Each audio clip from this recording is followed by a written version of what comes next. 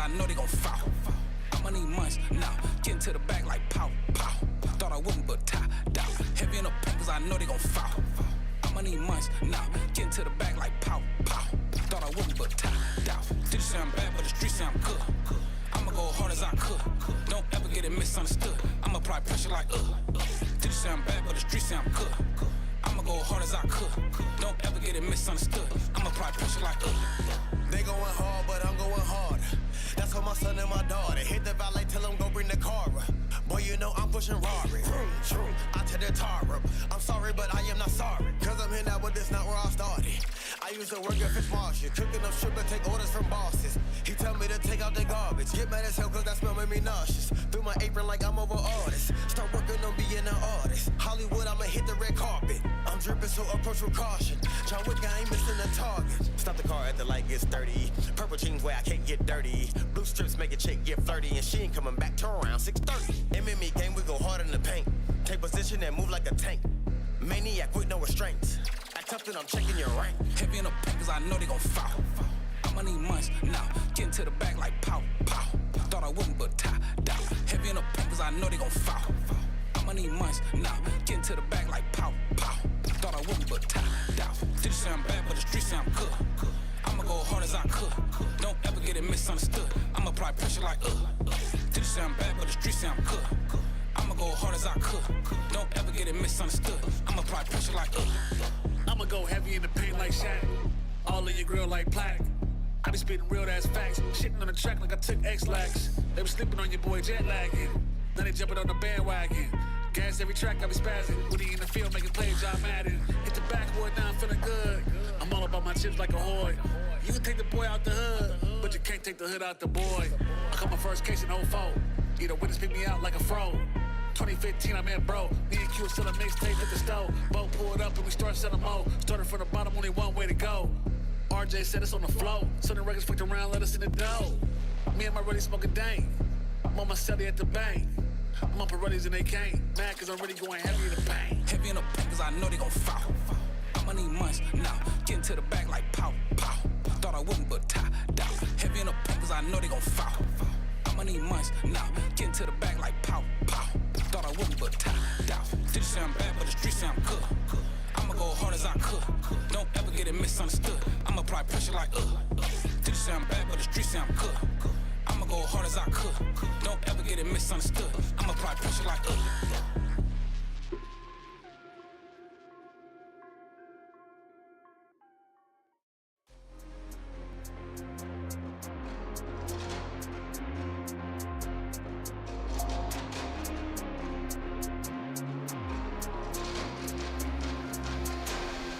My price went up, you can't afford me. I'm everywhere, I'm where I know you can't ignore me. I cost too much, yeah, pay just to see me. They're taking notes, so yeah, I know they wanna be me. Money makes a girl act different. All couture, yeah, I made it out the kitchen. I don't wanna listen, took to a boy with a severe lack of vision. I'm on a mission, yeah, I don't get stuck in traditions, nah. I'm on my business, y'all are my witness. Fill my cup with a splash of citrus. Make lemonade, that's what gets me paid, yeah, yeah. Turn a sour day into a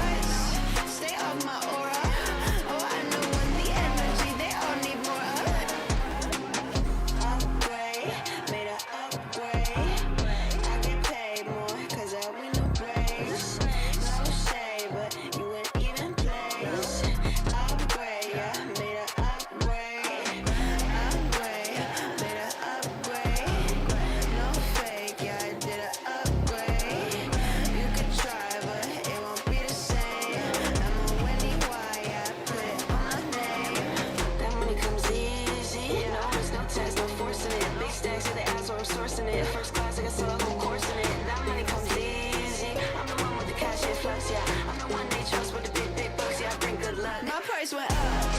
You can't afford me. I'm everywhere. I'm where I know you can't ignore me. I cost too much, yeah. Pay just to see me. They're taking notes, oh yeah. I know they wanna be me. My price went up. Speak to my people. Yes, there's a fee to see me. Oh, I'm way too regal. Just look, don't touch. Stay off my aura. Oh, I'm the one, the energy they all need more of, yeah.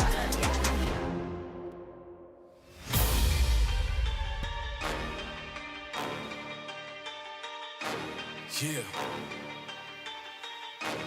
Yeah. Listen. And the beat goes on and on and on and on and on. On and on and on. And the beat goes on and on and on and on and on. Am made for millennium.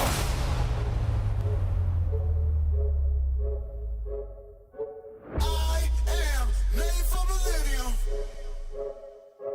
G-O-G-O-G-O-A. Time we don't need you. We the greatest of all, and time you'll believe. G-O greatest don't need pause. Happens in the feet. See my gritted jaws. Oh, no. Hungry to win, hard pressed to beat us. Hundreds and tens, hard fresh to beat us. Thought I'd win, most of them was leavers. I'm more than man, I'm a natural born genius. I'm a medicine. I don't pedal back, I'm too smart to meddle with the fellows keep the metal at. They pedal for the stacks. I'm making benefactors, landlords, round the pot to call the kettles black. Hello, I know you feeling mellow. You thinking life is gonna be cinematic as these cellos, but that's just the rumble for the build up like a bellow. If they gon' hear me roar, time to let go.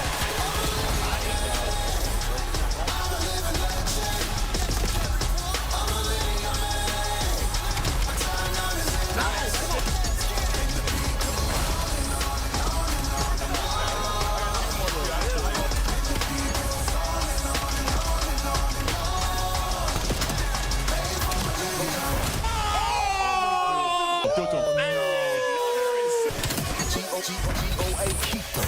Time I don't need you. Lifespan forever, ever, ever, ever, Jesus. Said we never, ever, ever, ever beat us. Death will never, ever, ever, ever see us. About caskets and pieces. Black boots and black suits with creases. With no committee, they give us pennies to tease us. We cause vibrations, give us sedatives to seize. Render the season with a season. This ain't my kingdom, this my teaser. They say I'm cocky pointing fingers, cause I say my life is mine to live at my leisure. You just a dream. Everything I dream up is something I achieve. You are underachiever. I'm Kakarot, I surpass you, Vegeta. Standing by God. Look at this. Oh my God.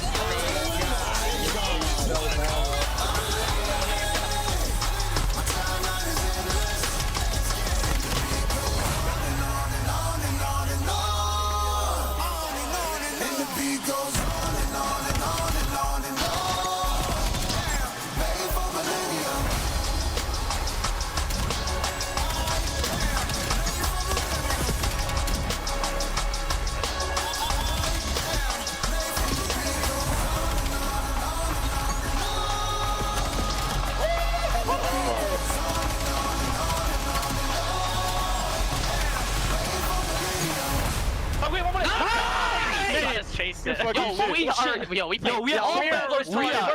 You're taking our insane.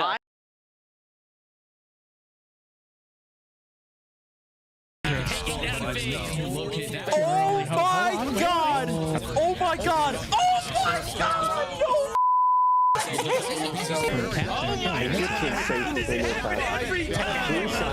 Oh, this is a quick one. It's a quick one, boys. What are they doing? Can't even thank you. Appreciate you. Anonymous. Shout out to Anonymous. Whoever you are, you hero. Oh my god, man! Why? Why? What is going on? Pain is all I feel right now. What the f? Bro, when FaZe do the hard part and they get the kills and they get control, they need to take a deep breath and chill the f, bro.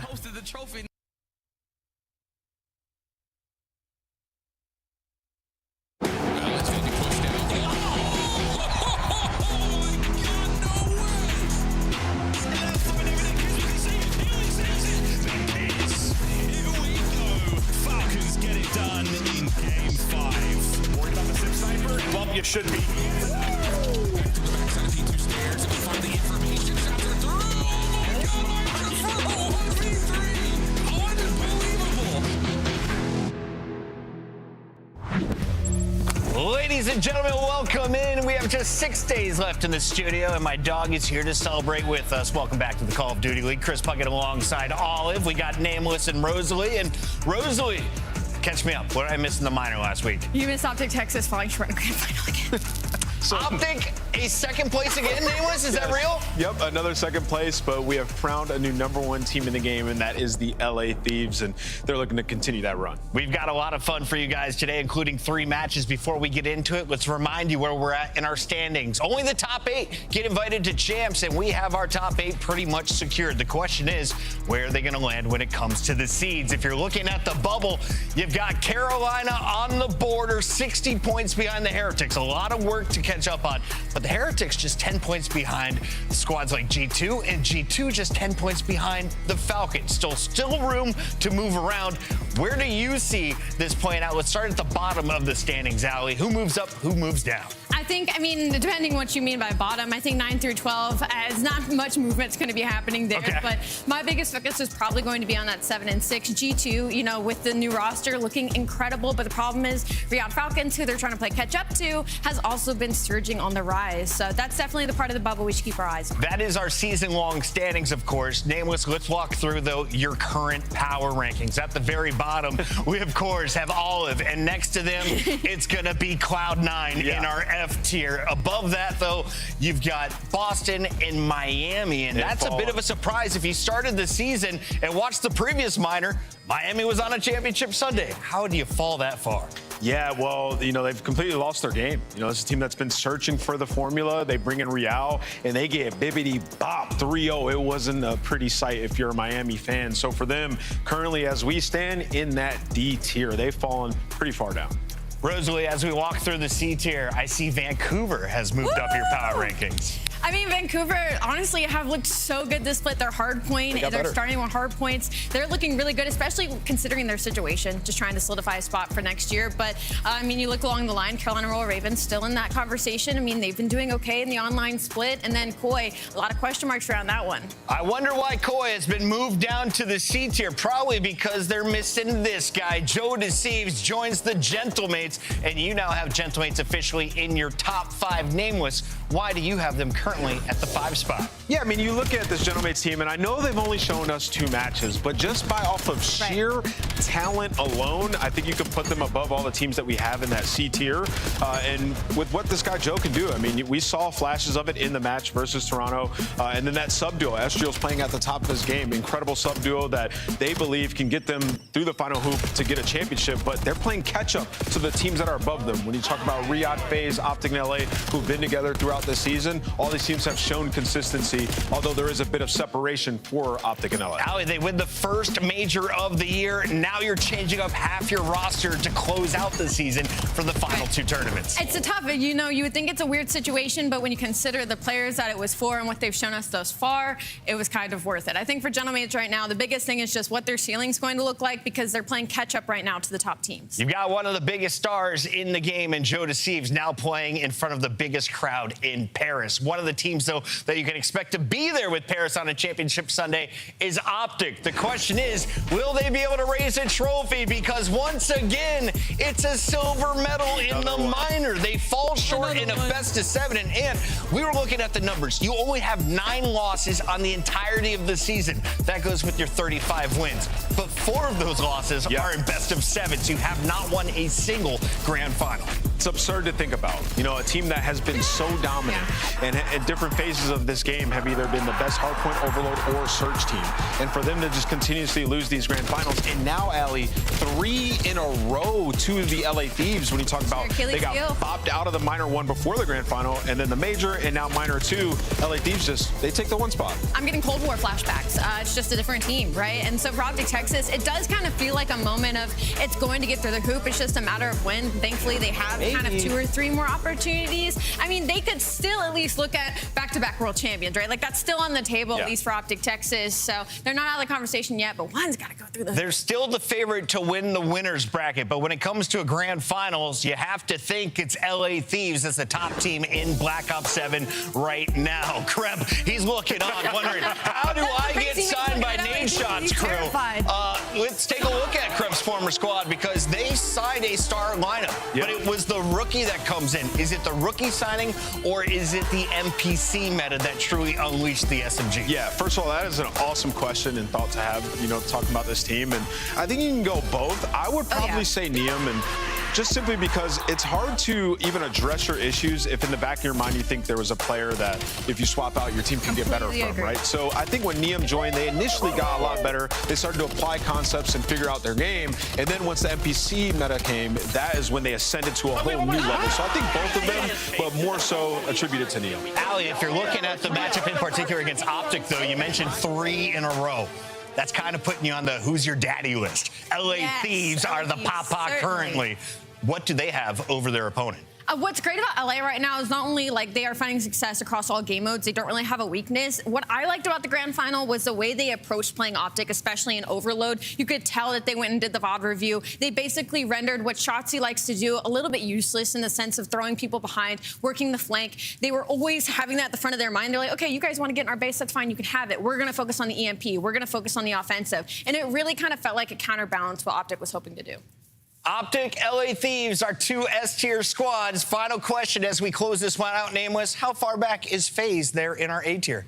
FaZe are kind of in a limbo spot. That last, in the minor, I thought they would bounce back. They were showing good signs in that match versus Thieves, so they won those hard points. We get to the minor, though. Simp has the most uncharacteristic weekend I've ever seen from him. So I'm expecting him to bounce back and FaZe to firmly put themselves back in that top 3. Yeah, looking at his season-long MVP-like numbers, I think Simp should rebound. When does he play? Well, you have to wait for that matchup a little bit later because we start with Optic against G2. That's right, Krebs crew trying to pull off an upset in an unlikely best of 5. FaZe plays Gentlemates, though, as we truly test the mettle of Paris.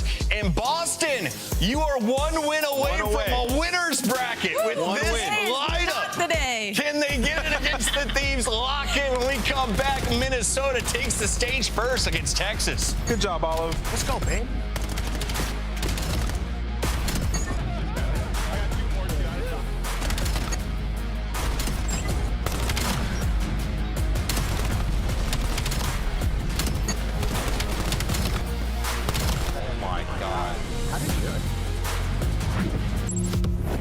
Champs tickets are on sale now. Come see the best teams lock in for this season's grand finale in fabulous Las Vegas. All 4-day passes come with early venue access. Head to FazeVegas.com or scan the QR code to get your tickets now. Scuff, official controller of the CDL. Monster Energy, the official energy drink of the CDL. Brought to you by America's Navy and the special operators who work in the shadows. Let's find out who's built for the big save. The Heretics ready to dive in. Thanks to 4 and Snoopy. Come on, once the ball. But Hydra with the switch impossible. He's making top room. So damn happy. It's Sykes. Down a bruiser. Dominance on the grandest stage.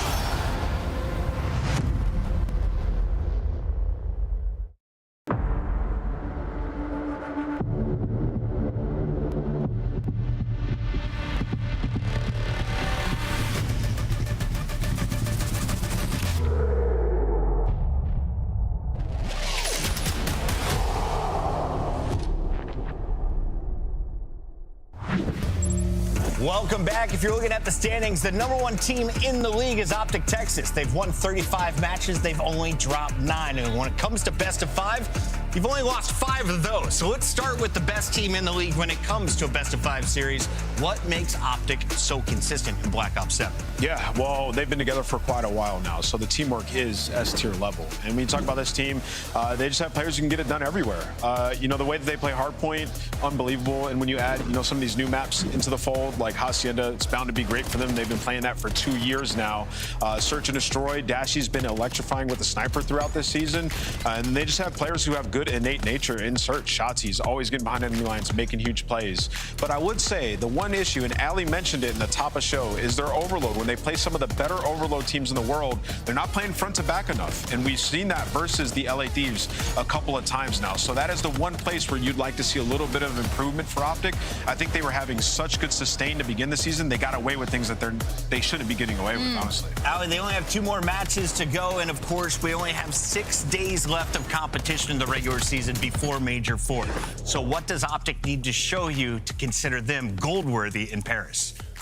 That's tough because before the grand final in the minor, I would have said they didn't need to really show me anything else other than that they could win a grand final. I think for Optic, it's just being able to come out stronger in some of these grand finals. I feel like they've been falling short in the beginning of it. We've seen some uncharacteristic numbers put up by some of their players. I think Merck had a really slow start in that grand final. So just need to approach it like any other match. One thing I know for sure is I don't want to be these guys. Whenever Optic loses, they bounce back ferociously, and G2 is going to have their hands full. After losing Estriel, they gain an OBJ mastermind. You bring in Envoy. So let's talk a little bit about that 1v1 trade and the buff they've got on the AR role. Is G2 truly the 7th best team in the league, Ant? Yeah, and I think there's room for them to climb up that, Chris. I feel like with this team, you see they're 2-1 so far. They haven't had the stiffest competition, but they made quick work of those first 2 squads. And for Kremp has been a superstar in our league this year, right? So for them, I think it's just about getting the ARs to perform at a higher level. Nasty, we know it's in there. We know he can take over games. They just have to get more reps together. And for this team, sky's the limit. I mean, they have the team that can put in work and play this game strategically on the level of the top teams, but they need time. It was a 2-person change. Ali, you take a look at some of these highlights, and you notice that Kremp has the #1 Slayer rating in the league right now for a Major 4 qualifiers, but their opponents have been kind of easy. This is their toughest task yet. What do you need to clean up to beat one of the best teams in the game? Unfortunately, teamwork, and I think Ant just touched on it great, where they made a 2-man change. That's going to be really difficult to be on the same level as Optic Texas teamwork right now. But to that point, I think Kremp continuing to do what he's been doing is going to be pivotal for this team. I think there's maybe some worry of when Estriel left this squad that maybe he was enabling Kremp in some capacity. And I think those questions got answered last week when we got to see him alongside Envoy. They got a lock-up search. This is a roster that should be able to dominate S&D. You think about Envoy and Skies? Yes. That needs to be their bread and butter because they are good enough to take respawns off top teams, at least one. So I would like to see that be their focus. They went to a round 11 against Optic on LAN in that first search and destroy on Plaza. That was at the last Major. Plaza now out of the mix. We'll find out what maps are in the mix this time around as we meet up going into the Major 4 qualifiers. It is Den, Gridlock, Den, some classics in the mix with a Gridlock there for search and destroy. Hacienda, a new map back in the mix as well for a Game 5. So Nameless, do we see a different result for G2? Can you, I guess, draw some blood from Optic with the new maps? Yeah, in terms of hardpoint here, we haven't seen this new G2 team play Colossus. Well, actually, we've seen it once and they lost it. And then the one Den that we saw from this new G2 team, it was 250 to 240 versus C9, right? So unless they've made some grand strides in scrims, I think you're climbing a mountain here asking to beat Optic. Yeah, this is a tough layout for me. The S&Ds, we haven't seen really either of these from G2 just yet, so maybe we'll be able to see if they're able to add either of those to their map pool, because S&D has been better for them, and so is Hardpoint, but I think Ann touched on it great. The Colossus is a question mark. You want to think back to Kremp, you know, in their old ways, but this is a new team. And then that Den, Hardpoint, they do have a win on in this season, so technically you could say the respawn in that sense is in their favor, but that overload's not great for them. 0-2 already over in the split, so they're definitely banking on a long series. Yeah, some of their like bread and butters, like the Colossus bread and butter. How am I looking at Sky's forehead cam? Never mind, he's fixing it. He's a handsome man. When you remember them taking over those maps, it wasn't just Kremp, it was Kremp and Estriel. Remember, he was putting up star numbers last split, so where he was putting up those numbers, you now need it in the AR position, not a Nasty. So in order for them to get to where they want to be, he has to ascend. Byron looks on fire. Can he remain that way in game? It's time to find out. Let's get to our Scuff pick'ems and lock in. I'm going with math on this one for my 99th victory. It's going to be Optic Texas today. But what I want to know from both of you as you pick Optic, who drops most kills in this lobby? From Optic. I'm going to go with Optic. I'm going to go with Big Bruce. I'm going to go with Dashy. Dashy today. Ali? I'm definitely going to go with Optic, but I do want to have a question. Am I faded 136 to A1, 138 to 80? Am I missing one? Am I doing math right? We'll work on the math. I don't know. Thank you. In the Somebody meantime. check that for me. But I'm thinking Optic. I mean, that's... I can't see that far. You're going Optic. And then the fans, they will also ride with Optic Texas on the mic for your first best of 5. It's two beautiful faces. You know them. You love them. Here they are. Shift and study. Take it away. Jay was getting I've got an idea, Chris. You're so far behind. I need production to get 2 small, like, disposable bowls. Right. Fill both up with some food. Okay. And then put the logos on one of each. And if Olive picks right, you get the extra point. Yo, we thought about that, but my dog is too lazy. She's just going to hang out. So I saw the prone position. That's why I thought food might feed some inspiration. Yeah, we're just going to be hanging out, enjoying this best of 5 in a 3-game wipe. Maybe, possibly. Maybe. Get 2 bowls of food, and I might run away with one of them. That's a vibe you got. Jay, what are you feeling about this series, man? Because, hey, I mean, at least for G2's sake, they lost to LA in the minor, but they played them close in the 3 maps they lost. Yeah, I think that's the biggest thing that I want to focus on is majority focus on G2 because we know what Optic is. These guys are basically flawless all the way up until they get to the grand finals. The main focus for Optic is going to be without a doubt the overload. But G2, the big story is they're obviously making their roster change going into this stage. 2 players in, 2 players gone. So the chemistry aspect of this team has hit the reset all the way from the beginning. So to go through the likes of this stage, beating C9, beating Boston, those are the matches we expect. But then you go up against the likes of LET, you get ran over, and now versus Optic, I'm just wanting to see a better gameplay from G2 overall. Yeah, I like that call a lot. And I mean, for G2, yes, this major split has started off on the right foot, but you played Cloud9 and you played Boston. This is a totally different animal. And I think the general sentiment surrounding the moves for this G2 squad was you just got rid of one of the best SMGs in the game right now. You did supply yourself with a better AR in a lot of ways with Nasty in the mix, but it still feels like G2 maybe not making the best of the moves considering the NPC meta. So we'll see if they can provide here as we jump on in. It's Optic Texas taking on G2 Minnesota to get our qualifier weekend started. Let's get it on. And I love to see Optic playing Den Hardpoint to start off this series because they have yet to play it in this stage, but you saw what happened to them in that grand finals. For maps they have felt so much comfort on, like Scar, you got basically a 100-point club there. So you cannot allow yourself to play all these other maps and forget the bread and butters. So throwing in the Den, this has been comfortable for them ever since stage 2. It's been Mixy for the P1, only 20 seconds remaining, but Optic have yet to flip the map. Yeah, that was a nice little mini route being hit by G2 to establish some control over couches, catching Mercules a bit by surprise. Optic working on it though with Shotzi's going to make his way over towards the front doors at P2. Nice stun coming through. Shotzi just bounces over, finds the kill. Hook able to provide 1 in response as now it's just down to Nasty. And how about Nasty? He's taking care of 3. He's got Dashy really low, wants to finish it off, but over Chals. And now Optic are in through couches. Yeah, I've been waiting to see Nasty, you know, from that Boston Breach lineup now making his case here on G2 because I feel like he hasn't been as consistent as he once was, but obviously new team things, there's new things that we have to work on quickly.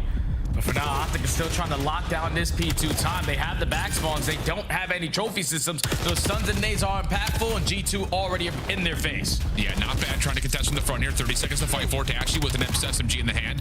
They're only able to find 1, though. Good damage onto the second. Does that supply maybe an opportunity for Hook to pop off? No, not quite. It's Nasty again. 7 and 3 for Nasty. Give him 8.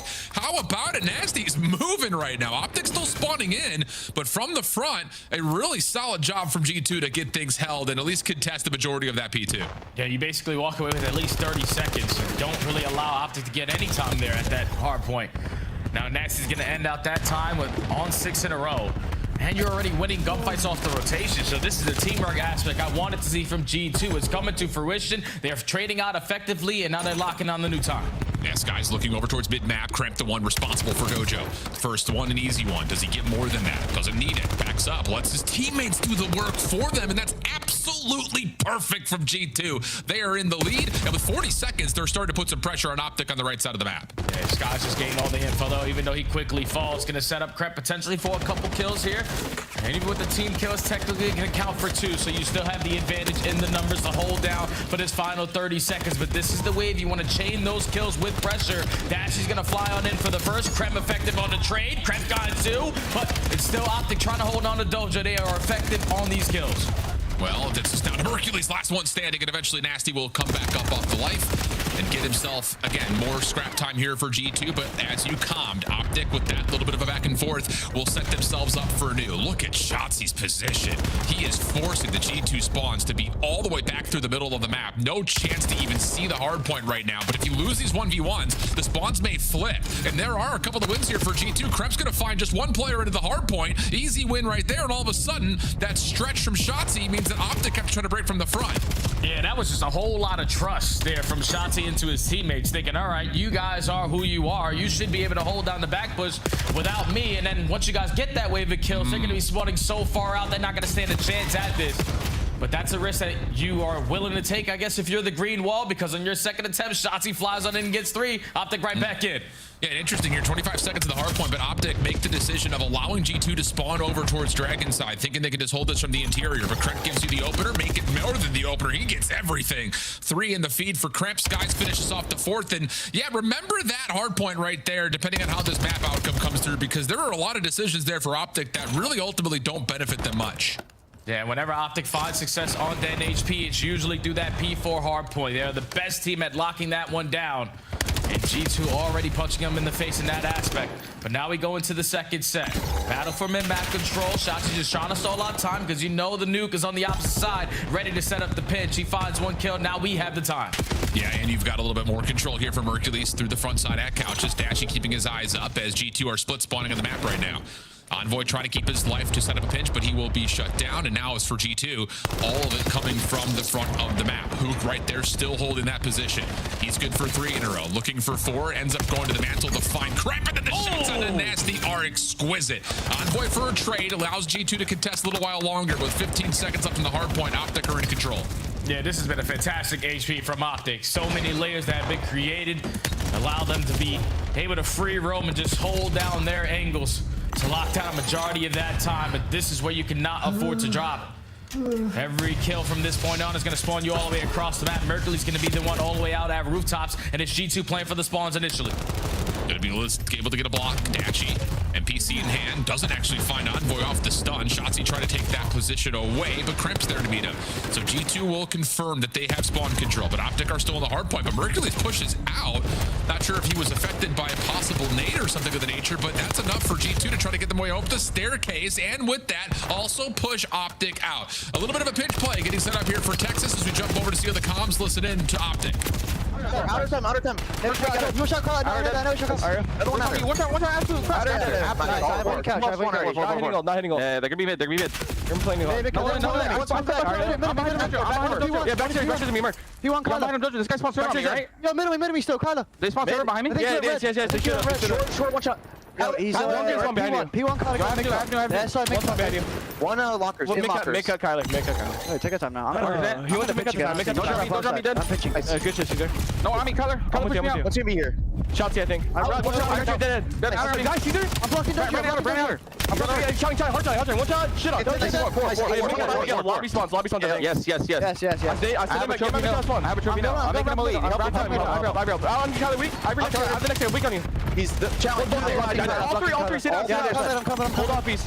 Lockers, they're all there. Tommy up. Run it through the head. Watch hand. Last this week. Okay, when our breaks in mid, okay? Hold cams. Yeah. One can be mid. Last guy fell mid. Yeah. You got it? Yeah, I got it. I'm on time. I have dojo. Nothing under dojo. Guarantee kill him. Nothing under me. One shot on time. They're gonna try flipping us. Two mid cut. They're not on the time. Make up Brandon. One pitch mid. Back. Play your kills. Yo, I'm here front of you. Time and 2 on you. Let's go. Down. Listen, one hit. Dragon. What's absolute dragon? Outer new Dashi. That's it. Dragon. Shouting. You got me. Well, I'm sure most of you guys realize Optic's perspective, G2's comms, as we rotate over to P4, and Optic are making a bit of a mess of this here for G2. Good wins on the outside of the play, and that leads to a setup that looks a little bit more in control here for Optic. Yeah, already way better than the last go-around of the P4.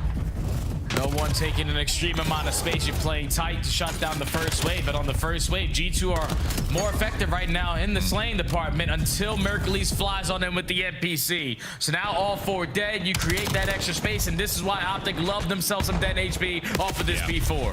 Yeah, and this one feels like I kind of talked about, like a little bit more in control, you know, during that middle of the listen, and we were kind of talking. It just kind of feels like Optic is trying to really push the boundaries of this hard point on the map in particular. Just how far, how much can they get away with?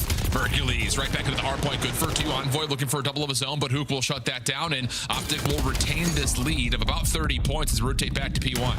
Yeah, now you're up by 30, 35. You already have space being taken by Shotzi, but he doesn't execute on a kill.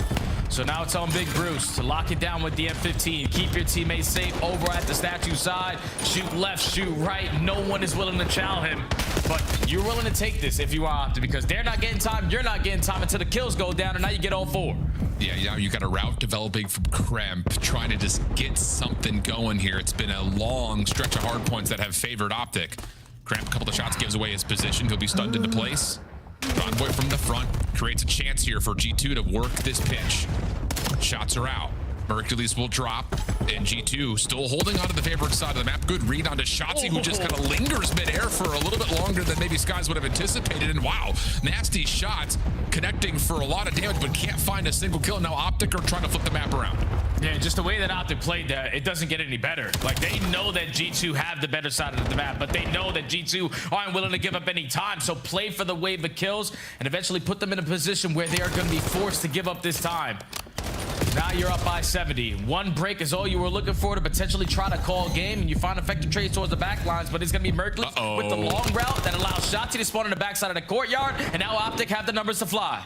Yeah, that's nasty, pushing a little bit too far forward at the rooftops, and with the limited amount of members for G2, they just aren't able to block the spawns. So now it's just down to the battle for the hard point. Hook's able to find 2. Skies with a response. G2 still in the mix, but losing numbers quickly. Kremp trying to hang, trying to keep his life as long as possible, but Optic secure the break. They still hold the spawns, and unless Nasty can put together a 3-piece, Optic are going to get close to win condition. Yeah, but you know, if you are G2, you do have an opportunity here with a couple close spawns coming in towards the back lines. Optic give them an opportunity, but just stop blocking it. So still 15 seconds here. Optic don't have a chance at winning, but they are still finding every single kill in the feed. This is only going to make your job a whole lot easier off the rotation. The game is going to end here. Yeah, it sure feels that way. It's going to be over the 240 mark for Optic. A 4-man hit for G2 trying to get this to another hard point. Nice nade from Shotzi. Connects for 1. SMG for the other. Kremp does get a double of his own, though. Numbers now for G2 if they can get through Dashy. Then you've got to. You'd have to find a way to get through. Not going to happen. Optic clean things up. I mean, really, you could go back and say the only mistake that they made was in the first rotation from 3 to 4. Everything else was pretty much perfect. Yeah, just too much of a risk that you try to take and the initial P4 to start the game, but you quickly learn from it. That's what you expect from world champions across the board, to make those adjustments when it matters the most. And then when you go to that second P4, it was basically a flawless 60 hold. That allows you to go up by 30 to 40 points as you go into the third set, control mid-map with your slaying presence, and then eventually put the ending bow on that map, number 1, to close it out at the P3. Optic, like you said, we're playing a little bit sloppy in the first half, but textbook on the second. Yeah, I think it's just one of those situations that, like, you go back to that P4 moment, and I'm sure we'll see a little bit of an highlight reel. It just feels like Optic are trying to really test how far they can push the boundaries of that P4. The Shotzi playing pretty much right here, and then everyone else playing individual 1v1s at choke points that extend all the way back through the hill, through Dragon, and up to Dojo. It's essentially like, if you do find those wins, G2 would be spawning, what, probably all the way back bottom left. Like, that would be the only position they could possibly spawn. So you're trying to really put G2 in the worst possible position, but like we call it, if you lose a 1v1 anywhere, all of a sudden your setup is very, very feeble. So yeah, it's small. I mean, again, small decision that ends up being punished, but for the most part, everything else was really solid from Optic. Hey, at least you know Optic is still trying to work on things. Yeah, man, that's pretty cool. Just pushing the boundaries, because realistically, like you said, if Mercules finds the kills towards the back lines with Shotzi in that position, then in the beginning of a full 60 hold, G2 only have 1 chance at a break opportunity because they're spawning so damn far. So Optic are trying to play perfect, but it just didn't work out in this scenario. Regardless, though, you still take the opening map, exactly what we were expecting.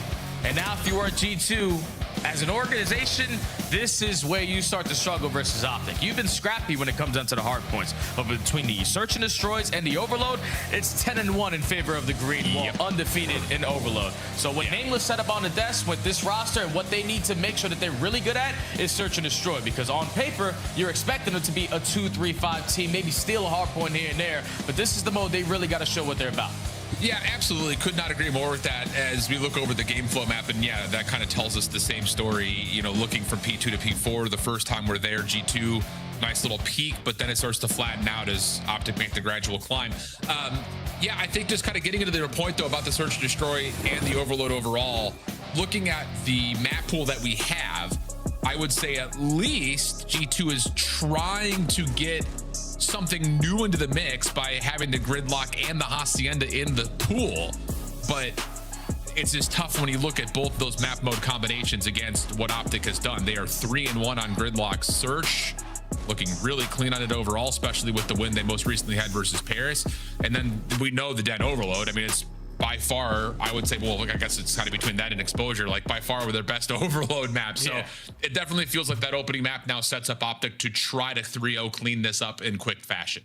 Yeah, without a doubt, man, because like you said, versus this team, they are basically undefeated in 2 out of the 3 game modes. So starting up 1-0 on a map that you're feeling super confident on, not going into a Gridlock search and destroy, not versus LAT, you should be feeling, without a doubt, in a position to try to complete a 3-0. But when you get to this search and destroy, this is where Optic do need to work on a couple things, because I feel like they do rely heavily on what Shotzi's able to do. Like, the guy's able to take so much space around the map, and when it's going well, Optic are 6-1-ing, 6-2-ing people, but when Shotzi's getting picked off early into these rounds, then it forces Optic to be stagnant on their offensive pushes. So a little bit more team-oriented is what I want to see from Optic, especially versus G2. Yeah, I love this graphic as well, just looking at how Stage 4 has gone.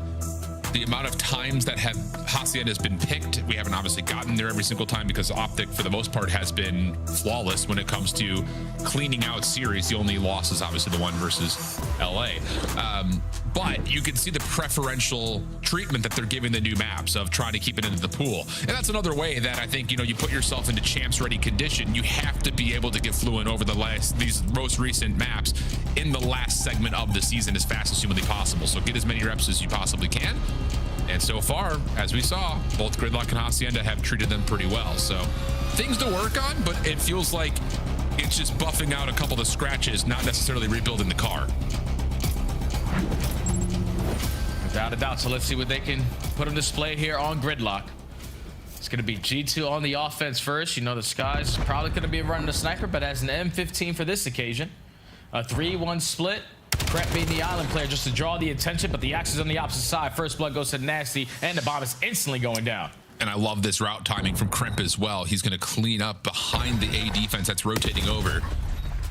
Hook will get Nasty as one trade comes out, but Envoy playing over in the corner will have an opportunity to set up Kremp for that late pinch. I think it's actually Skies who finds the final kill anyways, but regardless, that was about as good as it gets. Stashy doesn't see any information off the opening shoulder, tries to slide over to the bomb, gets punished, and G2 take advantage. I think Skies is a spot of glare. Once he jumps up on that 18-wheeler, and then he's just like, all right, we're going to commit here. Because usually it's a 3-1 split on the defensive team to stack over towards Showers, but you don't spot anyone, you don't waste any time. Then you allow Kremp to be the island player on the opposite side to eventually make that flank route happen. So G2 already with a great game plan here to start off Gridlock. Yeah. Defensively now G2 into a 2-1-1 split from top to bottom. Optic looking for a brawl over towards Showers. Shotzi pushing through, does not get affected by what was intended to be a stun to block this position. But some respect to be given. Envoy a little poke over towards the backside of Towels. Doesn't really see much in terms of a kill potential, but he's got the read that Optic are here. Yeah, Optic are back him all the way up though, so no need to waste any more time. Let's just get this bomb down and play our post plant. We have every single angle being watched and prepare for the push. Yeah, Kremp's going to go all the way around through overpass. This is going to take some time for the pinch, so the play from G2 from the front needs to generate some success. And it's not starting off all that well. Now Kremp has to create something. These guys will give you one, but Kremp's gonna have to do the rest of the work himself. 1v2 to go, and the shots just aren't able to land. Yeah, it's tough. I mean, you don't want to be able to just run right through hole because you don't have the pressure from the front yet. So you try to go a little bit safer, a little bit longer, and in that moment, Optic take away the space and punish. Yeah, just way more efficient from Optic. A lot quicker on the play call. Understanding, all right, we have backed these guys down from showers. They're not contesting from towels. So let's get the bomb planted while we can. Because you know you're going up against him. Most likely, Kremp will be working that flank route. So allow the play to come to us. Prepare for the push on the opposite side of showers and completely disregarding Kremp on one side. You knew that they had the advantage, so might as well keep it. Tie game quickly. Yeah, if you know for a fact that no one's playing maybe outside of being inside a small, don't give away that position for free. It works out beautifully. So 2 good offenses. Sky's now going to pull out the recon. Dashy, I'm sure, is going to play a little bit more cautiously by himself towards B this time around. Small peek through Grandma's window. Lots of damage from Envoy into Shotzzy, but again, that's just a little information gathering route from Optic, and they will hold their defensive setup. Yeah, Dashy's rotated from B Street all the way to the mid map. Teammate was feeling a little bit of pressure, but off the rotation, G2 are thinking we can try to retake through showers. Kremp is going to fall first. Oh, man. Shotzzy still staying proactive. Finds another kill and destroys Skies. 5 in a row. 1v3 for Envoy. That's a small window that Shotzzy says, I can fit through that, no problem. Oh, goodness. That is a beautiful read from Shotzzy. The first blood is just one of those contact plays that you have the surprise element of. Here I am, there I go. But then to get the read over the top of the bomb site into tree and to see them running away, to not take shots, to chase it down knowing they're on the retreat, and to find 3 in total is unbelievable. It's your boy Shotzzy with the ace, man. He's the only guy that can get away with plays like this. Let me just run through a frag. No regard for any human life. And then Skies, you got a pistol and I got a shotgun in my hand. On 6 in a row. Can earn himself an early hellstorm, but yeah, this is when Optic are having fun, when Shotzi's having fun. Yeah, Hook, nice nade. Lands over towards the interior at showers, finds first blood. Shotzzy getting aggressive through B. Defender underneath him, and Kremp did not expect that, who smokes himself to safety. Sky's taking away some space here. Front side of the A bomb, but needs to be a little bit cautious because there are a handful of angles that he could be shelled from. And oh, he's actually gonna try to push back up through hole. Must have been a miscomm there for G2, thinking that it was gonna be a play at B. Yeah, that's exactly what Skies must have heard there, because just the commitment to push through broken hole like that. Teammates probably think we spotted someone on this side of the map, but now Optic bamboozle you. Getting the bomb planted at A, still have the numbers. Kremp and Nasty working the bench. Yeah, and this is going to be avidly watched by Optic, knowing A, who's involved with it, but B, knowing that they hadn't seen anything from the front side, and that is about as good as it gets. Yeah, I mean, there must have been a miscomm right there. I mean, there's no way Caesar's going to run through hole with a knife out if he thinks that there's anyone potentially anywhere near him, but gets punished, and Optic run away with the advantage. I think it's also a little bit due to where they also found that kill onto Shotzzy, because he was so aggressive on that B bomb. Kremp's giving the info, the play has to be here. Shotzzy was trying to create some extra space, and you can start to work that pinch, but Optic ready and waiting. Now a 2-round lead, 3 in a row here on Gridlock. Back to the defensive side they go. You do shut down Shotzzy off for earning a potential hellstorm, but I'd go back to the play call that worked for us initially. Let's go B. Yeah, Dashy, though, already kind of playing for the early info. He'll see it and back away. So this is already different than when G2 had their opening attack success. They were able to find Dashy for first blood. This time they do catch Shotzzy, try to play into ice cream. So bomb will be planted. Good help from Kremp over the top to keep it safe. And now they're looking to hunt RG2. Up top through the ladder. Merc gets the first couple of shots, wins his gunfight cleanly. Now the response from Hook on the backup towards B. Couple of shots, but G2's post plant still feeling pretty comfortable, especially with that win onto Hook. Merc, last one left. 1v3 from the other side of the street. First 2 are good. Oh my goodness, he almost gets the shots onto Nasty, but Nasty's out of there. Plenty of time for Mercules to try to set something up, though. There's the shoulder. It's pistol shots from Nasty, but as the chase down comes through, yeah, you can see it in the player cam. Merc knows he doesn't have the time, and he's not happy about it, wants that one back. Yeah, he had a really good chance at clutching them all around, just not able to hit the shots with the M15. Definitely unexpected because Mercules don't miss. So he's a little bit frustrated with himself, but G2 are just happy they were able to guarantee that round win.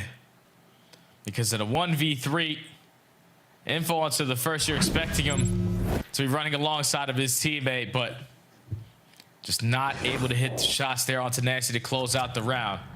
G2, 2 offensive have been successful, but have yet to have an answer on defense. And they're going to go to a 2-2 split with aggression through mid.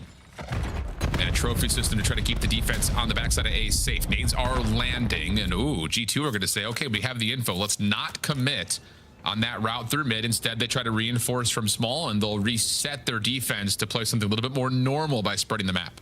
And this is what you love to say, Al. Kill the noise, cause some doubt.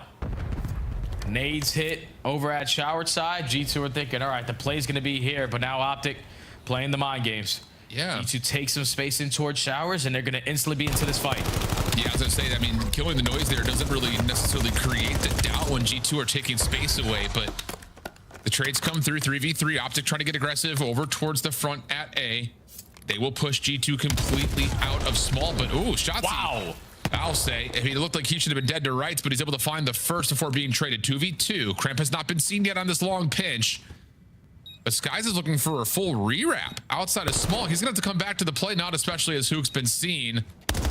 This is easier said than done. Both players right here for Optic. Skies gets his one. Kremp going to hop on for the defuse. Does Dashy bother to even try to check this? He's going to be too far away.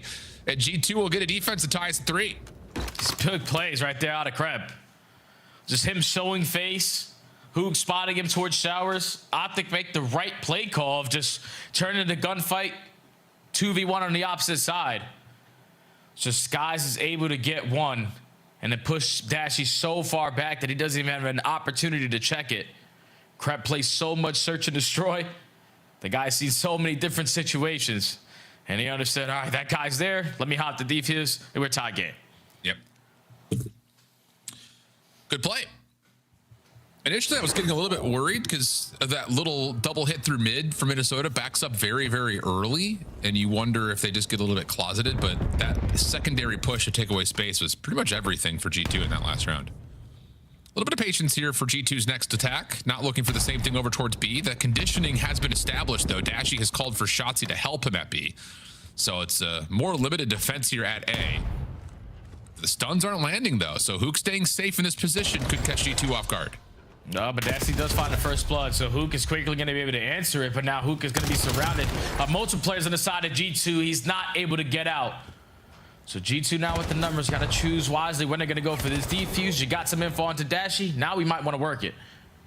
Yeah, Shotzzy in the back. Skies only has a pistol. Should be free, but no, Skies.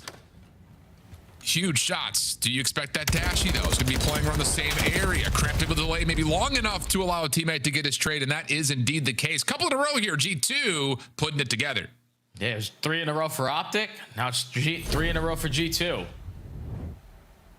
Answer the call on the defensive side and continue to have the answer here on the attacks. They're finding success in those early first bloods. Just giving themselves the advantage in the positionings that they put themselves in. Because even though Hook finds that trade, he is by himself. So that allows you in a 3v1 to keep him trapped, to still keep the advantage on your side. Communication flowing out of Caesar Skies Bueno. G2 currently have the lead. Optic, look, they want to show some force at B here. Dashy's got the scope for one of the first offenses. We've seen him with it. Nasty shoulder may have seen the glint, but likely not to know that Mercules has pushed up this far. Shotzzy lucky to be alive as that push through mid was responded to nicely by G2. And the bomb is actually not a part of this play. So once more, Shotzzy is just trying to time out this route to see if he can catch G2's defense off guard, and Dash is going to push forward. He'll see one. That should be enough for Shotzzy to go, but oh, you lose 2. Now Shotzzy has to make a play, and Kremp's going to find all 3. Last one left alive is the bomb carrier and Hook. Such a great heads-up play there from Kremp. He starts off the round by putting down initial shots on to Shotzzy, pops a double over at the bomb site and says, wait, Shotzi's still alive? He has to be close by. And with the perfect reaches his look top window, secures 3 on the round. Envoy puts the finishing touches, but what a turnaround here from G2 in these last couple of rounds. Kremp is popping takeover like he usually does. But just to be aware that Shotzi is still very close, and the snap, the gun skill even better. G2 at game point. Yeah. They have a response for everything, it feels like right now. The mid-round adaptations and adjustments have been pretty much perfect in terms of their in-game calling. Smoke putting some pressure onto this A defense. Optic have largely challenged it though, so they should know that this is not actually a hit towards A. It'll have Shotzi primed and ready to go, but he will fall. Kremp's got the beat onto Dashy, who was trying to help through the small room on the side, and that is going to be enough for G2 4v2 post plant. Yeah, the act of surprise right now for Optic isn't working out. Nah. Now on a 1v4 for the nuke. He's already going to be spotted. He's eventually going to be traded in. G2 with 5 rounds in a row. Tie the series up. Yeah, that's clean. And I think, again, a lot of it you can classify in a lot of the pivotal rounds were really on the concentrations in the middle of a round. I mean, in particular, the one standing out in my mind is that defense where, you know, Optic is trying to show some force, G2 respecting it, but then that secondary push, like 45 seconds into the round, to take away showers, to get through the A site, give G2 enough information to where, again, Optic kills some noise, but there is no doubt because G2 have it angled through B. They have that close quarters angle at A. They have good protocols to make sure that both sides of the map can be responded to, and then the defense could rotate quickly behind that. So yeah, really nice stuff from G2 strategically in the middle of the round. For Optic, some cool ideas, couldn't quite get the execution together though. Yeah, I think it's a whole lot of ISO ball there from Optic. Like when they are playing the teamwork aspect of the game, search and destroy is very easy for them, but you can just tell based off of what we saw in that last round, they're relying on the act of surprise. Like if Shotzi is able to throw his shoulder over at the B street, he gets the info 5 second in that this is where the pressure's gonna be, but just playing a certain angle to catch these guys off guard doesn't work, and eventually it comes back to bite your entire team. So it's a tied series, anyone's game now. G2 coming to play today. Absolutely, but the overload has still been a bit of a bane in their existence against Optic. Can they find a way to correct the mistakes there after winning the search and destroy? We also guarantee ourselves a Kremp losses, so I know everyone's pumped for that. Let's get back to the break. We'll come back, map 3, Den Overload after this.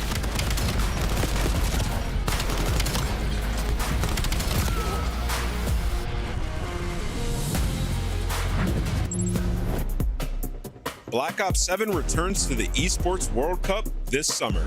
Scan the QR code to get your tickets now. Scuff, official controller of the CDL.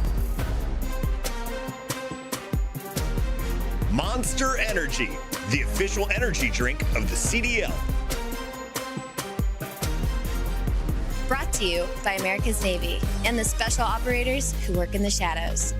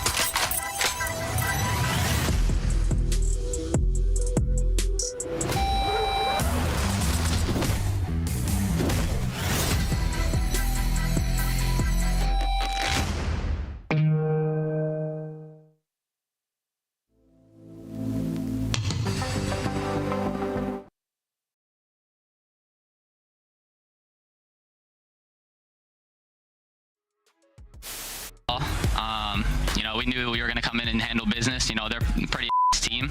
I don't know what all the hype is about around this match. I mean, look at the scores. I did. To get all the trades, and Simp by himself might have enough. Simp, the master at work. A two-man stack now on A. He is completely locked in. This is it. This is your tournament. Thieves, the last chance now in the fight. Forward they go, and it's Simp, Cell, Draza, the whole squad. FaZe, they've done it.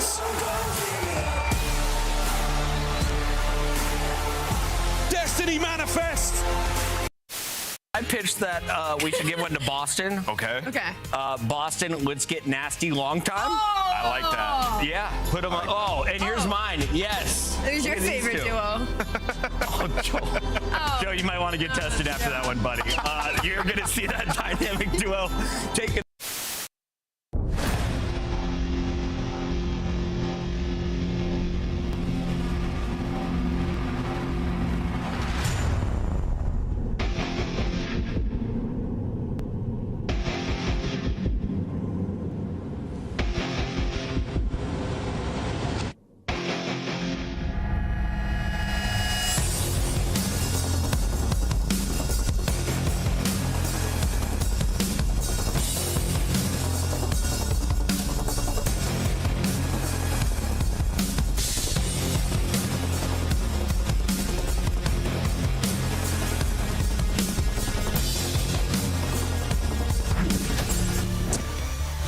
Friends, 1-1 the map count. Dan Hardpoint convincing for Optic. Really just one mistake there. And then on the flip side, G2 clean on finding reads, making adjustments, and setting themselves up for success on the gridlock. Search and destroy brings us to the swing map. Overload, but it is on 10, Jay.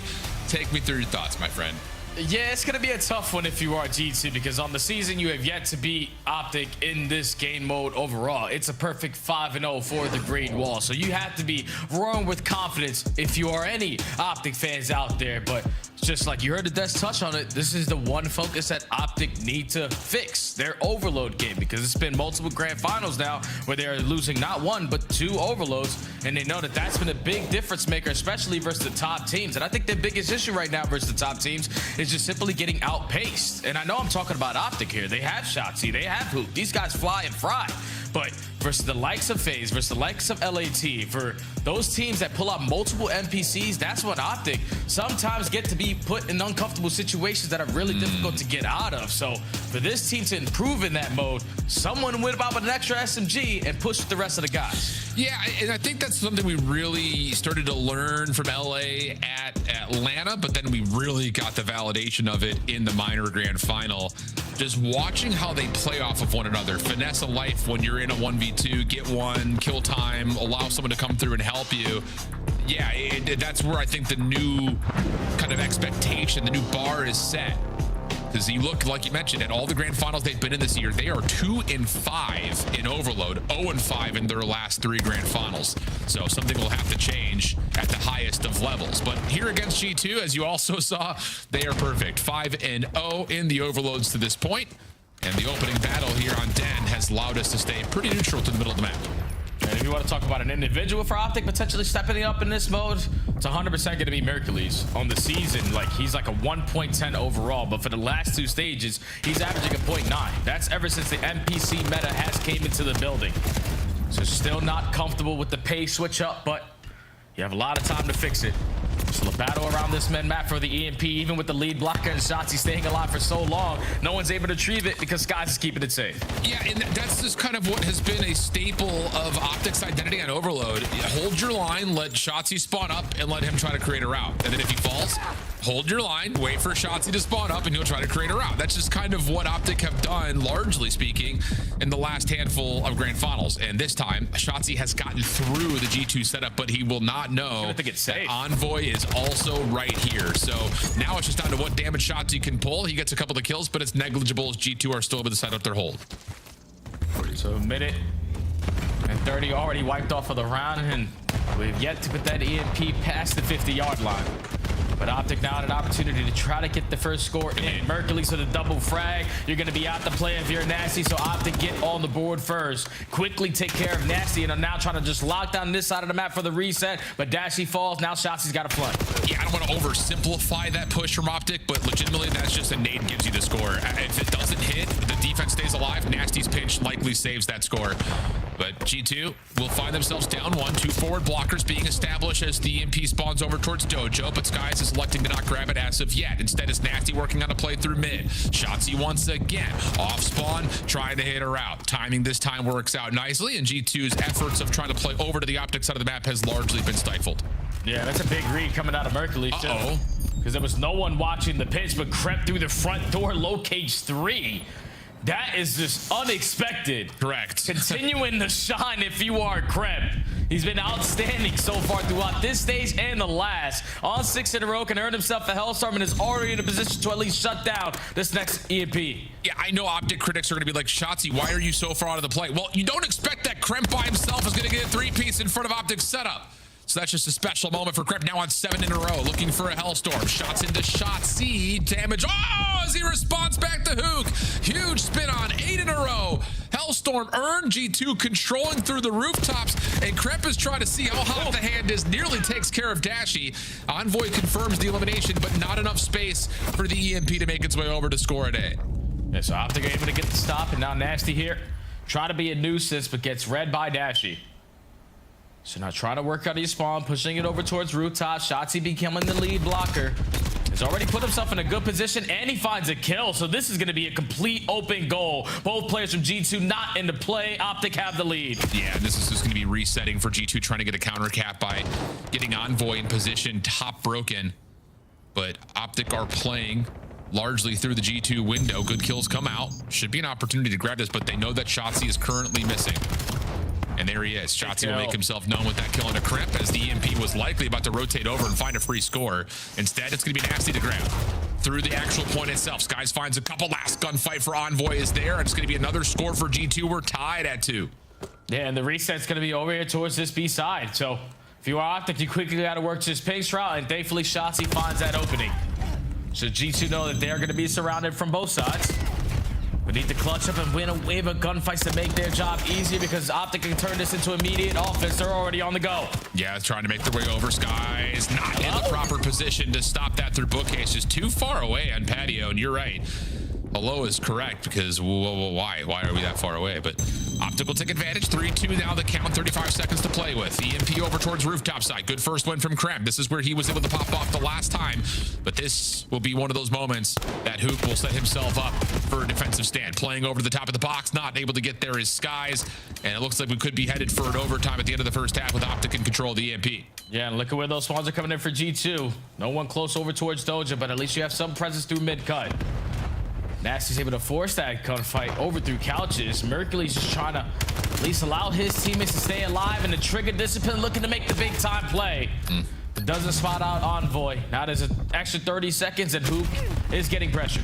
He's in some trouble, down to 40 HP, stays alive, but will he expect a player in couches? No, he will not. G2 stop the extra time, and we'll switch the sides to go to the half. Yeah, I mean, that's initially an unbelievable individual play from Kremp. You just don't expect that the defense in a 1v3 is going to be caught out like this by Kremp.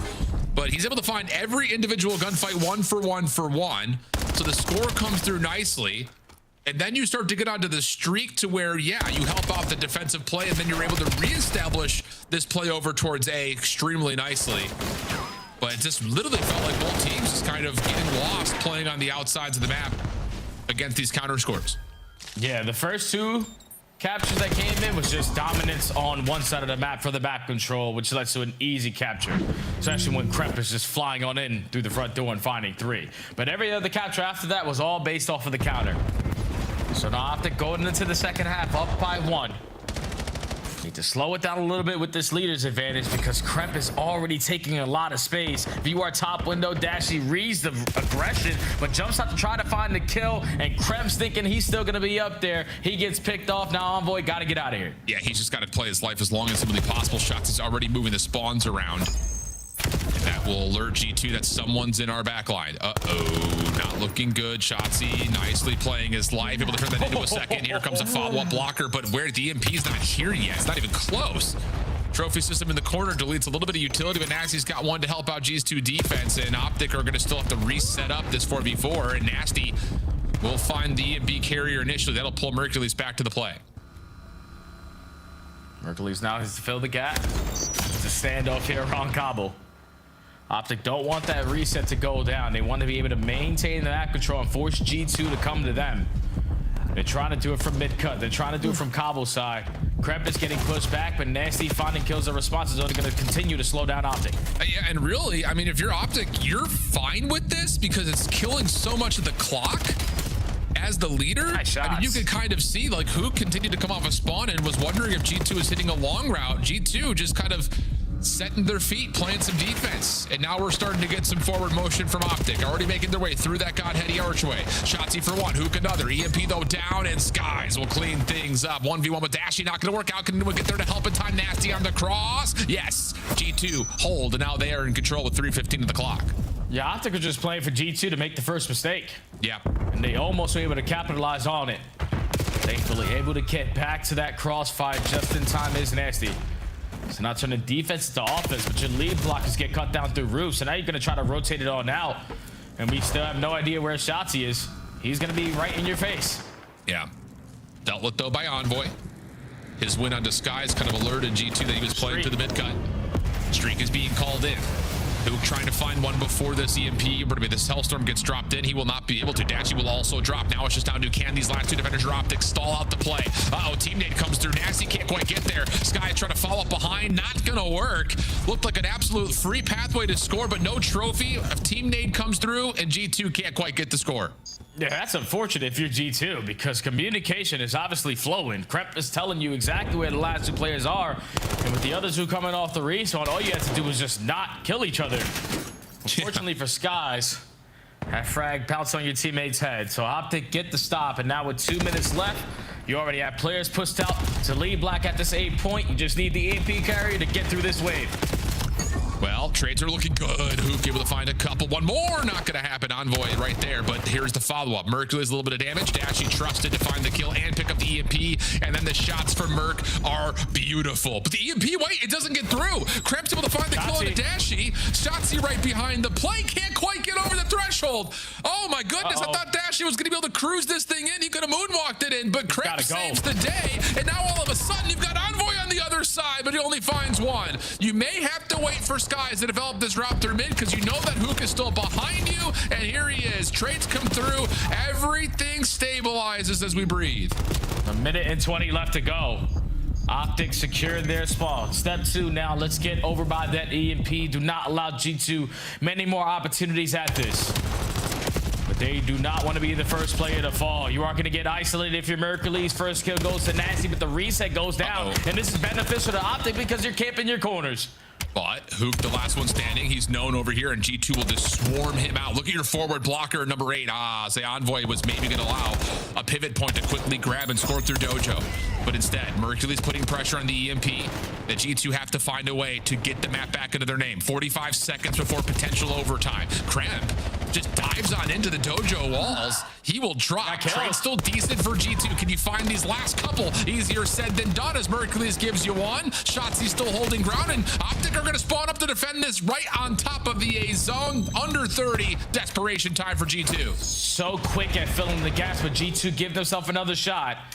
Reset goes down. Optic have Dojo control, and all you want to do is just try to finesse, try to stay alive as long as you can. But as long as Shotzzy is making plays like that, your life is going to be in hell. 10 seconds left. Optic got mid-map. It might be GG. Envoy has to win this map right here, but he's not able to get back through the side cut, and Optic will survive map number 3. But I will say, and I hate to kind of zoom out beyond just this particular match, but survive is the key word right there. Still didn't feel like Optic were able to do exactly what they wanted to, but it is just enough to get through the likes of G2 Minnesota.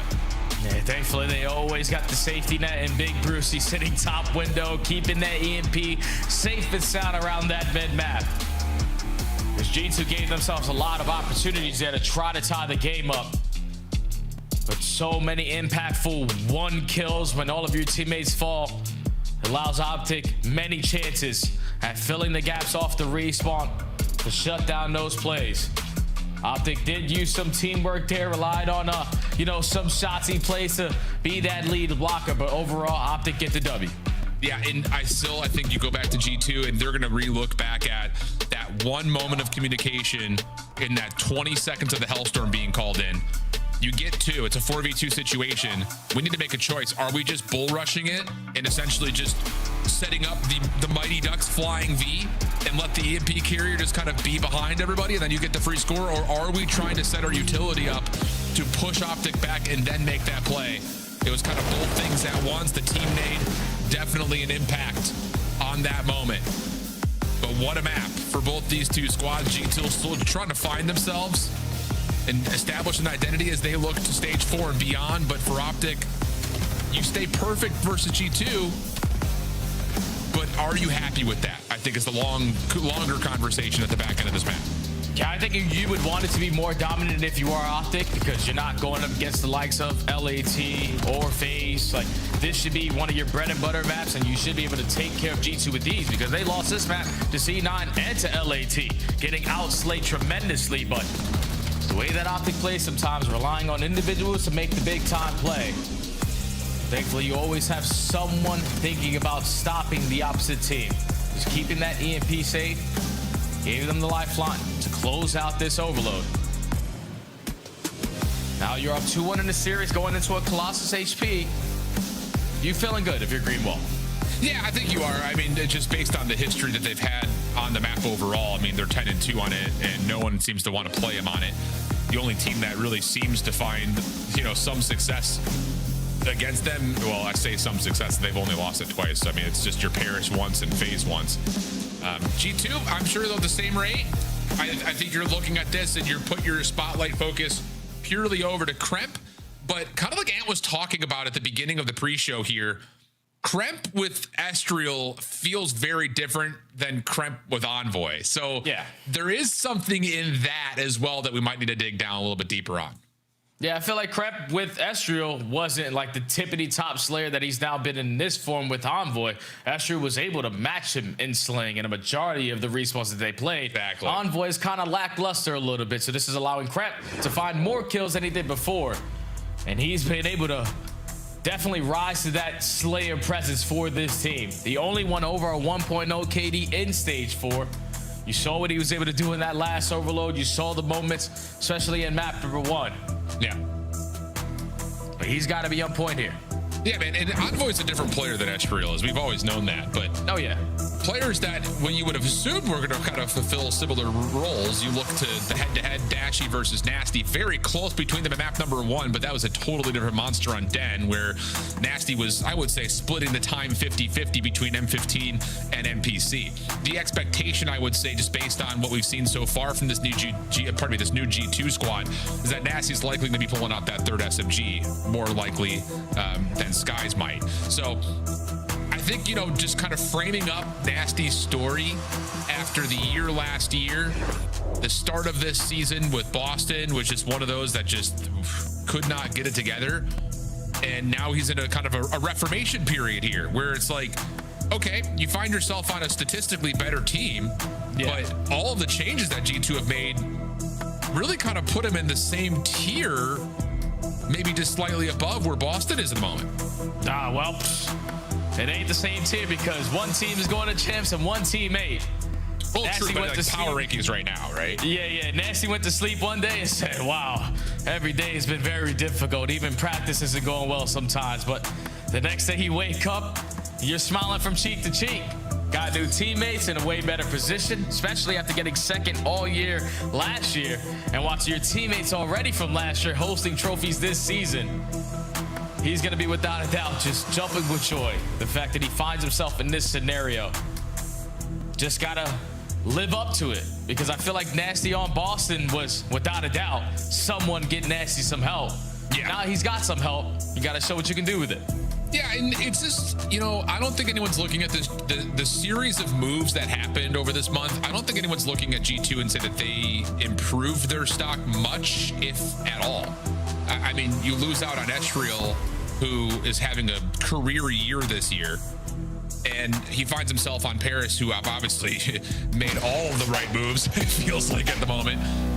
And on the flip side, for Nasty, yes, you improve your stock in terms of where you might be able to finish this year, but can this G2 squad put themselves in a position to fight for a top 4, for instance? I mean, really, you would assume that, like, based on where the trajectory of the year is going, you just have to upset one top team once at a major, like Major 4, or champs to pull off what a Miami or what a Boston did last year. I think they have the potential, but I don't think a lot of people are looking at the moves G2 made and said, yes, they put themselves into a championship caliber. They know their win condition. That's got to be through the search and destroys and trying to steal a respawn. So on the fact that your teammates, if you are Nasty, love to play, you used to have a nickname for it called Prep Losses. You're hoping to God that we can spark that spark again. Prep already flying on in with 2, but Optic maintaining statue control. They should be able to lock this down. Yeah, I looked for it. I mean, that's just good statue control for Optic, but Envoy unpredictably spawns behind at P2, makes safe that position, and now Skies is following up to fill the gap. Statue on the outside, not going to be able to do too much in the face of 4 SMGs right now for G2. No one was surprised. And with 15 seconds remaining, Optic are going to be a little bit late to this rotation. Krep trying to get the read, not able to find the timing onto Shotzi. So now it's up to Skies to try to hold his life. And he is going to be stuck behind P2. Oh, and Shotzi gets the perfect read, deals with it, and now Optic are in control. And Shotzi's just so fast on his decision making, especially when it's the final 15 to 20 seconds of that old time. Krep's thinking, I've rotated at 17. There's no way he's gonna beat me to the punch, but if you get there at 19, you get the jump there on the Shotzi. Now Optic technically win the rotation over towards P2, but not blocking up the back spawns gives G2 the opportunity to just walk on in for free. Yeah, speaking of Nasty saying thank you very much, just closing his eyes and then opening them, finding himself behind the play. That works out nicely. G2 with the flip, 30 seconds of scrap time, looking like almost a guarantee right now based on Optic's position. Envoy shut down from the front, though, may create an opportunity for Optic to flood on in. Shotzi trying to give that an effort. Hook working with them on the pinch through P1, and they will find a way to flip that timeout. Wow, I would have figured with that setup that G2 was going to get a perfect read on it, but they don't win the gunfights they need to, and Optic will be the winners of the scrap time. Yeah, but you're not really disappointed with that if you are G2, because they break you into the final 15 seconds. This is going to allow you to win the rotation over towards New, but this is where we need to value our life. Already the first kill going in favor of the New, showing presence in towards Green Tunnel, just pushing G2 back. They are uncomfortable, and this is going to lead to an easy break for Optic. Yes, it will. Hoop from Tunnel. Yeah, that will work out. Nice response, though. Krep able to find one from the backside of that container position. Skies follows with the M15 for a double. He's going to help out into the hard point for a third. Okay. Kremp trying to get forward will fall. Envoy establishing some pressure to the middle of the map. But Skies is in trouble right now on the hard point. Needs help. Contest is already here. Envoy able to finally make that route develop.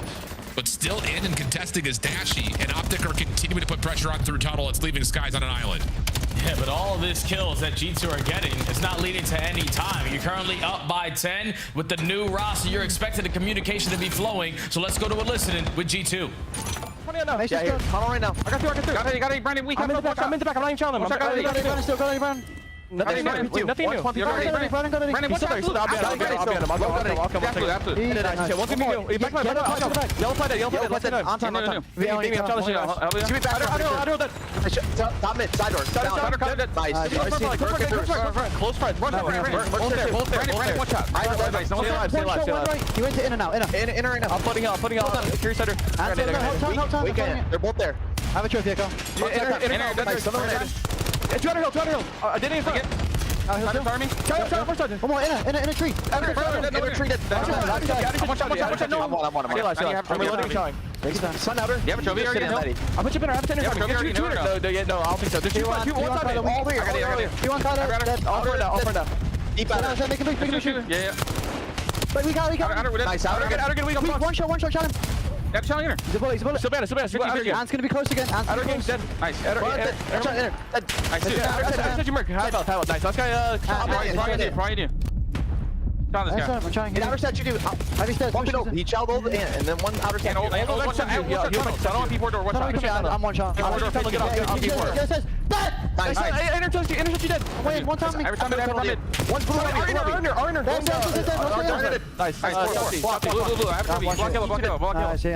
We're good. We're all yellow. I have a trophy now. I have tunnel. My search. I can help you say Inhale, no. There's Brandon. Nice one there. You didn't chow. Nothing else there. I'm coming now. Play the stairs. Three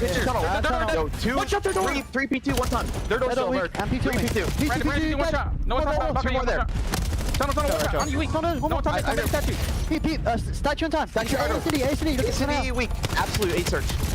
Both one shot. Both absolute. Take our back to time, Merc. ACD, I stopped this regen. You can run him. Dead. Touch you. I serve you with outer Merc. He's ACD. Inner. Stop out. Watch that.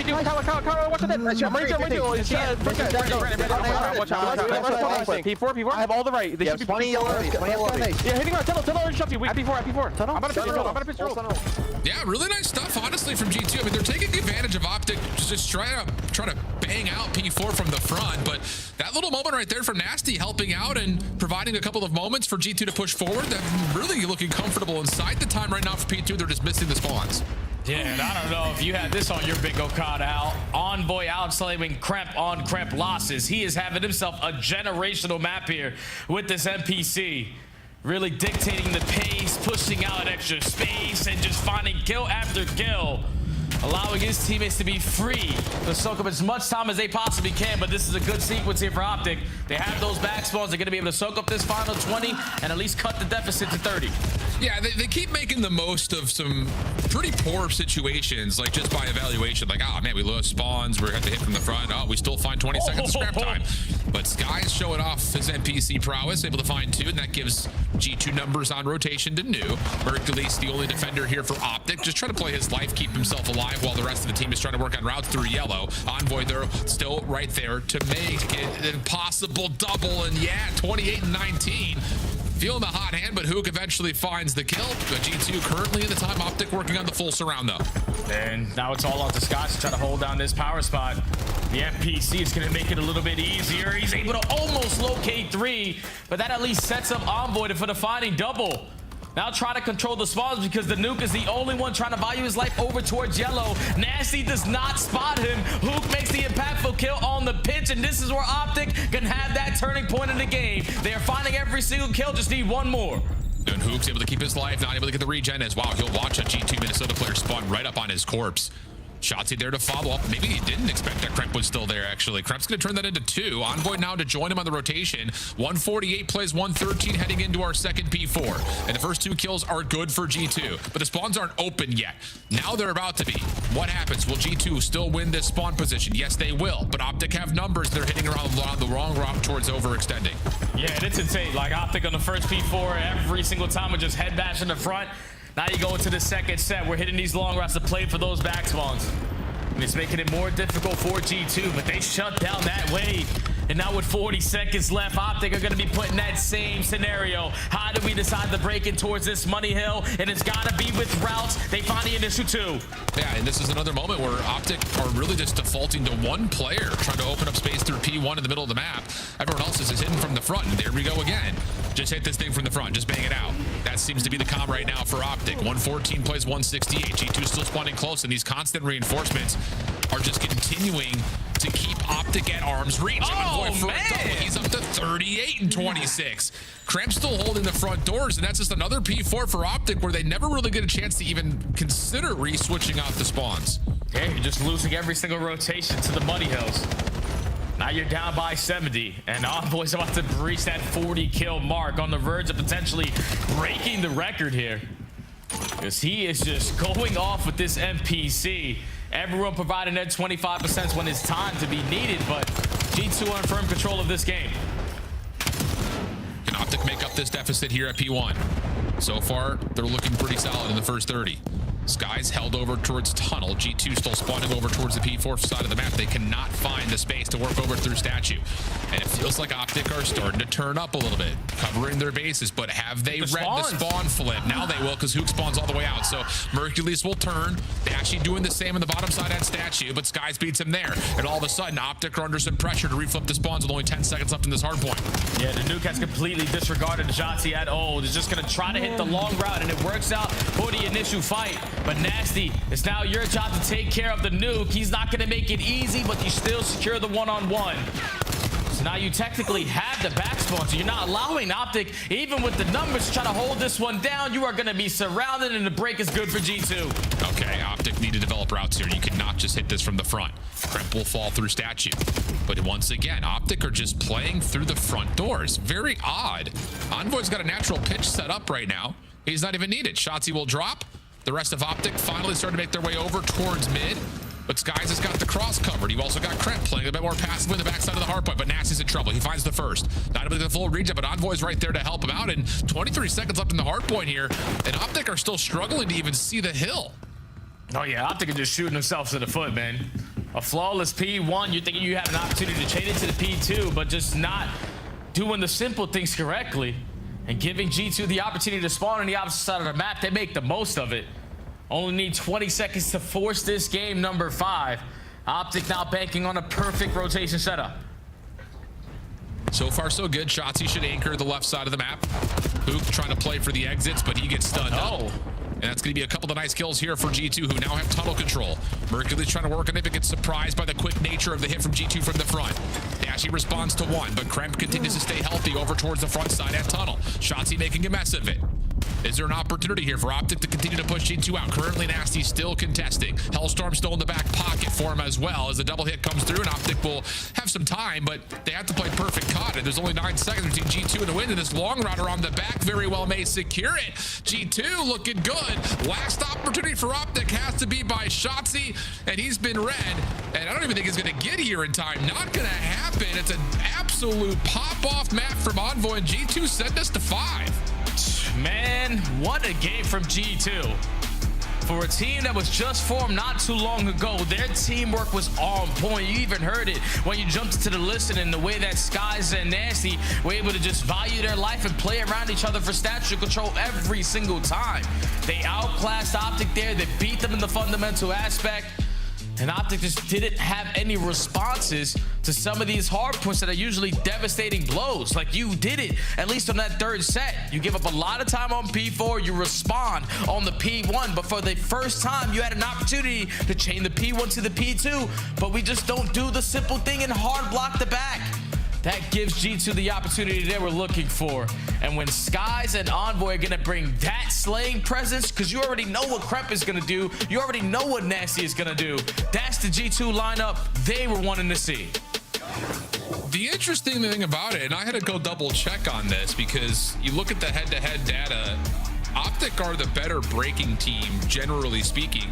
This has also been their most successful map at breaking by statistics. They break 37% of the time. So it's very odd that through P2 and through P4, the two arguably most money hills on the map, that Optic just continue to force it from the front instead of investing more on either long routes around the back or even just cutting through P1. I'm feeling very puzzled right now, Jay, but G2 says thank you very much, and we're gonna go to Hacienda. Yeah, because it doesn't make sense. Like, Optic don't do it on the first go around for P4, but then do it on the second go around. It's just like, when you do it on your second attempt and it gets shut down, all right, at least you tried to make the best play possible initially. Now we have to commit to the front because we just simply don't want to give it the time, but just committing initially for your first push through the front, that's not going to work all the time. Not going to work all the time, and well, that sets us up for a map 5 affair. Hacienda. Both teams have enjoyed it to this point as it's been added into the pool. But will there be an opportunity for G2 to set us up with an opening upset here on our qualifying weekend before Major 4? We'll find out. Hacienda coming up next.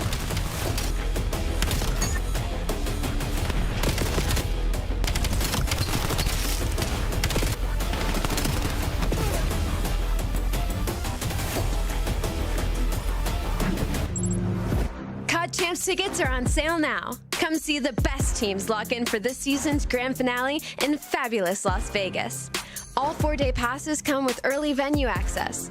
Head to phasevegas.com or scan the QR code to get your tickets now.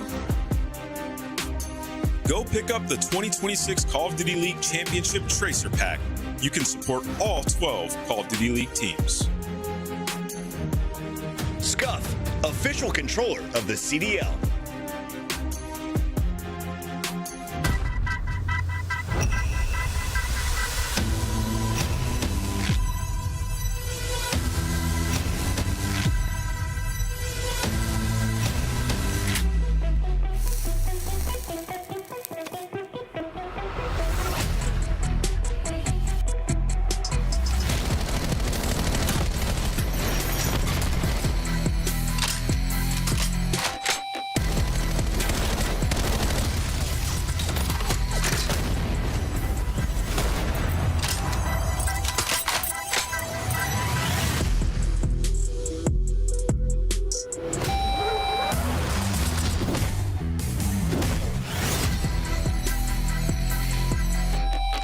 Did you feel bad about eliminating Vegas Legion from Champs?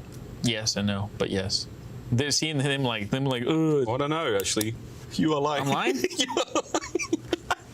Them guys. Yeah. My bad, Clay. Keep that together.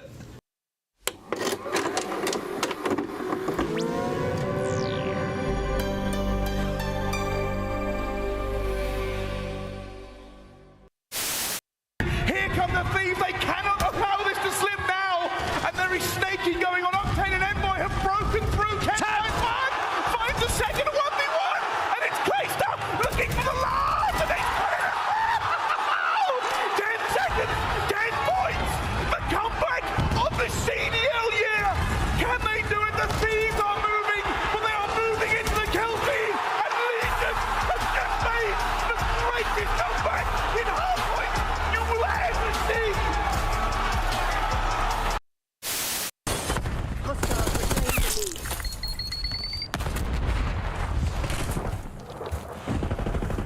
No, spin controller. Oh, yeah. Low motor strain preset.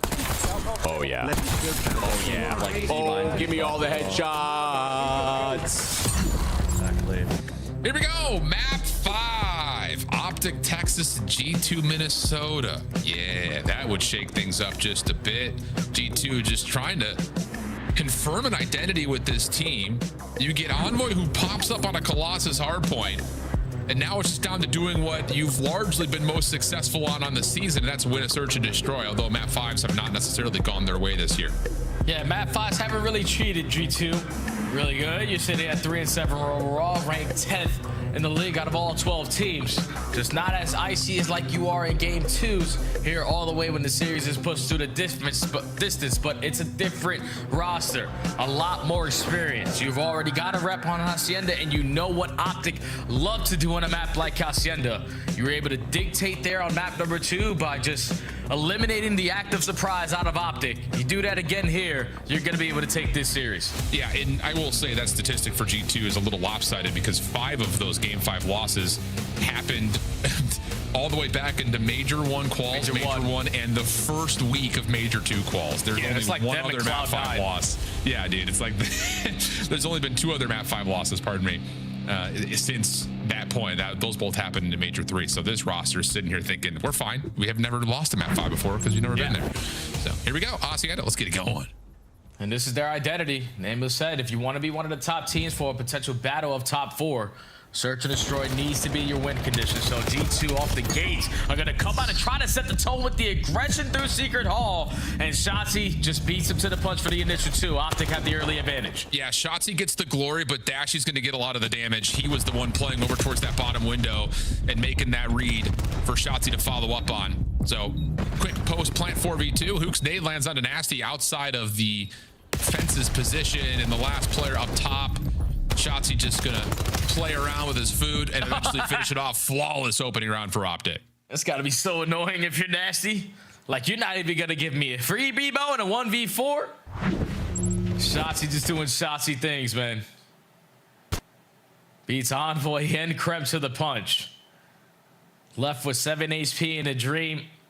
And the Nasty is just, or Skies is looking for this final kill. Like, please give it to me. And Shotzi said, I'm gonna make you work 2 times harder. I'll have to get the opening round. Yeah, I don't know, actually, I got to kind of take back my statement. I'm not sure if Dashy got a full read on that, actually, from his position. Looked like he got a quick peek and then backed up over towards open hall. So, special moment for Shotzi. G2 looking to put together a response on their offense. And, well, one of the nades doesn't get over the fence on the archway. That will put a little bit of a pause to G2's efforts over at A. And Optic, aware of this, will just kind of set themselves up, and at the moment we'll have to be happy with playing retake on A. Yeah, you've literally watched Optic play this map versus LA in the grand finals, or in one of their previous series throughout the minor, and you understand what they like to do on defense. Basically give up this A bomb site and retake it from secret hallway. So you play the patient game, and it's gonna work out even better than you expected. 1v4 left up to the nuke. That'll work.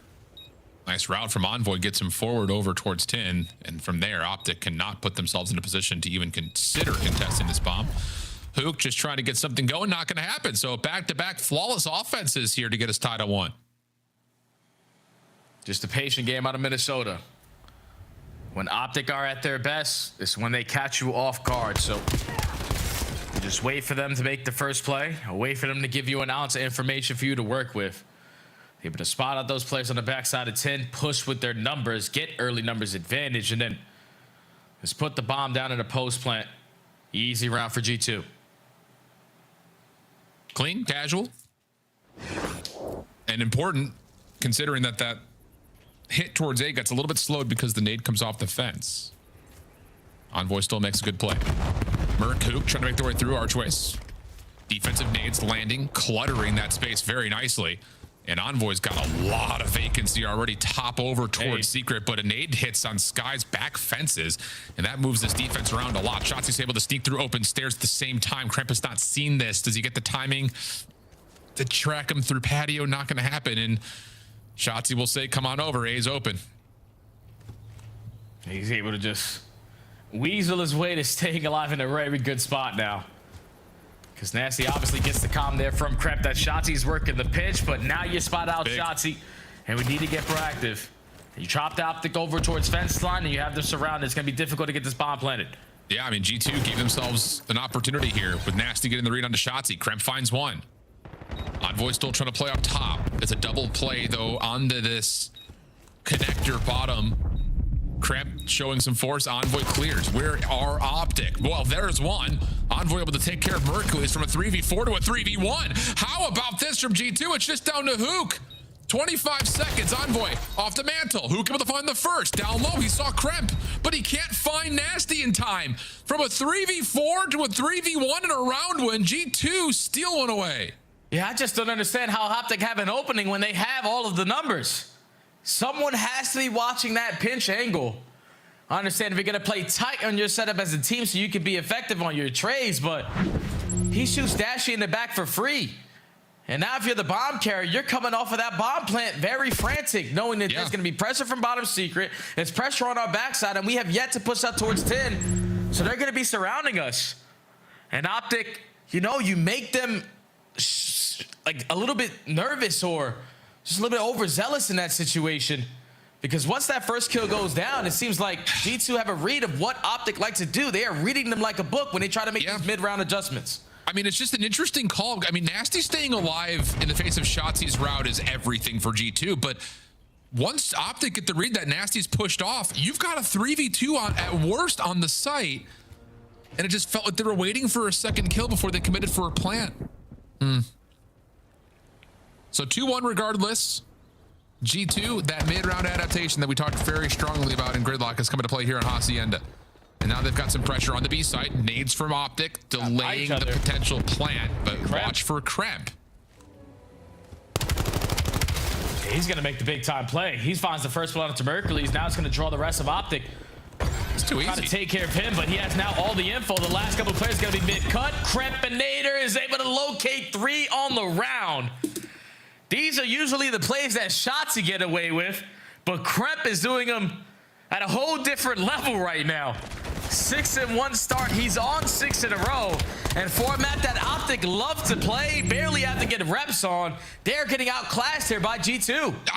Another moment, and gosh, I hate that we're coming across so critically right now, but how often would we see Optic say, hey, Kremp's on our flank, and the decision is to push into the bomb site instead of taking your 2v1? It's not often I feel like we see Optic make calls like that. But well, that was the right call, though. Like, to go through mid doors, because you have no information of where Kremp is. He was just office, but he could not be there anymore. At least you could still get the jump on them through mid doors, but they're still being proactive in the round, coming back to the play. Gives his team the best chance. But into this one, first blood goes in favor of Mercules, and Optic had full B side control. Yeah, this is get the bomb down, and that will happen. Envoy and Sky's playing from the front. Mercules will have to try to get the timing onto Kremp, and Kremp will not see him. So now it's just down to defending this post plant from this defensive retake from the front. Stun from Mercules confirms that players are here, and you'll push up, try to deal with it. Sky's still alive and kicking. Dashy falls out of the 1v1. Hold on a second. It's just Mercules, and I believe Skies has just seen him. The shots come through. Skies health advantage. What a shot from Skies! And another dropped round from Optic that looked like it was going to be in the cruise control for a win. Yeah, that is unacceptable, Al. That's a 4v2. You're reading the pressure coming from both sides, and all this guy has is an AR. I can understand Shotzi's first half. If the team shots are good enough to eliminate Envoy, but then Dashy's just caught, and then the initial headshot gives Skies the advantage. and rewinding the clock, hitting the wall bounce, catches Mercules off guard. That is an unlosable round there from Optic, but G2 still managed to take it. Unreal. Absolutely unreal. So now map 5 is well within the palms of G2 Minnesota. Sky's on 4. They're back to the attack. And it's going to be a 3-man hit for G2 up top through Spiral. Dashy, the only defender to even consider playing through the windows, and I don't even know if he bothered to take a look. Look at how they play this, though. It's like LAT put it on the tape. How do you shut down Optic? Just gather early information onto Shotzzy and then make your play call after that, because now he's just trying to stay alive, and he does just that. The fact that he's able to walk away with 2 is unbelievable. Now it's nasty in a 1v4. He's found the first, gives himself a little bit of space to work with. Second is there, but the immediate trade follows behind, and that's just another nice moment from Shotzzy. Dude. It's a good idea from G2, to be fair, but trying to catch Optic off guard by playing aggressively through the boathouse lane just gets punished this time. So they're able to stop the bleeding, because Shotzzy's just getting away with murder. 30 seconds left. How do you lose track of your envoy? Skies is walking out the bottom mid door saying, all right, we have the numbers. Shotzzy's 100% going to be dead. But Shotzzy, like a thief in the night, gets out of dodge, finds 3 on the round, and Optic now 2-round deficit. Shots are going to hit a water route here off the get-go. Kremp's going to do the same. Oh my God. We haven't seen this in a while. Who sees who first? Ah, it's awkward. Both floating around. Shotzi's able to find the pistol shots first. It's an early 4v3 for Optic. It's crazy how many rounds in Search and Destroy between these two teams. Kremp v Shotzzy is in a gunfight. They're having very similar playstyles and so far have been the deciding factor for both teams. But in an early numbers advantage, Optic are just going to slow this one down. No need to rush this. We've put ourselves in a better position last go around, but you peek your head a little too long. Skies makes you pay 3v3. Oh! What a set of pistol shots from Skies. The follow-up. Not able to confirm the kill. Hook's going to drop. Mercury's the last one left. And he's been seen. Time to become an issue here. And the hold from Envoy works out. Oh my goodness. You're not going to see another mini 1v2 like that again out of Skies. The way that Optic are losing these rounds over at Rock, you just got to tip the cap. Because Skies is hitting some insane shots. Doesn't matter the weapon. Lines up the first on the dash. He reads the Pesher and is just backtracking with a Jaeger and outguns Shotzzy. Yeah, that's the reaction that is needed after a round like that. G2 at game point. Unbelievable stuff. 3-1 split here for G2 on this next offense. Largely focused towards getting info at B. Shotzi's the defender here. And he's going to commit to playing on top of the rock. Envoy thinking it's clear. He's actually lucky to be alive. And now the secondary nades come through for G2, and you can wrap it back because Kremp is giving you space through 10, but Dashy's there to cover, and it's another 4v3 for Optic. Oh, and that is everything that you want if you are Optic. That biggest playmaker is already taken down. Now we have the numbers and we know exactly where they're going to be sitting. Yeah, ISO the first kill. Dashy snipes Skies across the map, gets his get back. But now it's Envoy in a 1v4.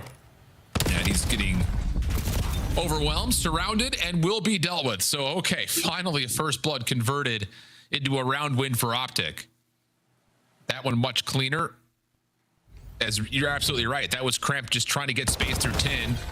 G2 showing force by way of utility at Rock, and then they were going to try to back up the plan over towards A, but as soon as Kremp falls, the whole round changes. Yeah, Optic have to make those adjustments, man. It's like they basically planned against themselves. Like the playbook that's on display for G2. Kremp getting lost, that's what Shotzzy loves to do. So how can you counter some of the things that you have found a lot of success with? And it's all with spreading the map, getting the info. That allowed Dashy to be the deciding factor on that round. But now going into this one, Optic are just going to try to retake mid. Dashy has some info that they're pressuring top open. But the stun doesn't come through on the backside corner, so Sky's able to find Shotzi down low at Fountain. First blood for G2.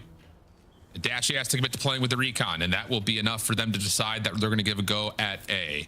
I mean, you saw the numbers through open hall, so yeah, you're going to commit for the plant with the trophy system to keep Hook safe, and we'll get a 3v4 post plant. This is where usually Optic send a player on a route and rely on the 2 players who sit on the bomb site just to stall a lot of time. And it's going to fall into the hands of Mercules. Already 15 seconds down. G2 are taking their sweet time. You know, Optic are going to try to work on some of these different angles, but Mercules keeps them alive. Yeah, Mercules. Wait a second. He doesn't finish the kill on a Kremp. Kremp's still alive somehow. Eventually dealt with by Hook. That's good information coming through. Envoy able to follow up on that. Now the last 1v1 over towards Mercules. He's able to get the gunfight win, but he's got to find a way to stop the defuse. It's already past halfway. He's able to get the regen. Sliding on over. Finds Envoy. Does he get through? Nasty, not the case, but he kills off just enough of the clock to send this to another round. And Mercules just making the big time play. G2 way too slow on their approach there, even with the advantage. You just allowed Optic to use the game clock as its best friend. Just comes down to him winning that one-on-one on mid fountain. As you lose that, you lose the game. But then just that player on G2 watching the kill cam, potentially giving the comm he's going plat. Just that small hesitation opens up the window for him to kill the bomb diffuser and Optic to force another round. Doesn't feel like we're even close to being done yet. Next attack for G2. Focus up through the middle of the map for both teams here off the break off. But, ooh, it's a re-wrap back over towards Secret Stairs. Hook is the only one really here defensively for Optic. No nades have been tossed down this hallway as of yet. That's enough for G2 to get, hey, we've got the hallway. We've got everything we could want. Let's play the plant. Yeah, no need to do anything else but get this bomb down. Because now Optic have to make the big time play. Already take top secret and are trying to pressure, but all you have to do is stall out time for Nasty. Yes, you do, but Merc shots, able to find the first 2. Kremp trying to force at least one trade. He's able to get there and get away. Now Nasty's turn. He has to find something, but the flank is already in the way as Hook finds the kill. Back over to the top, dish down to Kremp. 1v3 for him, potentially. Merc already out for the defuse. Smoke in the way. Kremp comes through, finds the kill cleanly, slips away to the 1v1 with Shotzi. Shotzi's trying to chase, but Kremp gets away, and he confirms the info. Kremp has the ability to win the game off the clock. Just wait till it's down below 7, and that's gonna do it. Kremp's even gonna finish it off with a little slash, a little sign of the pen, as G2 upset Optic and make a huge statement for this new group of 4. And that is technically a 1v3 to close out the map from the MVP of G2. So many opportunities in this series Optic just threw away when they clearly had the advantage. But Kremp just making the plays. Wins the first one-on-one. You know that Optic have a lot of time and are most likely going to stick on the defuse. And Shotzi just doesn't look both ways before crossing the street. Kremp outclassed Shotzi in both search and destroys with plays that Shotzi likes to do. That is very frustrating, but G2 get the W. What an unbelievable moment this is for G2. I know it's early, but when you look at the dynamic of what their major schedule was going to lead to, you start things off with 2 games that realistically, if you're going to make a change, you better win. You're playing Cloud9, you're playing Boston. But now all of a sudden, you look at the rest of their upcoming matches, they're going to be 3-0, and they have a test versus Thieves where they played them in the minor, and it was 3 close maps. Then you get Falcons in Toronto, which will be a really good measuring stick to see if this G2 team is everything that we think they might be. Well, they definitely are living up to the answer right now. Their identity is through the search or destroy. Stana steal a respawn. Nameless hit it right on the head, and G2 get it done in a game 5. Insane start to our Friday as we head back to Olive in the desk. Yeah, what's up, guys? Wow, what a way to start the day. Olive is upset. Optic gets a loss, and we're going to see a huge search and destroy victory for this G2 squad. Now, Ant, I haven't seen you this excited since your child was born. What happened with G2 today, and why do you have so much faith in the potential of the squad? Yeah, I like when we have another team that I believe can compete for championships, or at least push towards that goal in the last couple of events. And when you look at the makeup of a lot of teams, typically they're focusing on respawn. Well, they had a shift in the thought when they made this team was like, hey, we're going to bring in Envoy who, you know, Estriel's the slayer, Envoy's the guy who can be the leader and push them deeper into Sundays. And he had a hell of a performance throughout the series. Kudos to him. But just in general, the way they approach S&D, legitimately, if I'm the rest of the league, I'm watching these searches. No scams, like pure discipline. You think about the map 2 S&D. I mean, that was flawless execution. The way they set up their offensive pushes, unbelievable. The back and forth bait, getting Kremp up through mid. And then also in this game 5, like, Shotzzy tried to get through mid a couple times, shut down immediately by Skies. And then whenever Optic would try to push and get aggressive, they were ready for it. Play the game. This is one of the biggest highlights we've seen so far in this stage, if not the biggest. Skies with the ridiculous snipe. It was the pistol, though, that made you shriek, Allie. Walk me through the performance and search from Skies. I mean, just unbelievable. I mean, you think where he started this season in this game and trials and tribulations, Skies has kind of had to face himself as a player, and to see what he's doing now, he did what he needed to do in this series. They shut down Dashy in both the game 2 and game 5, and I think that clip is a great kind of like visual of how that looked. It was just winning some of the impossibles, and Optic Texas just over pushing. I feel like in a lot of these situations where on the flip side, I think Ant set it up really well. This G2 Minnesota team, 3 out of 4 of these players are going to play their life in almost every situation. They're going to get that info, and they are more than likely they're just going to run away and get away with it, and that's what we saw throughout, I feel like, games 2 and 5. Was that a 1v3 or an ace as well, chat? Let me know. Namus, go ahead and wrap up this series for me. Well, I was going to say to Allie's point, like early on, you saw Envoy get the first kill over near Barn, immediately just runs back with his team. That's the type of discipline that is going to get you through series against a team like Optic, and they did it to the highest of their ability, both maps. That was an amazing watch and search. Great fit for Envoy and Nasty into the lineup, it seems, for G2. Let's take a look at Envoy's body of work today. He earns your Scuff Play of the game, and we had this pre-selected from Colossus because he drops 46, and you were like, man, this guy might drop a 50 bomb. Yeah, he could have. I will also say they were killing extraordinarily fast. I don't know if it was a server or if these guys were just turned headshots. Nothing but headshots. The NPC is ridiculous, but yeah, I mean, me and Allie were not predicting them to win this Colossus. Envoy just went above and beyond, and this is what he's capable of. Certainly not the numbers that he did it with, right? Envoy's one of those players where, like, I almost think, like, maybe like a player like Metals, where, like, if he's putting up numbers like that, you see a result like that out of G2, because it just pushes them to that next level. Let's welcome him onto the show live in our Monster Winner Spotlight. Envoy, congratulations on the upset victory. Only the 6th loss for Optic when it comes to best of 5s, and today you hand him one with the 2 S&Ds. Talk to me about this victory. How do you win today against Optic? Yeah, I mean, it feels good. Obviously, winning both the S&Ds is super huge for us. I think that's what's going to, carry us through the rest of the season. And I just feel like this week we made a lot of big strides in practice, and the more reps we get, the better we are. So just keep moving forward. Dylan, as you know, I love your family. I get to see them every single event. And I saw Dad Envoy was talking about doing a signing. He was so excited to meet all the Parisian fans. A day later, you get traded over to G2. This has had to have been a tumultuous few weeks here. What has it been like in your shoes, and what are your thoughts going into Major 4? I mean, I guess it was an unfortunate situation when it happened with the last team, but I switch around all the time, it feels like, so I'm always trying to make the most of the opportunity, and I feel like I can adapt in any way possible. So I'm just trying to play my game and put together something great to end the season. I like it. Envoy, congrats on the win. You had a takeover map in that game 4 that was sick to watch. I wanted to ask, with so little time left and such a big change to the team, how do you guys catch up to the rest of the league? Because it looks like you guys are on point in S&D. And for speaking with your coach, playing a 3rd set, obviously that'll help a bit, but what else are you doing? Just, kind of like back to the basics at the beginning of the game, just having a lot of talks about how we want to play HP, what we want to do in certain scenarios, and just trying to, mesh as quick as possible. Like, obviously, it's the end of the game, like you said, everyone knows how to play. It's just getting on that same page. The teams at the end of the year, they just are on a page that's different than the rest. Yeah. And as long as we get on the same page on more things than not, we're going to make a deep run. Envoy, I want to touch a little bit on what you said, bringing up practice and bringing up that you are kind of used to having to go to all these different teams. I want to hear how practice has been for you guys. Like, is this something that you kind of saw coming going up against Optic Texas? Because this isn't like a win to sneeze at, And also, I want to know from your perspective in scrims, being on this newer team, what you're kind of learning from the people sat next to you. Like, what are you taking away from this new roster?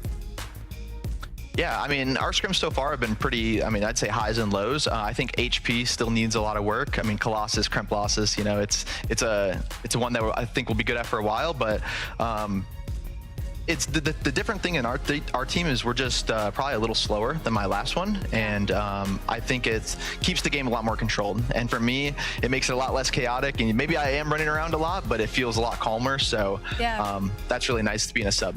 Cool. Seems to be a great fit so far. Best of luck moving forward. Wait, before you go, are you running a different attachment on your NPC? You were nah, man. No, you see the assist, Ant, though? You see the assist from all of us? 20 plus. That's teamwork right there. That's that team shot. That's that team shot out of G2. Well done, Envoy. We'll catch you later. Thank you, guys. That is Envoy. That's our first Monster Winner Spotlight of the day. We got 2 left, and the next one will feature either FaZe or Paris. I'm told we got a little special from Champs as well. Stay tuned. It's the CDL.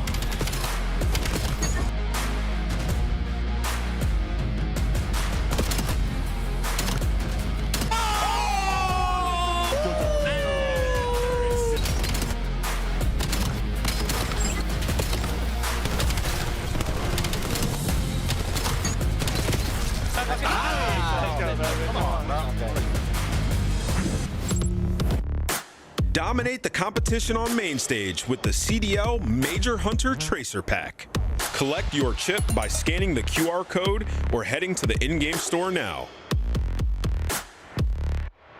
Go pick up the 2026 Call of Duty League Championship Tracer Pack. You can support all 12 Call of Duty League teams.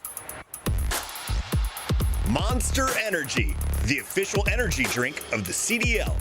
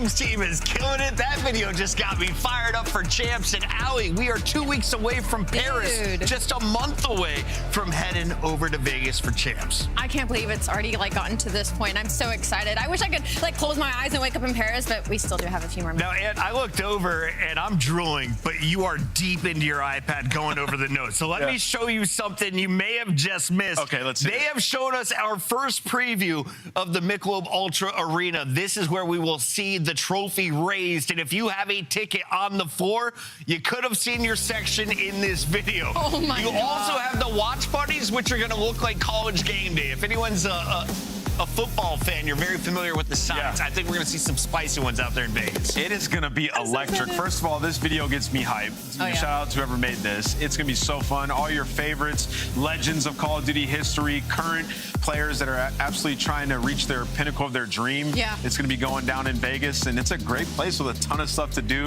It's going to be electric there. I'm told it's Daltouche in that Optic jersey.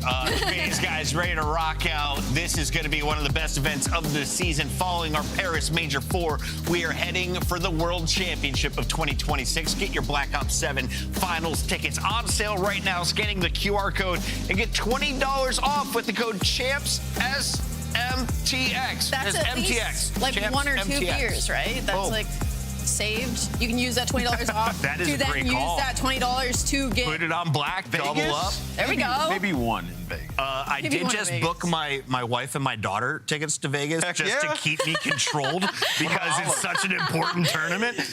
It is going to be a party. We can't wait for you guys to join us. And this is going to be a party as well. We have your Monster Energy match of the weekend going down on a Friday. And Allie, it's 2 juggernauts. We'll find out. Did the Gentlemates get the buff they were looking for? Because Envoy looking like he's pretty comfortable over with Minnesota. They just beat Optic. Now, this is going to be one of those matches where we kind of get to limit test. I feel like both of where these teams are at right now, specifically Gentlemates, obviously, because of the 2-man change. We've only gotten 2 series out of them. And then FaZe Vegas kind of looking like they're at the lowest of the season so far and where they kind of make a big turnaround. Let's take a look at our team, starting with the Vegas squad. They raised a trophy. You saw it at the previous major, 0-4, Abuza and friends looking good at Birmingham.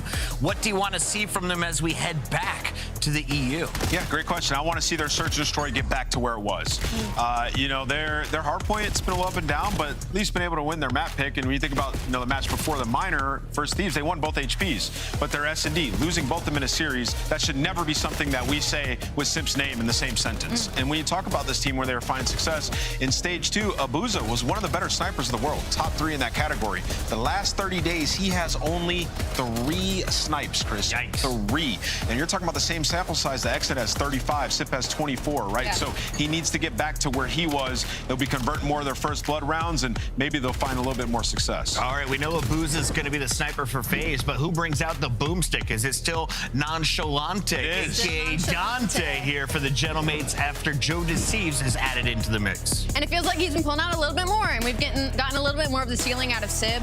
My biggest thing about Gentlemates right now is, one, they got swept by Optic last weekend, so this is a big test for them against another top team that's looking to make a Sunday run at Paris. And also, my biggest focus for them, at least, is these map ones. I remember when Gentlemates was finding a lot of success, it's when they were not only dominant in hardpoint, but they were dominant specifically in the map ones with their old team. And that's what sets them up for success later on in the series, where right now what we're seeing is they're going down 100 points in that map 1 hardpoint, and then they're battling themselves back in those last 3 hills to keep it close within about 50 points, and then they're unable to close it out. So I'd love to see a Gentlemates in a series that is able to close out that map number 1 pick and then go on to maybe win 3. Win a Colossus hardpoint. That's what they're looking to do. We have Hacienda as map 2, a double dose of Scar, and we'll close it out on Den. So Nameless, we've got 3 weeks with Estriel on the lineup for the Gentlemates. This is now the 2nd week for Joe Deceives. Yeah. Where is he most comfortable, and who do you have winning this match? Yeah, I would say the Colossus. She's talking about them starting strong. That should be a map those two can ball out on, right? So I would tend to agree with that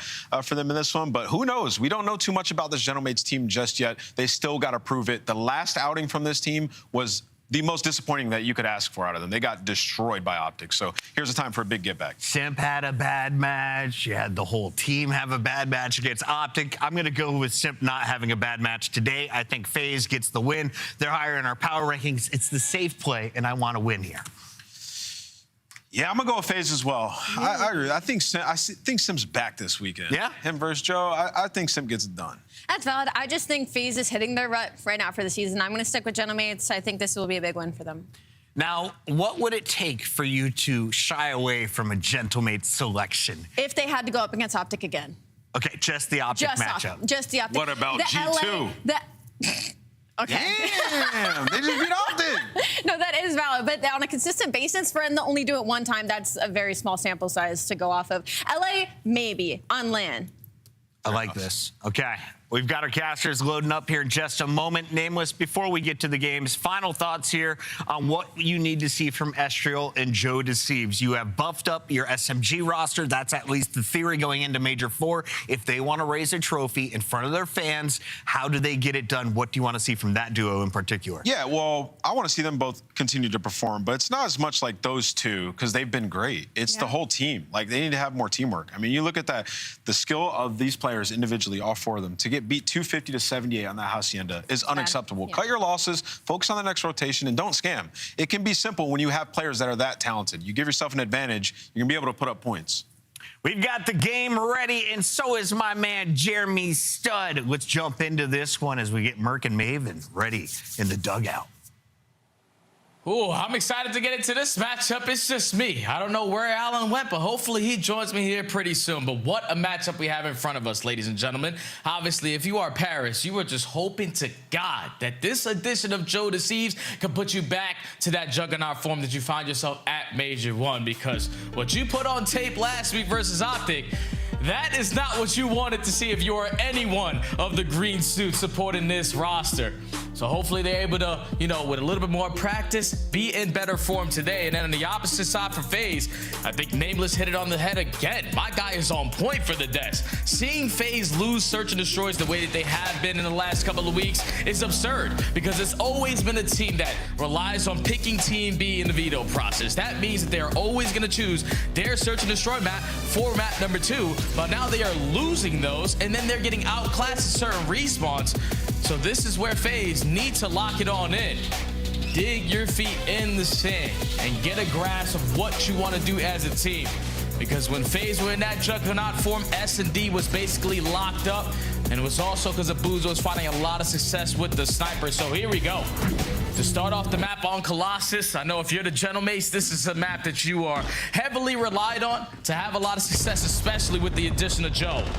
So let's see how the Slain presence is going to be on both sides. Still, no sign of shift, but the action is upon us.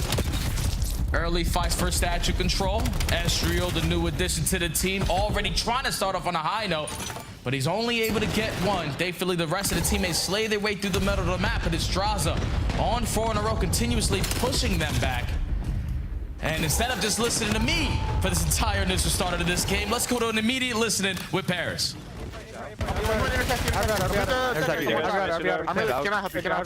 I'm pinning me. Before that, I want to add her 1 HP. That's one statue already. I want that. Right. Statue. I'm playing orange. I'm Chris. Nice shot, bro. I'm playing through. I see my new single for him. I'm alive. Deep drop. One shot lobby. One shot freaking lobby drops. First guy's out of statue. I'm one shot, bro. You guys should bump under. We're all here. Watch out. Oh, no, close statue me, bro. I'm 1E. I've got her. Outer inner. I died from under. Who's laying it?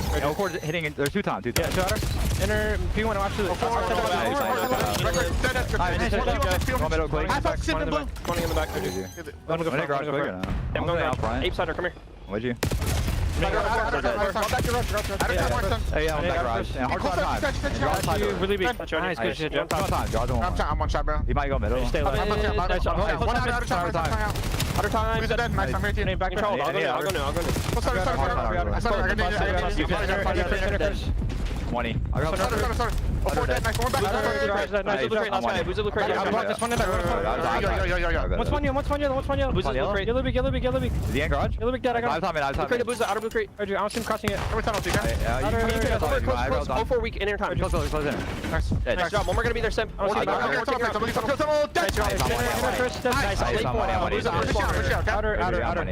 Nice. Outer blue crate. Head glitching it. Head glitching it. Hearts one. Try nading me and he fucks with nading. Already pinched something. He's weak. Two front, one dead. He's weak. He can't shot you right away. 2 front. Pitching. Side door garage. 04. Tunnel. One shot. Leo. 1 HP. There's that tunnel. I'm going with. I'm gonna go with you. I think blue lobby. Baby. I pinched you. Yo, I pinched you back. I'm dead. I'm one shot. Leo bullet. 1 HP. I'm needing. 1 HP. He's holding it. Make sure you put it. I need him all. I'm in there right now. 3 Actually 3. Actually 3. One shot. I can't shot. Opposite one shot. I cannot shot. 1 second. Crossing got it weak. Yeah, I'm dead. Already in the back. Well, back and forth affair so far as we get over to 4J. In the moment, FaZe doing a nice job through the handful of rotations that we've been able to see, but tested here as the spawns are starting to come through, you would think, for a moment, but not going to be the case. Paris able to stabilize. Yeah, they did their thing at the ending of that P2, walking away majority of the time, but Paris Gentlemen's keep it scrappy, and just based off of the communication, chemistry is starting to sink here for this new lineup. Everyone providing their 25%. The small talk was on point, and now Paris Gentlemen's following up with the slaying, leading to the map control. Almost going to be able to be in a position to take the lead, but it's Traza again through the front. He finds 2, Simp finds another, and FaZe instantly flipped them out. Yeah, really nice job for FaZe playing recovery in the back 30. Likely to leave this first set of hills in the lead. Sim trying to work on something early over towards Statue, but Draza kind of slips the net, almost finds more than you would have bargained for, but Sim's going to follow behind that, keeps him P1 control here in the last couple of seconds on our final hill. Spawns are all over the place right now as well for Paris, which is just not comfortable. It feels like you're just continually playing into these 2v4s. 04 eventually falls on the old time, so an opportunity here for the Gentlemates to at least concentrate some effort. They're going to head all the way over towards Statue, but it's right perfectly initially by FaZe. They just can't quite find the final kills. Ghosty for 3 will get Paris in the time. Yeah, that's a big triple there from Ghosty to lock down this side of the map for your team and now push FaZe back, because you know that they still have those blue spawns, but they're going to try to work on these lefts to set up this break. Draws is able to find the opening kill. Now you're reading the pressure from Statue, you're reading the pressure in bottom tunnel, and Ghosty was able to manage it at least initially, but now with the numbers, FaZe fly on in, and that's going to lead to a very clean break. It's just that it feels like what we've seen continually out of FaZe in their hard point over the last month or so is that it doesn't ever feel like they're ever out of the picture. Even when they have moments where they're pushed away from spawns, they're able to set something up nicely to at least contest some of that back time. That's currently what's happening right now. On top of the fact that they will also put themselves, at least for the moment, in a position to have P2 open up towards their back. Abuza 7 in a row has been a main factor of why. 15 and 7. Just feels like he doesn't die all that often, but of course, commentator Curse comes through and he falls right on a little push out from the zone of P2. Paris now trying to set up from the front as the break is starting to come on the way. Yeah, and I'm loving the way that FaZe are playing this hard point, because Draza is basically locked in on this third SMG role. He is keeping up pace with 04 and Sim. This is the struggle versus the top teams in the game. Just hitting outclassed on that other team, beating you to the punch in certain aspects. But with Draza being hand in hand with Sim and 04, you are controlling the map. You are dominating off of the rotations. And at least for now, you're still keeping the lead, 30 to 40 points in your favor. So with 25 seconds remaining, Paris Gentlemen's trying to hold on to the final 20 seconds. Great decision here from Ghosty to push out, create an extra layer in front of the scrap time, but also, if they find kills, creates a chance to put some early pressure on rotation to New. Joe not quite able to get the health back, but Sib still finds the kill that was intended to be there on Simp. Estriel, timing on this route could be everything. Good read onto Abuza. Do they know that Droz is playing inside a tunnel? May not make much of a difference. Simp is able to cut things off over towards the Godheady, and FaZe will have control for the moment over tunnel and the first portion of this P3 and what has been a tight game. Yeah, they lock down yellow control, and now you're just going to wait for 04 on this super long route through blue to allow you now to get some time at this HP. Last player you have to account for is going to be Ghosty, but you know he's knocked down to half HP. He's not going to go for the peak. So you're just going to walk on in, stay alive at both sides, and just hope to God that we can eliminate Ghosty quickly, but you don't, and now Paris with the numbers, get the break. Yeah, it feels like, again, the same things we praise FaZe for, the same things come through for Paris when they need it most. Abuza playing for the rotation to New. Sib in a position to at least contest this route. And Estra will actually spawn up as well to assist if needed. And Abuza has not been seen as of yet. Now dealt with, though. 4 will fall. Big moment in this map here as Paris will have firm control of the scrap and be able to set up a lane here over towards New. Dan Sim's already created an extra layer, even though he quickly gets taken care of. You turn it into a 3v3 scenario with your teammates holding the power spots. So rotation secured by the Gentlemates, Ghosty on 4 in a row, and FaZe is just baking to go right through the front door. You got an Abuza, he finds 3, and now this becomes chaotic for Paris. Well, Joe's able to find a key Semtex onto 04. Gives Paris a chance to find timing from Ghosty around the back. He'll find 1 for free. Draza stuck with nowhere to go. He's just trying to create something out of nothing, but it won't happen. Abuza putting some damage in from afar, but with 30 seconds left, you'd like more than damage. You'd like some more time here if you're FaZe. And it looks like Paris will shut them down. Now it's firm control of Statue coming through behind this. And oh, wow, Paris are turning up 2 great hills back to back. Yeah, and they're going to force this Hellstorm out of Abuza just so he doesn't allow them to get this final 20. So you can still be somewhat in this game going in towards the P1 because you don't have a single teammate that can try to contest this with all the space that Paris Gentlemates have over towards Statue. It's going to be a one-on-one gunfight. 04 quickly loses it, and Paris Gentlemates flip the switch at the ending of that P3 to the P4 and are now up by 30. Astriel trying to find some information. A little poke up through Statue Mantle. Finds instead 04 down low as the rest of his teammates will do well to clear out the hard point. 171 to 149. FaZe coming off with some staggered spawns and timing. All spawning concentratedly over towards the yellow side of the map, but it's just going to be such a long haul to get through this time and still flip the map around. Have to do something miraculous at the moment as Ghosty shutting things down on 2 in a row. Joe following up for the 3rd, and Paris continue to lock things up. 30 seconds left on P1. Yeah, and that's got to be so frustrating if you are FaZe because you hit the long routes, you do the little things correctly, but then when you get to the final punch where we need to win this wave to get time, Paris are there with their slaying presence. Still 20 seconds remaining, and it's looked like Paris is potentially just going to forfeit this, but with 2 kills going their way, might as well pressure it because you have the numbers. Astriel dominating Statue, the rest of the teammates here to assist, and this is going to allow the Gentlemates to win the rotation to P2. But an extra elimination from Draza. Puts a little bit of pressure on the front until Sib steps up, takes that very swiftly. And even the read coming through for Paris on this overextension is beautiful. Shuts down 04 before he can really make a mess of the back. And nice shots from Joe Deceives up top towards P1. Next hit from FaZe, purely from the front. Astro trying to stop it, but gets dealt with quickly. Goes the only good for 1. And that's going to be enough for 04 to finesse play the 1v2 inside the hill. Nade out, but can't find the kill. Abuza's turn. He's able to find his 2. Huge shots from Abuza. Helps still out of way from mid-map, but the shots coming through for Paris will allow them to, at worst, keep this contested, if not neutral. And that final double from Joe Deceives will get the Gentlemates over 200 points. Yeah, it doesn't matter how many kills you get. If Gentlemates have those back spawns, they have more opportunities to continuously keep on flooding. So now you blink, the Gentlemates are going to be up by 60.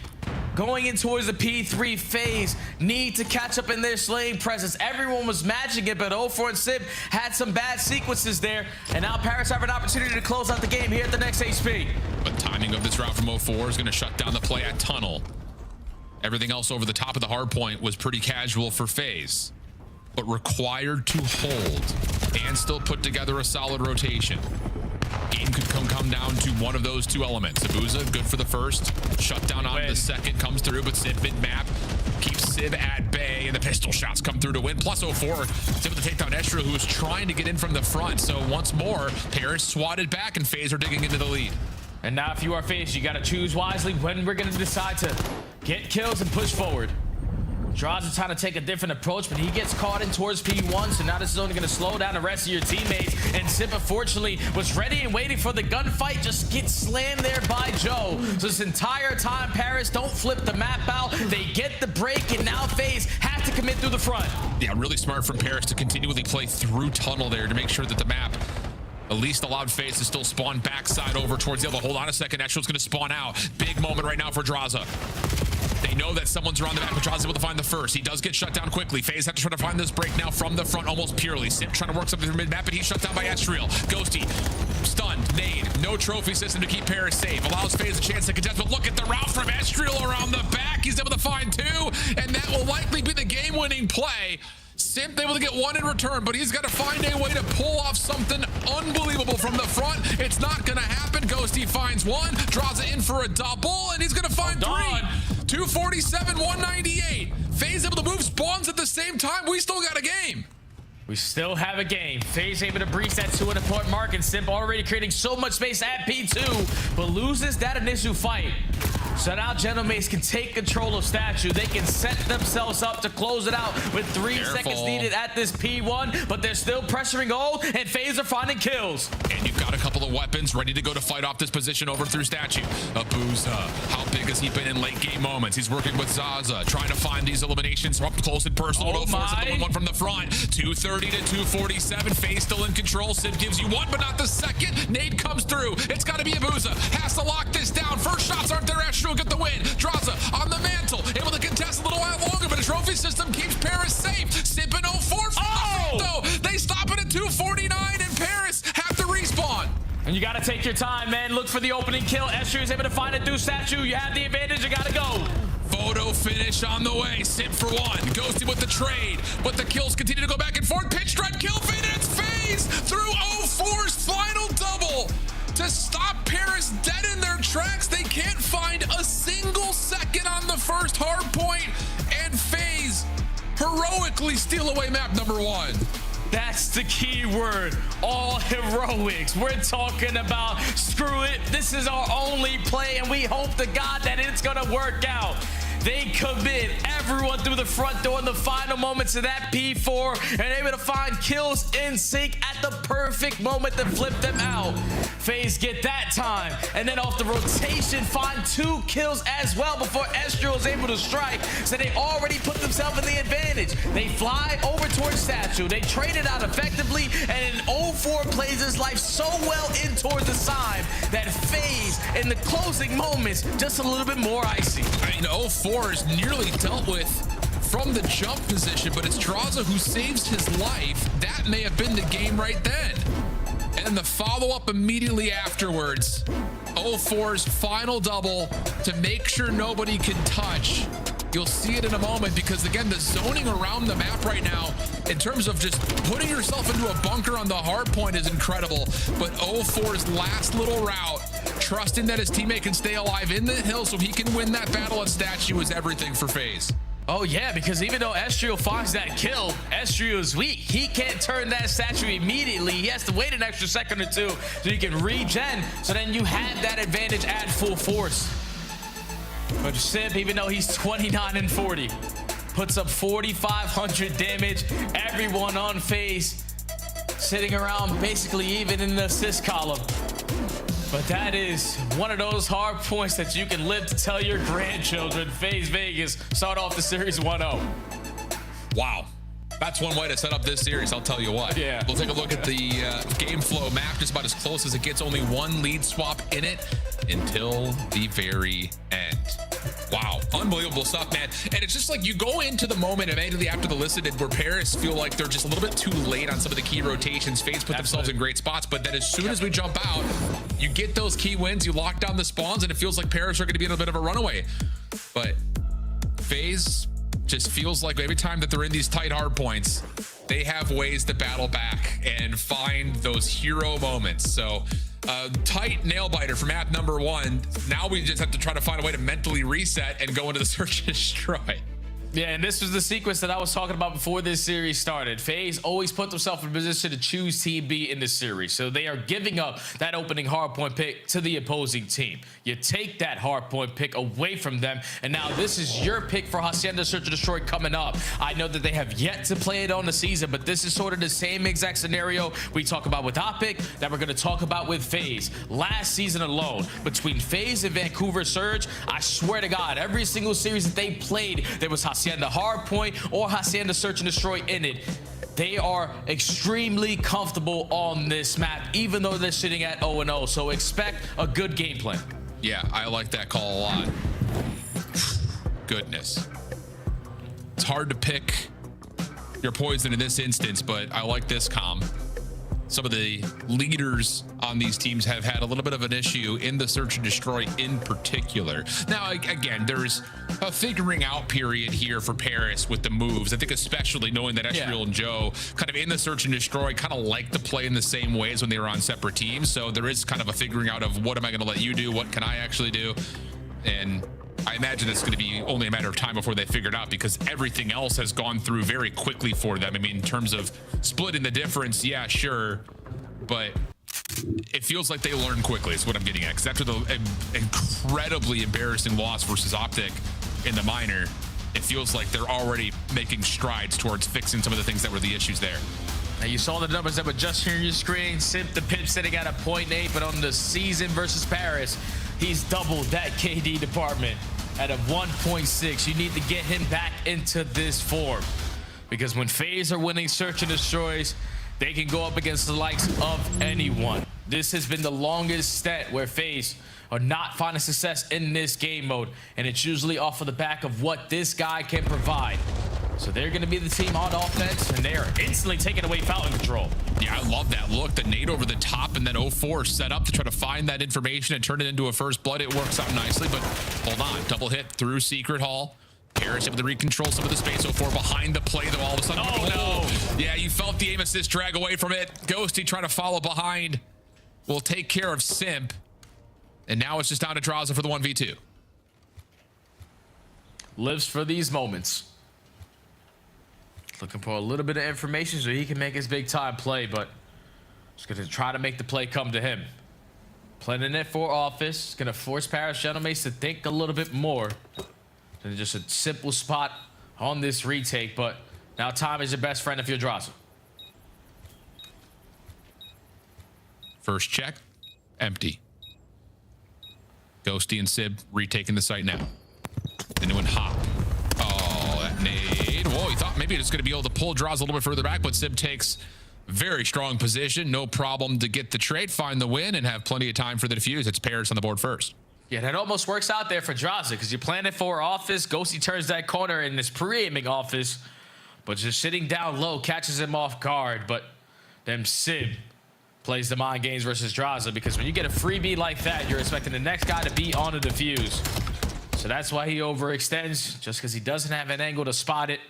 And Sib on the head glitch. You know, the guy barely misses bullets. Yeah. Paris take the 3v4 to start this game. Yeah, clean. Yeah, I mean, that initial look at a break-off play was really cool, though, from FaZe.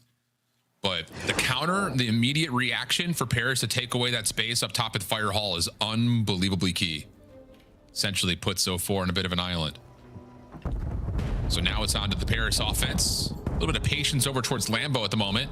Looking for nades up top towards open Hall. Sibs will not land onto both defenders that have taken that space away. So problems here for Paris. Only thing kind of saving them is the fact that this play towards the P2 garage has not been seen yet, and they're going to have a wide open B site. Yeah, they've given up the entire map. So now you're just hoping that if we rotate it over towards B, there's not going to be anyone in the vicinity. But Sip is playing the timing game, and off of Abuza's information, Sip now knows the plays on this side. Big win. Sip shut down through the middle of the map, now gives some freedom to plant this bomb as Abuza was seen over towards the boathouse window. 04 for one. Smoke out. Sib chows that. No problem. 3v2. Zaza duo up top, playing together through Fire Hall. But Draza will fall. Joe able to find the first blood there, and now the follow up onto Abuza. Should be pretty casual, and it is. Huge start here for Paris. A lot of improvement so far in this Search and Destroy, especially the teamwork aspect. You gotta expect when you're putting in the time, especially with these caliber of players, eventually you're going to be able to figure it out. And for an organization who has struggled in Search and Destroy, potentially adding Hacienda to the map pool could play dividend to how they play the remaining series to close out this season. Because right now they are outclassing FaZe, just countering them off the info that they are providing and making great play calls after. Okay, 2-0 start. FaZe looking for a response here to this next offense. Same nade over the middle. 04 not playing through Fountain this time. Instead, it's a 3-man stack here for Paris up top at that Fire hallway. Simp trying to get some control of connector. Good for it for now. Trophy system down late, and Simp may try to use that as an opportunity to plant. Yeah, but without secret control, you have to choose the timing wisely. We need to either take 10 to back them down so we can plant it away from secret, and that's exactly what they're going to do. First blood goes to Draza, but look at how quick Paris are to find that trade and potentially still walk away with the coverage, but it's Draza with 3, 1v3 for Sid. Oh, but he's found the first two really quickly, so now it's just down to 04. in a 1v1. And we have had more 1v2s and 1v3s today than what feels like the entire season combined. So can Sib see another one get through the hoop? Here's the wrap. Wide open sight. Is 04 going to be spotted? Ooh, I don't know if Sib saw him. 04 definitely saw him. So he will back away, play the clock. Now Sib's turn. Whoa! Big timing, big win. Don't miss, don't lose. The motto for Sib is he's on 7 in a row and another 1v3 on the day. Oh, yeah. Sib's just having one of those games, man. He's not missing bullets. He usually provides his dominance in Search and Destroy with that sniper, but remember, this guy is a straight shooter. The fact that Dross is able to walk away with 2 there, Sib just puts himself in a very good spot to quickly have an answer. And then the gun right for the occasion. 7-0. Curious to see if he was able to earn himself that Hellstorm off of the defuse, but Sib having himself a map. Oh, yeah. Not yet. Close. And if you know Sid, you know he wants blood. He's not sitting here looking for damage into an assist. He wants to kill. Earned it the hard way, but it's setting up Estriel for a double instead. Hellstorm goes unearned. Ooh, I was going to say tough position to try to plant on considering that they've already opened up the open hallway. But here's the quick wrap up from Draza. Hold on a second. If he wins this first one, he's got an opportunity to completely pinch up Joe Deceives. Tries to back away towards Checkers, but Joe's good for the trade. 1v1. In another situation where FaZe had the numbers. They've thrown away 2 out of 3 rounds here in this game so far. But you need to be able to stop the bleeding. And with 40 seconds left, Joe Deceives killing the noise and forcing Abuza to play the 50-50 at the opposite side. Now Joe's going to plant this towards the office side. But he will set himself up to initially play off the open hall and then re-wrap to office. Abuza looking to possibly contest through the office steps. Timing is just not ideal initially for Abuza, who does not spot Joe Deceives. But Spidey sense tingling. Joe's got the ADS up, though, and that is enough for him to take the win. And it just feels like every time we see a Paris kill cam or a player cam, they just can't believe what they're getting away with. Yeah, because this is murder. It is 3 out of the 4 rounds when you have numbers advantage if you are FaZe. And somehow, some way, we keep getting isolated in some of these gunfights. And Paris have that clutch gene in them right now. The honeymoon stage is hitting a little bit different on Hacienda. And for FaZe, a team who desperately needs to work on their Search and Destroy, I was boasting this team about Hacienda SD, even though they have yet to play it. They have not had an answer here so far. No, they have not. And a couple of throwaway rounds with big numbers advantages. Never helps. Quick hit developing over towards B here for FaZe on their next attack. Estriel, long water out, going to go completely uncovered. Does he choose to pop up here? Yeah, he will. Does he get the timing on this play? He sees 04 for the first, moving over towards the site, gets the second, and Sib provided another onto Sib. So immediately on for the defuse. Draza looking for a 1v3 of his own. Checking for the bomb. Shots over the top of the bomb site were decent, but not good enough to take care of Ghosty, and it's quickly 5-0 Paris. Yeah, and that's such a great play call there from Paris to just catch them off guard with something that is very difficult to read. When you have the leader's advantage in Search and Destroy, you can start to take some calculated risks, and you're also expecting the other team to just default in a lot of some of these rounds because they have been getting that first blood, and they just haven't been able to have those closing moments. So Estriel knows we're up 4-0. They haven't had any success over towards fences, so let me just hit them with the switcheroo for 2. Water route is good, and Paris are now flawless here at game point. A lot of freedom to do something crazy if they'd like to. Instead, it looks like Estriel's going to go for something quick into the water again. And they've seen Abuza play the boathouse once before, so I imagine Estriel's going to take the ultra long route. And that's indeed the case. It's just unexpected. No, but Sim's able to see him. So now there's some pressure over through boathouse side. Estriel just needs to play his life. But he's actually going to continue to just go and find that kill onto Sib for free. You don't trap him towards the boathouse, and Sib finds an extra. So the immediate 4v2, you already have info onto Draza. This is looking like a flawless 6-0. Sure is, my friend. Sim finds another onto a booze. The last one left is Draza. And he's about to get blindsided by Estriel. I'm surprised. Sim, not usually the suspect of, oh, I see a guy, let me just back away from that gunfight. And they try to retake on the site to leave Estriel alone. But I would say fortunate for Paris, the hit wasn't actually there yet. So Estriel gets away with a great first blood, and Paris 6-0 smoke phase out of Hacienda. Yeah, Sim's just not expecting Estriel to be that aggressive in that position. Once you spot him, you put down shots. Even though nothing is able to connect, Simp is thinking about the big time play. If Estriel is taking that much space, they have to be trying to work this bomb plan. And there's no way in hell he's probably going to take that risk to just run out and chase me. But Estriel, when you're up 5-0, you might as well take the chance. Because that leads to the first blood. This allows Simp to fly on in for the second. And for a map that I was expecting FaZe to be really good at, they just got smoked. Yeah. Well, Paris maybe feeling a little bit of anger after the drop of map number 1. They were up big, 247 to around the 200-point mark. That FaZe were able to put together the manifestation of what is an epic start. Second map, clean, casual, leaving us now with Overload. Any quick thoughts before we jump to a break here, Jay? Hey, FaZe better bring that slaying, man. That's all I'm going to say. If you don't bring that slaying on Scar and you just trap them towards blue, you're not going to have fun. Well, Scar has not been necessarily great. We'll see how things go. We're going to go straight to break, come back with the Overload in this one affair. Black Ops 7 returns to the Esports World Cup this summer. Scan the QR code to get your tickets now. Scuff, official controller of the CDL.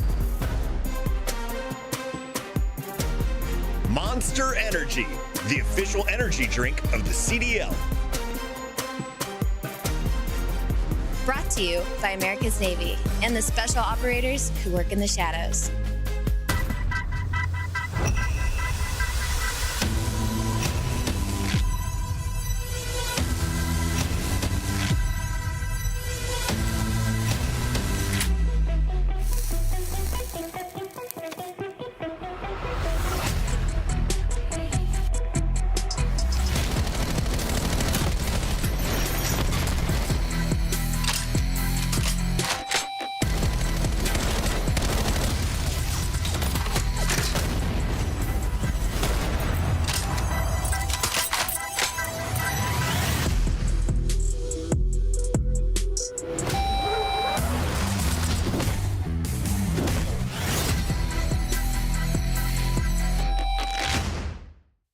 Probably wall run on me. I'm trying to stay up. I spawn up. Got 2 guys. I need help on time. Come on. He's like, got her. Nice. Good help. On you close. Close. We get dead. I got 3. I'm kidding. That was level 3. Let's go. We're back. Any door? Any duds? I'll pick it up, Warren. Dubs on me. Inside. I Warren. Inside. On. Warren, one shot. 3. Look, all 3 red dots. Last guy's the door. That's 3. Last guy's the door. He's gonna go wall run. I think he's going wall run. One shot. Absolute Warren. Literally a bullet. Can't be here. Inside, you suck. 2 more to the door. Wall run. XC on. My God. Oh my God! Nice. Somebody stop me! Oh my God! You're the best! Come on, JB!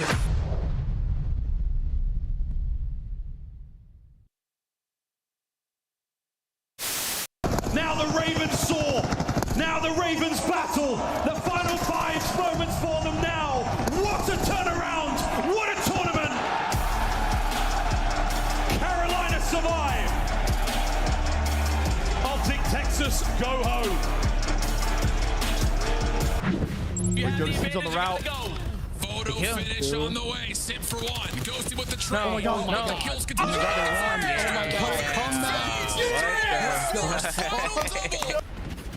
Oh, that's fini.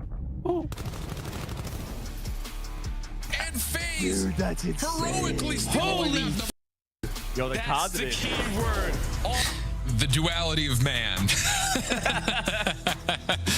What an affair map number 1 was. And then to Gataga's, well, much joy, a quick 6-0 as a measure to respond. So now we find ourselves into a 1-1 map count, and we're in a position in, well, what happens next? Because as much as we can sit here and talk about like Paris on the season, Their overload has been 50-50, legitimately right down the line.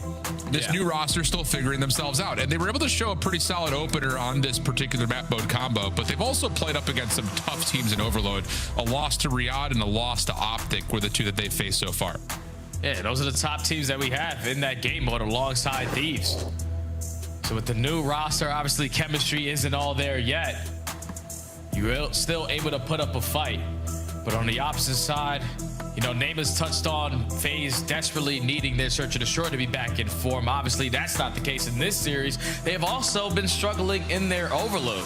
I feel like they're allowing the other team a majority of the game to just dictate how it's going to be played. And then when it's time for them to turn their defense into offense, that first kill that needs to initially go your way, they haven't been finding it recently. So for FaZe, you need to bring your slaying presence, but we also can't rely on individuals to make those big time plays. It needs to be more teamwork, especially on a map like Scar. Well, you take a look at kind of the scoring potentials. I mean, there's been a very clear recipe for what FaZe wants to do, and it leads to Abuza picking up the EMP and putting together multiple scores in a map. Ghosty and the rest of Paris, it feels like they're still trying to figure that out with this new roster. I mean, obviously back when the roster was what it was at the very beginning, you're not going to have Neptune carrying it, so Ghosty's kind of the guy who's behind the play to grab, but now it feels like things change just a touch with how Joe and Estriel have played so far in Overload against very early, but we'll see if things can kind of establish itself as growing an identity. Whereas for FaZe, as much as they find success scoring, and I will say their average scoring is high, they still are in a position to where the last couple haven't really fully gotten over the hurdle yet. I mean, a couple of 2-3 losses, a couple of very narrow wins. So we'll see if they can find a way to kind of create some distance and a gap here early on Scar Overload, or Paris continue to slay things out. And so far, it's the latter of the two. Paris are slaying everything. Yeah, and now Draza needs to keep the EMP safe, just not able to hit the shots. So now you're finessing a little bit if you're Ghosty, just to stall out time and hope to God that your lead blockers find success over towards the 18, but they get shut down. And now you're just trying to control top green. Well, so far, easier said than done. Sib gets back into position. Battle with Draza in front of him, but Draza is able to take that into a double. EMP still down. Estriel low on health, trying to force this battle, but it does look like the EMP will reset. And in that moment, FaZe are able to find a couple of kills, at least neutralize the middle of the map. Joe trying to follow up on that, though, is able to get himself onto 3 in a row, and now he's creating space to top green again. The Abuza through mid-market, trying to just lock things up for FaZe, create some time for these defensive reinforcements to get back into the play, and it looks like that will indeed happen for now. Yeah, and Joe just putting himself in that position towards green. There was 2 players from FaZe who spawned on the backside of that building, but just didn't want to rush their approach. Knowing that Joe could pop takeover, especially in that power position, but look at the kill feed. It's going to be all pink and not in favor of Vegas. You have pushed them back from 18, but your lead blocker is nowhere to be found, and the EMP carry just died for free. Yeah, that feels like a little bit of a miscommunication moment right there. It doesn't seem like often that Joe would just kind of be hanging out top green unless he thought the play was going to rotate his direction or if he was going to have more time to create something from that position. But we stay 0-0. FaZe working on some field control, but Sib is there as the first line of defense over the top of A. Estriel's nade also landing makes life a little bit more difficult, and that will lead to a Paris kill feed with the EMP still firmly planted in the middle of the map. And so far, 2 minutes of this overload, Paris are playing from the backside, and they have dominated a majority of the map control for basically 2 minutes straight. Like, if you are FaZe, you have been uncomfortable as soon as this game started. And now you're just hoping that your SMGs can get lost, can get through, because Paris are valuing their life so well. And they're just not giving you a lot of opportunities to even touch this EMP on good side. No, not at all. But for now, Paris is a little bit bottled up to the middle of the map. Seems like that's going to be okay, at least to keep things even. Ghosty backs away, and now has to be the first line of defense over the top of the EMP, and he wins his first. Good shots over to Abuza, trying to set maybe up a long route from Estriel, who's already gotten to top red steps, and he will bounce out, find one. But still, there's a counter kill every single time you look at it. Until right now, 4 will fall. Opportunity to get players forward. The spawns will be up top towards the top part of the map. It's going to be Ghosty who carries. Estriel around the back of the 18-wheeler is able to find 2, slip away, keep his life. Damage out to Abuza is just enough space for Paris to get the first score. Bro, they just have too much map control right now. FaZe are barely leaving their spawn. Now with the minute 50 left to go, the only one out is going to be Simp, but he is quickly taken care of. So this is where you need to value your life. 04 wins that one-on-one, but he knows the pressure is going to be on him. Thankfully, he stalls out time. This should lead to a phase stop. Minute 35 on the clock in this half. Simp will get some space to work with finally on the Paris side of the map. But he is by himself, and Paris are still controlling the EMP. Popping out. Lots of damage through, but help from Abuza came through off the mid-cut. Ghosty now trying to do the same thing on through Market. And they will find Simp quickly. So yes, FaZe have the EMP, but they don't have a lot of forward pressure on the map at the moment. And they don't have that tank control, so gotta slow down again. Draza, who you were banking on potentially to find a couple kills to create that opening, he quickly gets taken care of. So now you have a minute left on the clock. If you are FaZe, you want to at least tie this game before going into the half. So this push has to work. Well, here comes the brute force of it, but Estriel Ghosty find the first two. 04 gives you one, but Estriel on the pinch is set up freely. This could quickly turn into a counter opportunity, but Ghosty is still deciding if he wants to grab the EMP or not, valuing this position topside playing heady. And it looks like the EMP will reset back to the middle of the map. A couple of the kills will maybe allow an opportunity here for Paris to still reinforce this position, but it's moving pretty slowly, I will say. Joe Deceives cut up through mid, and that's going to lead to an opportunity possibly for FaZe to get some pressure forward. Yeah, if you're Paris, no need to rush anything. You have the lead already. And you just are playing the counter phase every chance that they give you. But this might be the perfect opportunity here for Vegas. They are finding all the kills. SMG's roaming around this blue building, and Abuza's getting stunned. It's not going to matter. They're able to tie the game before the half. Yeah, really nice stuff right there from FaZe.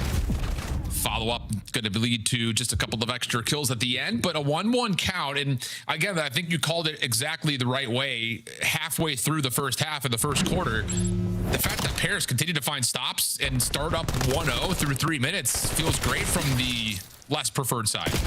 Yeah, because now going into the second half, this is why they make that roster change. You pick up the likes of Estriel, you pick up the likes of Joe Deceives, who can bring that slaying presence and be nuisances once they get into that blue position. FaZe quickly needs to make that adjustment if that turns out to be the case, because if you're only going to run 2 NPCs and rely on Draza and Abuza to try to bail you out with those ARs and up close and personal gunfights, yeah, this is where Paris can start to run it up. Yeah, I'll say. See if that comes through, though. Opening break off here in the second half. No kills. Everyone just playing for position. 04 looking for something over through Motel. He's been red. Help on the way. That's his first blood here in the half. Now Simp. Easy one there, playing with a little bit of an elevated peak, but the trade is through, and the EMP still stays relatively safe. But nice shots from Abuza lead to FaZe, now controlling the key parts of the map that they need to possibly grab. But the lead blocker Andraza does fall. Thankfully, Abuza quick on the trades, and now you're just going to wait for 04 in the power spot in top green to try to get some information, but Simp on the other side locates through Motel. And now Paris playing on the back foot. First blood good for Abuza on this attack. The EMP is still holding through mid-market. Dross is able to get one with the pistol out. 04 looking to get to top green. Help will spawn pretty closely here for FaZe, so they're waiting to develop the perfect situation to hit. And 04 is going to give itself a go. Finds one through the connector, maybe take a little bit longer than he would have liked. Nice damage onto another. Draza, pistol out, wins the battle. Now it's just down to, can you win this if you're 04? Huge win. That's going to lead to an immediate score, and FaZe will go up 2-1. And that's what I was talking about. Their lead blockers don't usually find success at finding those opening kills, but it's 04 this time around making the big time play. So now FaZe up by 1. Have a lot of map control, and I'm putting Paris now in that bad position that you don't want to be here on Scar. Time is still ticking, and 04 still alive until just now. Okay, last follow-up from Simp on the way. Able to confirm 1 kill and a second. So now Simp is in a position that could be a real problem here for Paris, as like you call, 3 are dead. Estriel's is playing a little bit of EMP defense, trying to slow down the play. He only gets 1 though. Abuza trying to quickly follow up. It's just not how much can Simp actually do by himself in this position. The follow-up with the pistol. Abuza just cannot find the legs to get all the way there. So we stay 2-1. Joe able to find the immediate recovery of the EMP, and Ghosty's looking for a quick play over through field, but it's going to get met by the entire FaZe defense. Hey, this FaZe roster, especially on this side, they are just not allowing Paris any space in their spawn. Now just trying to slow down the game. You know where the play is going to develop. All we need to do is be effective on the trades, but it's Estrio and Sip combining for 2. 0-4 and Abuza, though. The safety nets get the stop for a FaZe. Time still ticking. They're control of the EMP. Nice wins coming through for Draza. Keeps the EMP position relatively safe, but Sib, huge shots. Again, don't miss, don't lose. Pistol off for Abuza. Astral, no problems there, but a nice nade from 0-4 keeps this map still firmly in the control of FaZe, especially after the double from Sib. If you get that last one onto Sib, we could be off to the races, but Sib finds the win, creates enough time for the Paris defense to try to get back into position. 0-4 can only do so much, just damage. EMP back down to the ground, minute 50, Paris controlling. Yeah, this might be the first opportunity they have to take a lot of space through the middle map. Ghosty whipping out the M15. Now Joe Deceives trying to get loose, only able to take down 1, but you have opened up a lot of space on this A capture. EMP gonna work through backbone, but Sim falls and Draza gets the save. He had 15 HP left. Astral's pistol shots nearly did the job itself. But Joe, Ghosty, and Sib still find the kill. Sib just trying to create distance between the EMP and the goal. But this position for Paris could still allow them to move the spawns around. Joe trying to find the opener. Not going to happen. The shutdown comes through, and FaZe are able to stabilize. Minute 10 on the clock. FaZe controlling the EMP, at least for a moment. Yeah, but they're trying to grab that EMP, just get it as far away as they possibly can from their spawn. Because a minute left, you've had so many great goal line stops, but Paris are still bringing that slaying presence. The initial 2 go your way, but the reset isn't going to help the gentlemen. 50 seconds, FaZe got a hold. I mean, that looked like Paris were about to find the shutdown at 0-4 and then grab and go quickly. Doesn't happen. Now it's down to the battles around the plane. Draza tucked into a corner. Traded out. Paris still have a player into Ghosty trying to hold FaZe back. And 0-4 gets shut down on that long play. Abuza's stuck. This is a nice moment here for Paris. It's just down to Draza. Able to find the first cleanly. Nade's starting to come over the top. The stuns are locking Astral up, but he's able to score just before 0-4's nade lands. 2-2. EMP over towards Motel. FaZe, the closest ones to possibly extending this second half into overtime. Another respawn, and this one is going to go all the way down to the wire, or is it? Because Sim finds 3 and Draza finds the 4. So EMP has a free roam as long as the pimp continues to slay like this. FaZe are going to be able to take the overload again in the final moments in another respawn. Oh my goodness. It just, you see it developing where Paris are essentially sitting there saying, okay, we got the hard part done. 20 seconds before overtime, just get the kills, keep them bottled up. But Sid finds a sliver, an inch to work with. And then it's just a dismantling after that. Wow, we're gonna need to see it again, because it looks like everything's about to just kind of finish with maybe FaZe getting a little bit of extra time. Things are going to be okay. Like, you get one player in Ghosty spawning. He's planted top green. Like, this all looks like you've cut off the reinforcements. You have the EMP bottled up, but Synth, like we call, just has the smallest sliver through mid-map, and then all of a sudden Joe is stuck with nowhere to go. Yeah, he just had no one scouting over towards Motel. An opening is what Sip was looking for, and you give him the best chance at it. Able to locate 7 in a row to close out that game for his team. FaZe keep on stealing these respawns away. And if you are the gentlemen, it's another respawn that you should 100% be thinking, we got this in the bag, but just let it slip in the final moments. Yeah, in the bag, or at least into overtime to give ourselves a chance. Wow. Okay. So the overload goes to FaZe. Dude, they got about as tight as it possibly goes. Yeah, that's actually so true. Holy cow. So, I mean, just go ahead, Jay. What do you got for me? Because yeah, I don't know. I don't really have anything. This series has been unbelievable between two teams who are trying to get back to that juggernaut form.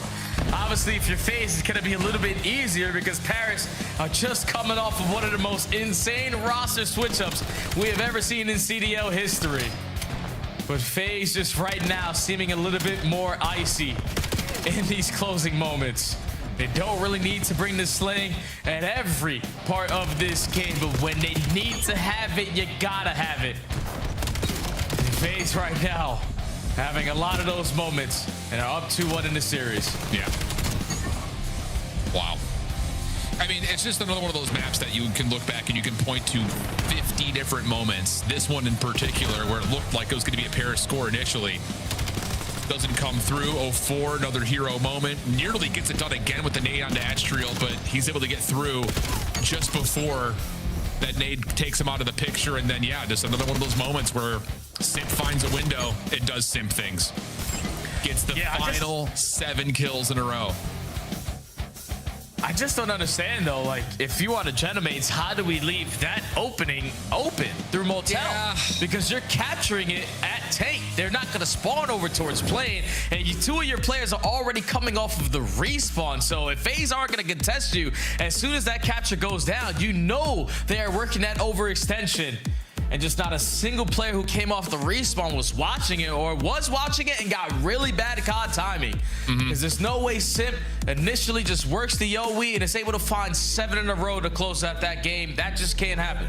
Yeah, it could be something, and again, we could look at it in multitudes of different ways, but Ghosty's the one who gets the top green first, but he jumps out of top green, maybe thinking that Paris were a little bit weak, trying to fight that position away, but leave that for the VOD review experts later. Let's take a look at how we have the rest of the series set up, and in particular at map number 4, Scar Hardpoint. And in the last couple of months, you've got a pretty even dispersion here between the main AR of FaZe Vegas and the new guy in Joe Deceives, who largely had a lot of those numbers tallied up because of the success that Toronto's been able to find on that map.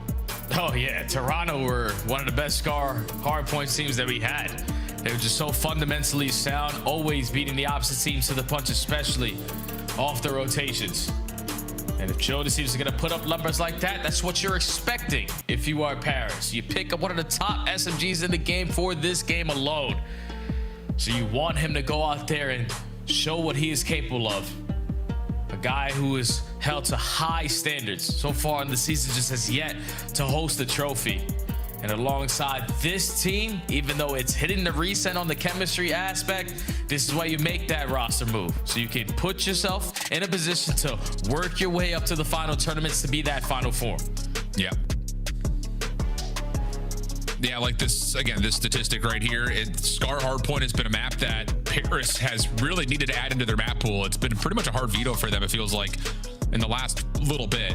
But the last 2 times they've played it, they lost to Boston at the major in their opening round, and they previously lost it to Toronto at the major before that. So it's just one of those that, like, as you get into the deep portions of the stages, they need this map to show up, or at least to be competitive in it. So I like that we at least got that numbers splash screen onto Joe Deceives, because he's got to be the player to watch to see if Paris can find a way to be more formidable on this map that they are at the moment. It's their worst map besides maybe Gridlock. Yeah, usually the saying is, if you can't beat them, join them. But if you can't beat them, maybe pick him up. That can also work out. So Joe Deceives alongside Paris trying to provide that game plan that works so well for Koi. Here on Scar, and already off the rip, they are dominating mid-map. They have yet to flip the spawns out, and now you're trapping FaZe over towards green. Okay, good start. Nade over the top, though, actually keeps the hard point open. That'll give FaZe a little bit more time to play off this route, but it's being watched. Joe's able to find the first. Estriel's still just floating around through mid-map, gets another, but now the map starts to move around just a little bit. Good kills coming through for FaZe. That should be the last spawner for Paris to spawn down towards blue. That's Estriel. Ghosty trying to work on some high ground control, and Draza wins the opening pistol battle, so FaZe have picked up the pieces from the faults of the opening hardpoint. Now they're in a position to get their setup that they wanted to try to approach P2. Yeah, Draza's unbelievable. Another hardpoint where he has given his team a very early spark into this game. On 6 in a row was the reason why they were able to flip those spawns out and at least get 16 seconds off of the P1. But now with the Genomates and the numbers, they win the rotation over towards new. Shout out Estriel rocking fast hands. I'm going to throw that nade right back at you. We're still going to hold on to the HP. Little play from Simp through the middle of the map. Draza gives you another 2 from the front. How about it? Jumps on into the hard point. And that allows FaZe a chance to control the play from the front. Ghosty up top, trying to cook up an 804, shuts that down. And Paris are now a little bit stuck outside red steps. Last 18 seconds. Here comes possibly the final hit for Paris. Simp gets the opener. Joe pushed back. Still trying to fight off this angle. And a good nade from Ghosty keeps the hard point open. On rotation, Joe draws is able to win one, not the follow-up. And a nice moment develops here for Paris in the final 10 seconds of the hill. Oh, big shout out to Ghosty for throwing the Kobe all the way across the map, because now this gives Paris firm control of everything that they want going into this P3. You know that fans are consistently going to be spawning over towards blue, but now they're working on their routes. Already finding success by finding the opening kill over through both sides, and now starting off the trade scenario. FaZe walking away with a majority of the fights. They get a very quick break. Yeah, that's about as perfect as a break could possibly be on P3. You hit the 2-2 split, you win one gunfight from the front, another through mid, and it puts Paris in the blender. Quick response though, once again, Ghosty just doing the work. Putting in nade time. Draza trying to slide himself back up towards the plane, cut off though by Ghosty, who's just been such a problem right now. As soon as FaZe start to generate some momentum, Ghosty's slowing him down. Yeah, like FaZe got the sequence of kills that they were looking for. Al, it's just they didn't put anyone in a position to hard block those spawns over towards blue. So you give the Gentleman's an inch, they're going to be able to take a mile, and now you can blow the game wide open because they are slaying them to bits. Consistently pushing FaZe back to always spawn over towards green, and they're now going to be uncontested for the first 15. Okay, well, Ghosty, 5 in a row. Nice shots onto number 6. Now in potential Hellstorm range. Ghosty's down low. Helper on the back from Simp, but he's being held, just touched by Jodeci's, and he will eventually win that gunfight. Yeah, Paris are looking like a totally reinvigorated team on this map right now. They have done just about everything you could possibly do to either win control and spawns immediately with the proper setup, or find ways to counter what FaZe are throwing your way. This has been a near flawless P4.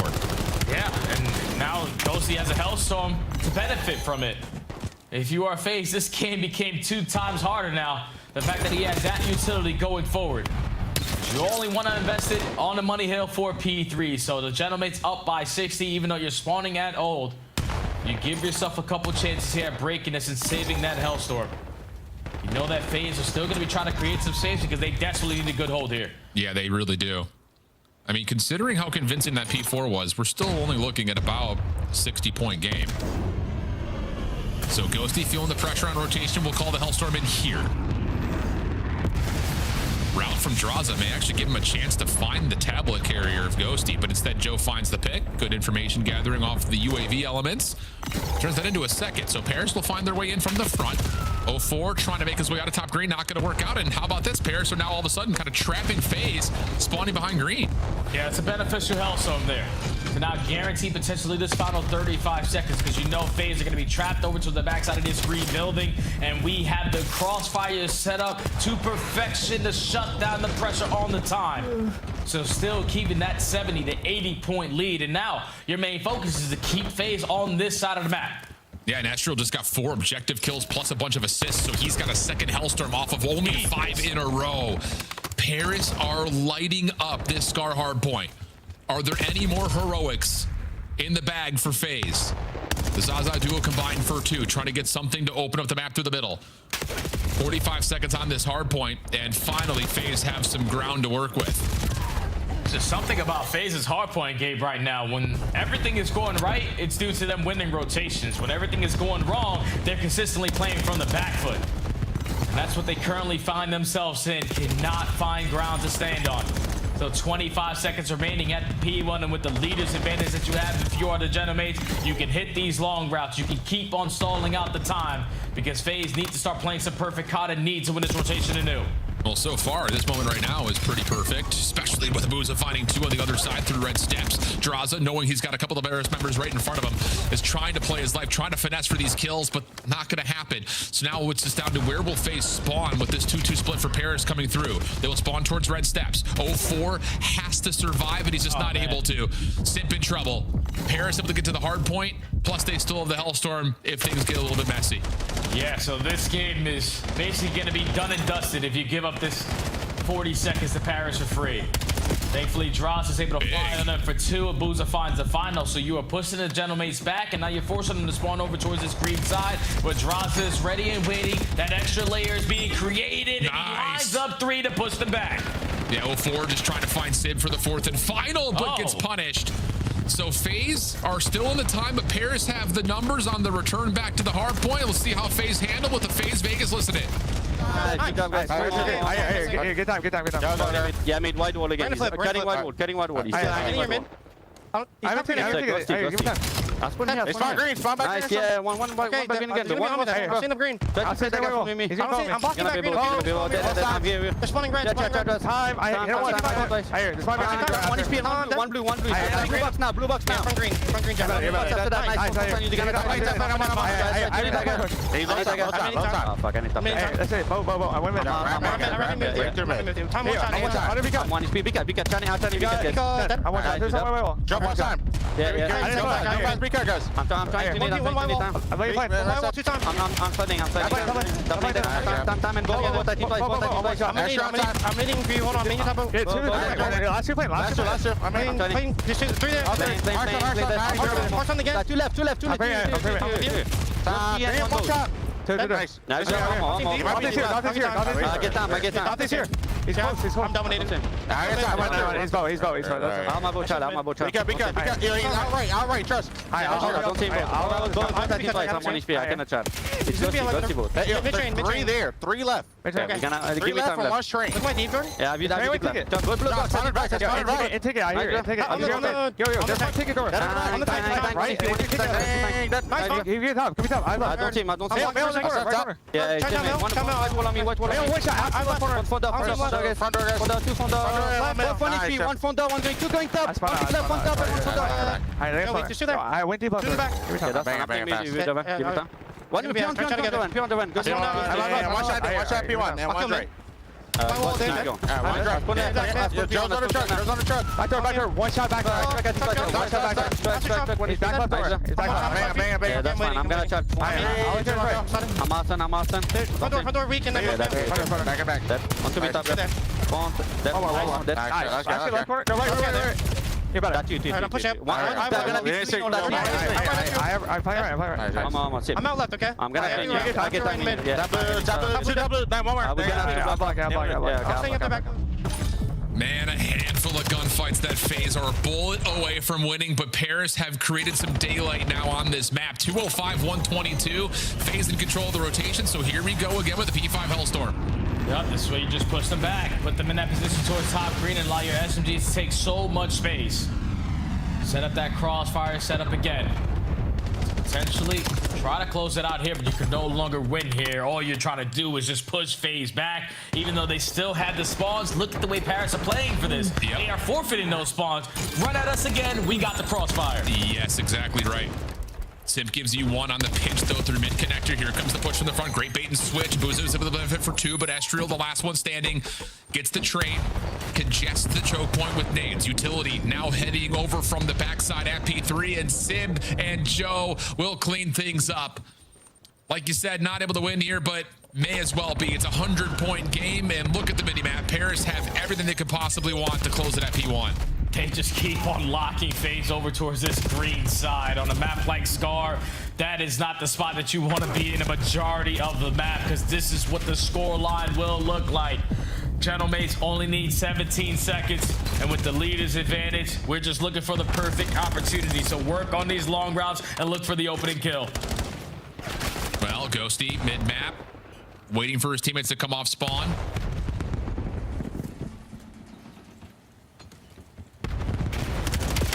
Is he able to find the kills? No, I was gonna say, it just feels like you're just sitting on the edge. You're like, when is this fight gonna happen? When is this fight gonna happen? And it's 04 who doubles down. Maybe a bit of a lifeline here for FaZe. Last 15 seconds, trying to find the shutdown onto Joe over towards New. And once more, we're in a position where FaZe are still breathing. Yeah, don't give him another opportunity if you're the Gentlemates. This is one that you desperately need to close on out, and it's only going to make it easier when you're finding kills off the rotation. But FaZe are going to be the team initially to start off on the time. They have the ARs, they got the crossfires, and for now they are pushing the Gentlemates back. Here we go. Trying to set up the break attempt is Paris. Sim pushed off. Double pitch on the way here. Booza's got the read on it, though. Is just playing his life, holding it back. Help on the way from Sim. They can't quite find the kills, though. Ghosty gets one from the front. Now it's just down to, oh, love this. Paris is going to return back and try to set this up with a 3-man hit. Ghosty, Joe able to find the kills. Draws the last one left. Try to wait for the regen. Has to jump into contest. Pistol out. Does he find the opportunity? Connect. No, it's Joe with the shutdown. Chance for Paris to win the game here. Sim makes safe the pitch. You've got to go quickly if you're FaZe. All 4 players hitting from the front. Nade's starting to trum through, but they're not able to find the connections initially. But the gunfights lead to a 1v1 possibly for the game. It's 249, 186, and Paris are going to just push themselves back to rotating to P3. Yeah, they're just going to cut their losses. You might as well, or contest it for the old time, because all you need is 1 second. You don't allow FaZe this time around to steal another respawn. It was dominance from Gentleman's to start, and it was a great finish for them to close it out and force that game number 5. It's just a majority of that game, they were winning rotations. And then when you're winning rotations, the gunfights are a whole lot easier because you're dominating the power spots. And when you're dominating the power spots, it's most likely going to lead to some hellstorms that are going to play a big part to the deciding factor of who is going to win it. Gentleman's were just doing the little things right. Slaying presence was there, and this is the Gentleman's you want to see. Forcing the game 5 now. Wow. Unreal stuff. I mean, it just another moment where it kind of felt like we were going to get that same FaZe comeback. I'm sitting here looking at my notes on it. It's just like, here we go again. P5 Hellstorm sets them up for win condition. And then it's just something about this FaZe team where it's just like, okay, we have to play perfect COD, so I guess we kind of will. Like, if that was only there before. But the gap just too big to overcome this time around. And I think just kind of in particular, you kind of look at the graph, and honestly, it's just a flat line around P2 and around P4. It just doesn't quite get there for FaZe at any moment in time. And I really go back to that second P4 where it goes from 99 to 117. I mean, in the middle of that listening, there's probably 5 different players that are 1 bullet away from being a kill the other direction, and FaZe are probably the team who's able to at least tie, if not retake the lead. So it's just a couple of gunfights don't go your way. And that's just a big shout out to the Gentleman's, man, especially the AR players, because everyone was running an M15 at points. But when it came down to you having a job to lock down the spawns, they dominated all of the power spots. So Paris are able to take the game 2. They are able to take the game 4. And now we're going to have a game 5 between both of these potential juggernauts to end out this series. And I don't know why I'm sitting here looking at my notes so much. We got to remember this is a brand new team for Paris, so just throw that away. Let's jump to break and come back for map number 5. Right on the backside of this break, an instant classic. Very well may be. Den to determine who comes away the victor in the backside of the game.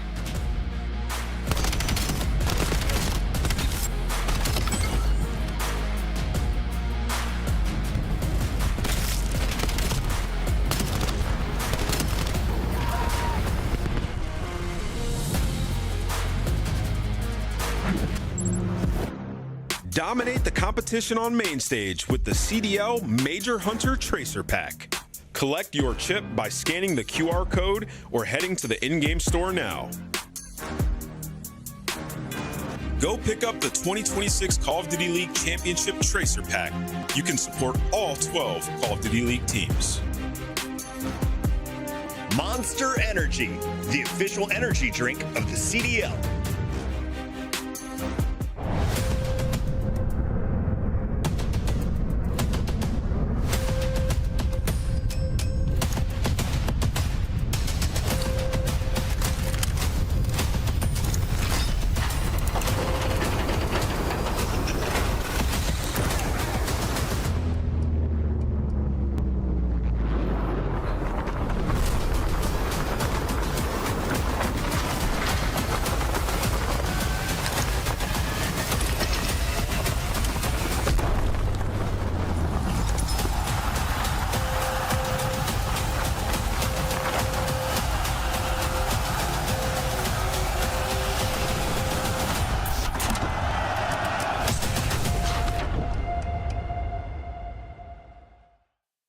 I can't do anything.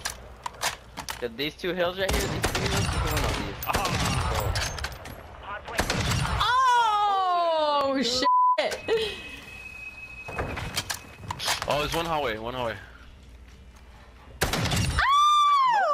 me. This guy. Damn.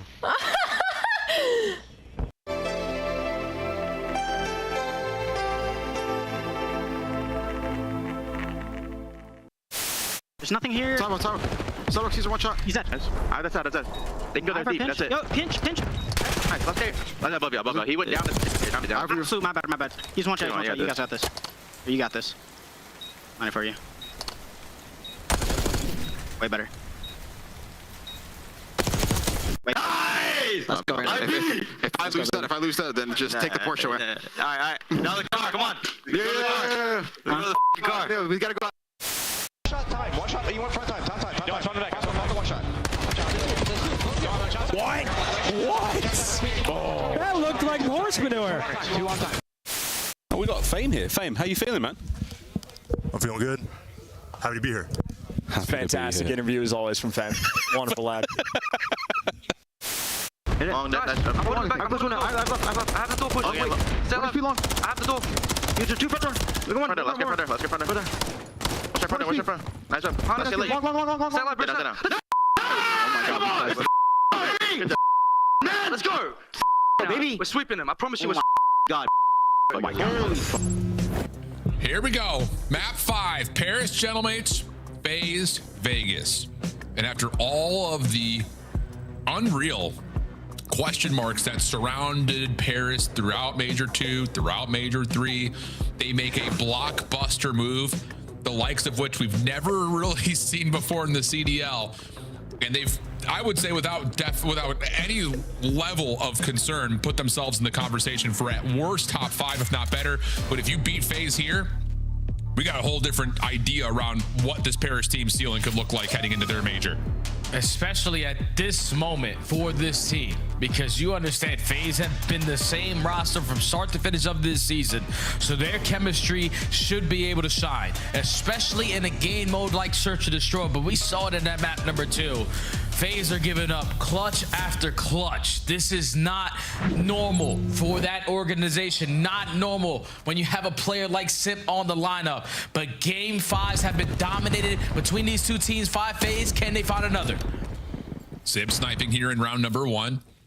Only is able to scout out a touch of information onto Simp, who was just throwing some mild shoulders through mid. Oh, I was going to say there's an opportunity onto Draza. But now all of a sudden this A site becomes very vulnerable. Draza peeled back. FaZe calling for reinforcements early. You got to be cautious here if you're Paris. You don't want to be caught by counter nades. And Sib is going to go to the outer rooftops. If he can find a pick here, it'd be insane. But it's Extrial instead for the first. Joe Deceased for the second. And Sib can just lock down this doorway now. Now FaZe outnumbered. Need to have Tommy go their way. Abusa misses the shot, and Sim's just gonna send it because they have the advantage. Now in the 2v1, 04 is just gonna get the hell out of there. Well, he's given himself an opportunity to reset this 1v2. 33 seconds on the clock. And 04 is very nervy about this Paris setup potentially being right above or in front of him. Oh, the timing here could be insane. He's gonna check A first though. I was going to say, if he decides to go behind over through Dojo, he may pop up right behind this plant, but instead he's going to have to do this the hard way. 1v2 retake required. 40 seconds remaining. Both players from the Gentlemates back up towards their locker side, and 04 is going to take the long route to try to catch them off guard, but they are watching this. Jodeci is the first one to watch. Shoulders, it's all it needs. Yep, there's the backup. And all you got to do is either double chow this or just sit here and just continue to be a bother, and that's exactly what Paris will do. Nice opener. It can be so dangerous to hit that A site in an opening round where there's no trophies and your sniper is not able to find the first blood, because counter nades could absolutely punish you, but Extrial just sends it. Comes away with the first blood. Paris reap the reward. So far, that's flawless in Search and Destroy versus Vegas. 7-0 round count. And then it's been the same exact answer. The reason why. Just catching FaZe off guard. You saw everyone was rallying towards the backside of Plat, probably giving a 3-2-1 count of going for the chow, but Estrio doesn't allow them to make that decision the way that they want to. He is the initiator, and that allows Paris to put themselves in early numbers and take the opening round. Well, here comes a quick hit through rooftops for Paris. Joe will find the first. Simp able to get one in response, but there's possibility for 1v1 here. Abusa nearly able to get themselves into position, but not the case. And it's Estriel who now turns this into a convincing 3v1. Draws on the one left. He's got an SMG, decent shots for the first, but how does he survive the second? The answer is he does not. And the Gentleman's chemistry right now shining in this mode. What kind of players do you have? The aggressive, win gunfights in your face kind. So let's just instantly take rooftops away. Dominate this side of the map, and if FaZe are ready and waiting for us, we got the gunny to potentially bail us out. You spot out Abuza, you back him down, you try to keep Abuza alive to play the trades, but it's Estrio and Joe walking away with 3 and only losing 1. And Paris continuing on their hot streak in S&D. Yep, 2 really good rounds back to back. Offense coming through now for Paris, looking towards B. Draza 0-4, the defenders that are nearby. Abuza by himself over at A, kind of a similar setup defensively, but this is good info here for Estriel. 0-4 respects that he can't go that far forward, and the smoke will cover the tactical retreat. And they're going to stack up for an A hit, see if they can catch Abuza off guard by himself. Yeah, with 0-4 in that position over towards the mid, we know that we have the advantage on the opposite side, but the island player finds the opening. Now Abuza, all he wants to do is stall out time, but it's going to be Sib, gets the freebie, and might get more. You can't die here, though. If you're Sib, you're the bomb carrier. I was going to say, you could wait. You've got Estriel, who's re-wrapping back over through B. And now all of a sudden, FaZe are a little bit scattered, but Simp decides to take matters into his own hands. Forces the battle, finds the win, puts Estriel into the 1v2. It's a good opportunity to get this route going. He could potentially still sneak behind Simp. But now heads have turned. Estriel facing both players at the same time. Not going to happen. Yeah, that's one of those moments. Like, I see what you're trying to do there for Paris, but I hit that moment where it's just like, wait, because Estriel's got a wide open B lane, but Sib decides to play forward, gets caught, bombed down. Not much you can do from there if you're Paris. Yeah, he lives and dies by the chow, and he's probably expecting for Abuza to have a sniper in that position. In that previous offense, when you're approaching over towards Plat, he's going to miss that shot if he hits some movement. But this time around, he has an M15. So Sib tactically scams there and gives FaZe the opportunity. Finally, their first round secured in Search and Destroy in this series came at a very good time. Yeah, I'll say. Well, here comes a forward play for the defense of Paris over at the front gate at B. Sib the one kind of watching through middle, and they're going to try to force this one out right. That's a little bit too much investment, you would think, into choosing what the initial play call was, but Joe, a secondary challenge out of nowhere, finds a double, and Paris will get away with the aggressive defense. Bomb now down, but FaZe have players on either side of the B site. What FaZe have been historically good at in Search and Destroy has always been their mid-round adjustments. But if the Gentlemates are going to keep on with their aggression in the first 15, they don't even have a chance to even think about the next time play. Because now you're in another man down. 40 seconds remaining. Bomb is right in front of the Gentlemates, and all you're doing is scout for info. Get the hell out of Dodge. Simp maybe had a chance to isolate, but loses his first 1v1, leaving Abuza to what would be a 1v3. But Paris not going to allow him to do much with that chance. Quick follow-up, but I don't know if we have a replay of it. That is an unreal call for Joe to still push through Archway after they lose the initial battle. Looks like FaZe is perfectly set up to deal with it, but Joe's just different, I guess. Hey, you understood? Like, I had this player weak. So we can get to jump on the first guy, and we still have an extra gun in the vicinity just to play the trait if I do fall. But Joe, shining, again with the NPC. He found a lot of success alongside Koi on this map specifically, and he's doing it here again. 3-1 the count. Trophy system for Paris. Going to be down to help them get a look over at the B site. 0-4 is just laying prone, staying safe from all of this incoming utility and initial pre-fire.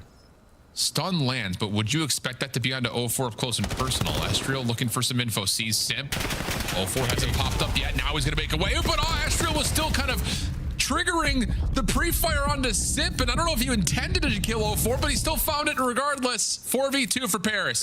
Yeah, Simp was trying to bait there for his SMG duo. Just Estriel still holding that pre-aim. You pop up, you're getting hit with some headshots.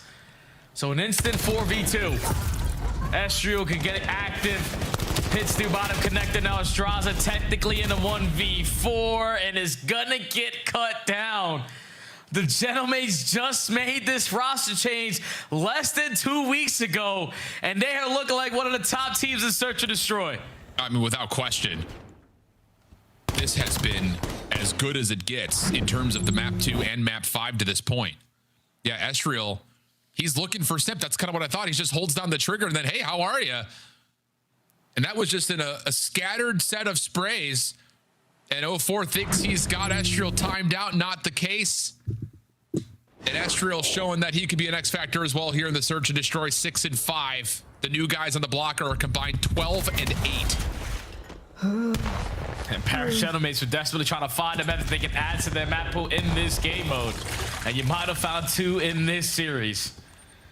Now, if you are FaZe, we need to stop the bleeding. You can initiate by taking mid-map control, but ready and waiting is Paris in a position to get the read and now set up for the next play. Absolutely the case. Here comes the re-wrap over through B, though. Defense has elected to give away this B site, so it's going to have to be on whatever they have set up for a retake, and it's going to be, by the look of it, a 4-man hit through Dojo. Complete burst play potentially on the way. Simp the first one in line, able to find the opener. Sid looking for the angle. Doesn't trust that he had the freedom to make that scope play happen. There is at least one trade, but now the pinch is starting to be established, and there's just surely no way FaZe dropped this. But Booza gets caught swapping between weapons. Draza dealing some damage. 1v1 over to the middle of the map. 04 is weak. Trying to kill off time, and eventually shuts down Ghosty. And that will likely put this round hopefully to bed. But Joe's going to get some space to play with here. Knows he's got to force the gunfight onto 04 and just can't quite find him. FaZe stay alive. Okay, FaZe, finally a different look. It works out because Paris on the other side weren't instantly there to gather that information to push you back. But once you take mid-map, you realize there's no one here to contest us. We've already shown presence at Dojo. So let's just get this bomb down. Then Chris Slayer makes the initial big-time play with the opening double. Gives FaZe the numbers advantage. Then 04 as the closer. FaZe stop the bleeding. Okay. 4-2. Gonna need some more of that if you're FaZe. 3-man defensive setup on the way. Looking for some aggression. Sib waiting for a chance to try to find a peek, but smoke will block the line of sight. He steps up. Wow, he's by himself. What? Running forward as essentially a sacrificial lamb for Paris, who are now looking to try to isolate over towards A, and they find the kill that they need. So it's a 3v3. Defense going to rotate late, but Joe not committing for the plant here. I love this because, you know, FaZe are going to be in a position to instantly contest this because of how quick they found that kill at that B site. So now trying to take space to rooftop. Estriel gets sniffed out by 04, and FaZe starting to look like FaZe of old. Yeah. Well, a little bit of space here if Joe decides to play forward. Looks like he's going to. Sid, early damage comes through. 04 will fall, though. Sid able to find the first damage onto Joe, trying to be confirmed on, and Draza will make sure that doesn't get a little bit too mixy. Yeah, bold call right there. I mean, it works out in a couple of ways because Paris really were never intending to play over through B, and FaZe hit them with a 3-man hit, but for Sid to just kind of sacrifice his life like that is interesting. Yeah, I say it all the time to like my stud fan members and the people I come across in ranked play. Don't ever assume in Call of Duty. That is the worst thing you can do. Because right there, Sib assumes that with the pressure that FaZe are setting, especially with that smoke grenade, that they were just going to try to take mid-statue. So even with the sniper pistol, being the island player, to potentially make the big-time play, he just gets caught. So now 2 rounds in a row here for Vegas. Trying to make it 3 as they have all lot of aggression in towards rooftops, and they're instantly forcing Ghost to reposition. And 04 will duck behind cover and avoids all of this defensive utility. Double flank, though. Joe and Estriel going to try to work it together. Abuza's stun does not land. Did he see a shadow? Looks like yes. Oh, and he's able to find the first blood onto Estriel. He knows that Joe's somewhere over here. Easy follow-up. And the rest of this hit for Paris would have to be just draw from the front. And Sip says not today. 4-4. FaZe getting some fuel. 3 rounds in a row for FaZe Vegas. They have been able to now make the proper mid-game adjustments because every single time on their offenses, Paris are able to gather that information and quickly have an answer for it. But when Abuza, the only player is watching the pitch, has info onto both and secures both, it's a post-plant 4v2 that FaZe know that they can't let go. Tie game. Yeah, it's big from Abuza on flank watch. Paris now onto the next attack. Sib sniping, but so is Abuza. Just watching this push through it. I don't even know if Estrel's going to understand that how quickly FaZe are playing through roofs. No, he won't. Immediate cause and effect, and FaZe say thank you very much. We'll take our 4v2 and set up a really sturdy defense. Yeah, that's the chemistry outclassing Paris right there. Have your sniper watch over your aggressive players. If he finds an opening kill, it's even better. But now in a 4v2, Ghosty, as the island guy, is able to isolate onto 04, so still manageable here for Paris. Yep. Mind games now starting to develop. 45 seconds on the clock. Plenty of time to do this if you are Paris, but they have to worry about the flank. Simp seen. I believe that's information, though, for Simp at the same time. Stun check. Checking the outer. Nothing there. It looks like Paris are going to roll the dice here and test their luck at A. Here comes the hit. FaZe getting a little skittery. Draza does enough to allow Simp to come up to find one. Ghosty down to 18 seconds, and FaZe are not going to make a mistake. They are going to essentially allow him to plant and then test late. There's the stun. Abuza can just keep throwing shoulders. And Ghosty is going to run out of time here if he doesn't commit for the plant. And yeah, one more check from Draza. No time to plant. Easy follow-up. No problems for FaZe. 5-4 match point. Unbelievable adjustments out of FaZe right now. You're getting success in the first bloods. And then now we're not scamming number situations. They're like, okay, you're good. You can plant the bomb 18 seconds. We'll retake with 2 guns versus 1. But just the chemistry, the teamwork on display in this round. Abuza with the opening snipe. Sip and 04 take the space, retreat after they guarantee those kills. And now it's 4 rounds in a row for FaZe to be at game point. Here comes the 4-man hit. Trophy system to supply some support, but ooh, Simp actually still gets tagged by that nade. So information for Paris' defense. Joe deceives on the close corner outside 10. Pre-fire shots towards Simp, but Joe's able to find the first as he get more than that. Lots of damage into Simp, but he's still alive. Astro quickly trying to come over to help, and you've got Ghosty watching over through mid-map. Second trophy comes down. Draza taking damage, though, from Simp. FaZe feeling a little bit bottled up here, and they're going to say, we just need to try to find some space. Yeah, we don't want to waste any more time committing on this engagement, because we have no mid-map, and we know that we don't have the numbers. So Paris are consistently throwing their shoulders. Draza's trying to at least set up an angle potentially to make it a 3v3, but time is getting away from FaZe. Sure is. They have to commit. Simp tries to push it forward. Not going to happen. Joe still in the corner. Draza gets the trade, but it comes at a steep cost. Just down to Abuza. Not going to happen. Round 11. Let's go. Paris right there in that defensive round, which is able to instantly meet FaZe on their play call. Jodeci sitting on the outside of 10 gets the first blood, and then once he gets that first kill, the second engagement doesn't go down until 40 seconds later. FaZe knew that they were trapped, but they had to commit. And now it's a round 11 for all the marbles. These guys just do not go away. Map 1, 1-point game. Last second score in the overload. Near comeback effort in map 4. Now around 11 with a number of rounds for FaZe in a row, but is it enough? 04 stunned at mid-map, tossing a nade up to Sib. Lands for damage. It gives 04 the position, but Paris still stay in the 4v4. Yeah, FaZe trying to go back to the offense that worked for them in the previous round. Take mid, guarantee some space over towards B, but they're going to commit through mid-cut. Joe seen, but staying alive. Tags to Ghosty. Oh, Abuza just paints his picture through the wall. 04 gets some info there on this little shoulder check through mid. Sets himself up, Sim, for another. Oh, 04! Huge final win and a flawless round for FaZe. Completes this series in a round 11, map 5. And Paris can't believe it.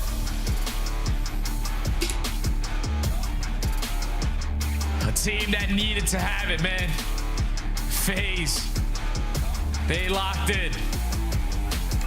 They were able to put it together at the right time. And it was the perfect play call in the round 11.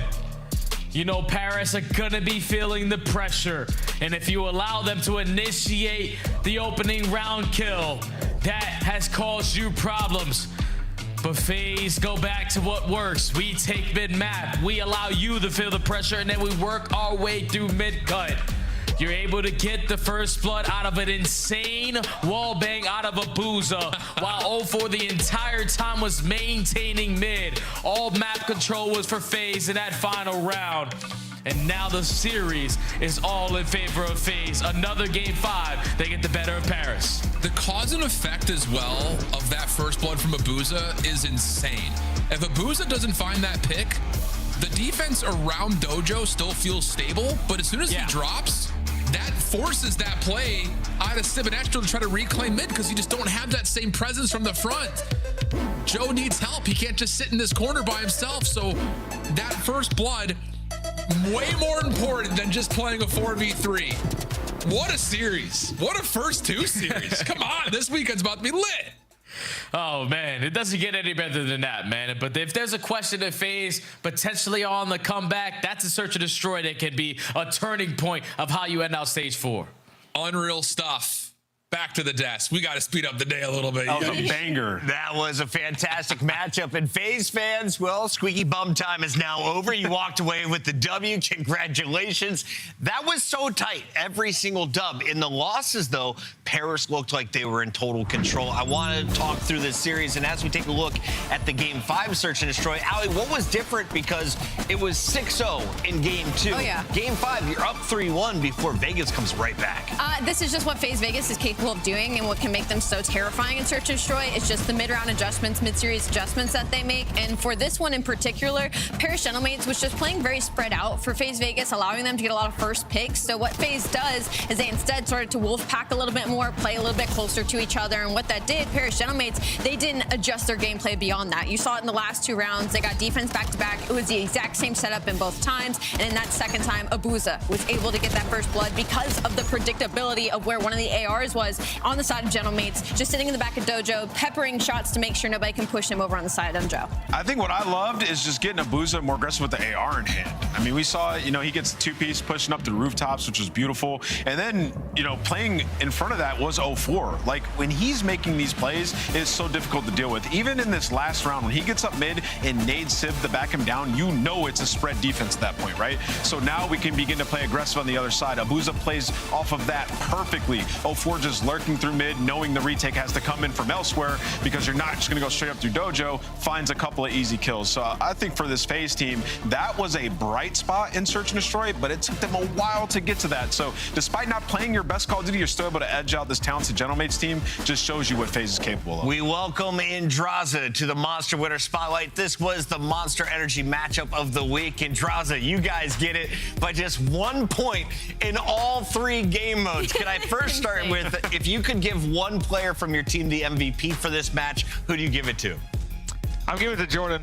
He said he had a headache coming into the day and he needed us to carry him, but he was fine. So I'm gonna give it to Jordan. He's a fucking beast, and that's my duo. Love that call out. And for you in particular, what was it about this matchup that gave you trouble, and where were you able to get the edge over the Gentlemates? Yeah, I think map 1, we started playing a little fast, a little hectic when we were up.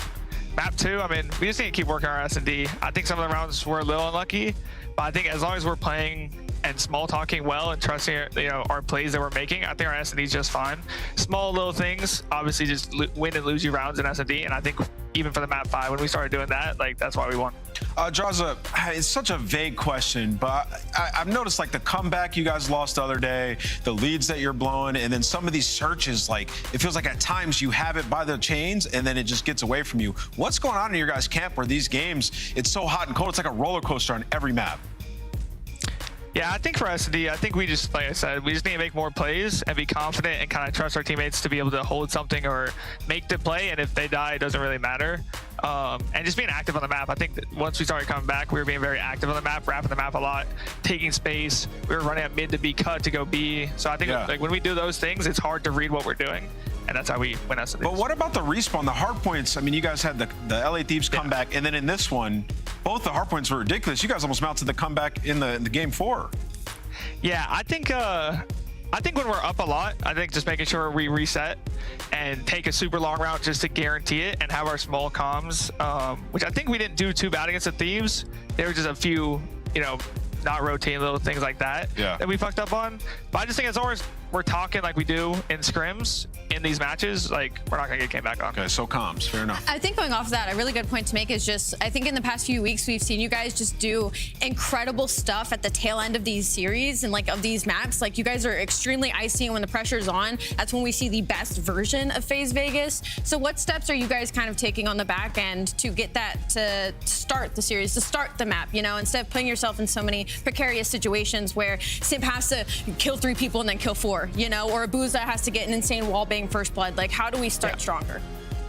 I just think seeing what they're doing in the beginning of the rounds and adapting fast, and if they're kind of running at us, or if we're running at them and we're dying quick, like make the rounds go longer, make sure we're taking map inch by inch, and not just giving them every part of the map, which I think we did really well in the game 5 once we were down.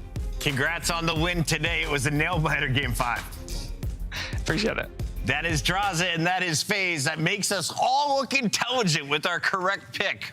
Almost. We'll be back with the final match of the night after this. Sorry, Al, had to do it to you.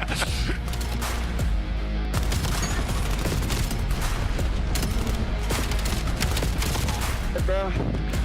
Wait, one more.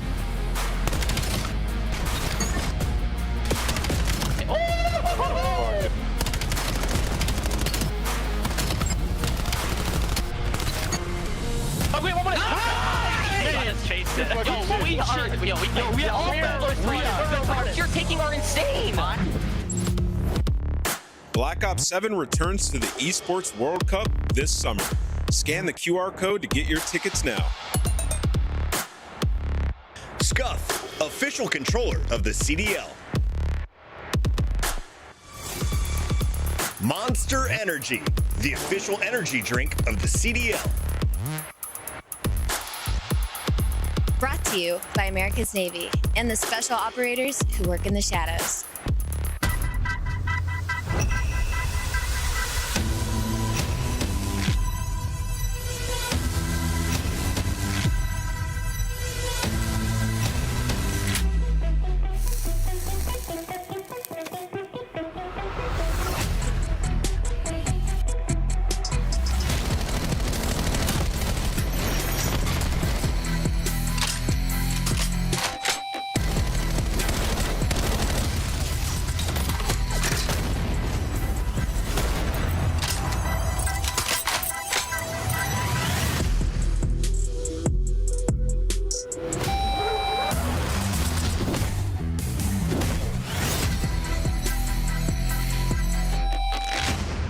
The 420 is broken. Holy Tom, you are no longer. Tom, you are no longer. You're free. You're free, Tom.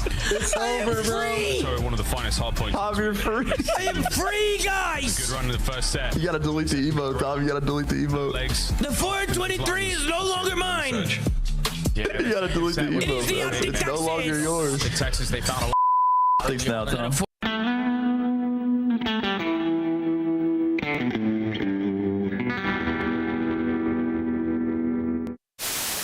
Falcons.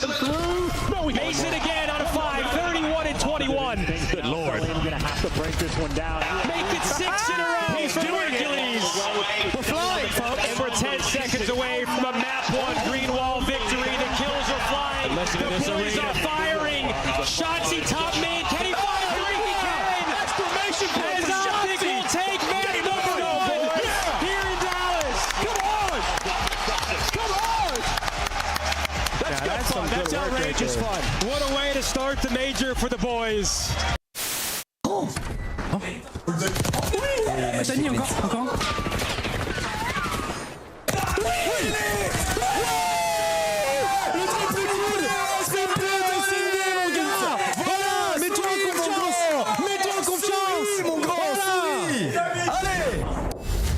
They told us what we were. Is this the end of the newly formed LA Thieves? Has been dropped. Knocked down, never got back up. A mismatched super team. Then we picked it up. The LA Thieves are your minor one champions. Neon fit. A easy answer. Hydra stayed Hydra. Scrap kept scrapping. Verdicts in. LA Thieves never left. One behind us, Mitch.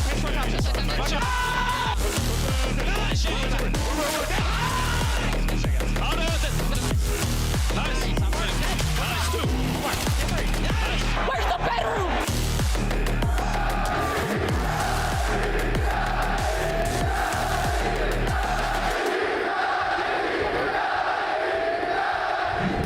Welcome back, everybody, to the final fight of the night. We open up with 2 Game 5s. Do we get another one? Well, Boston is 2-0. They're playing who we just put as the #1 team in the game. LA Thieves beat Optic in that best-of-7 during the minor final, and they have, of course, raised the most recent trophy. So let's start with this squad. What do you like about the Thieves, Allie? I mean, what isn't there to like? At this point, I feel like in the game, the meta fits them incredibly well. You're getting participation out of everybody. Hydra and Abizi have been unbelievable in Search and Destroy. Scrap is still putting up MVP high-octane AR numbers. On the side of Neum, he's been basically the Rookie of the Year.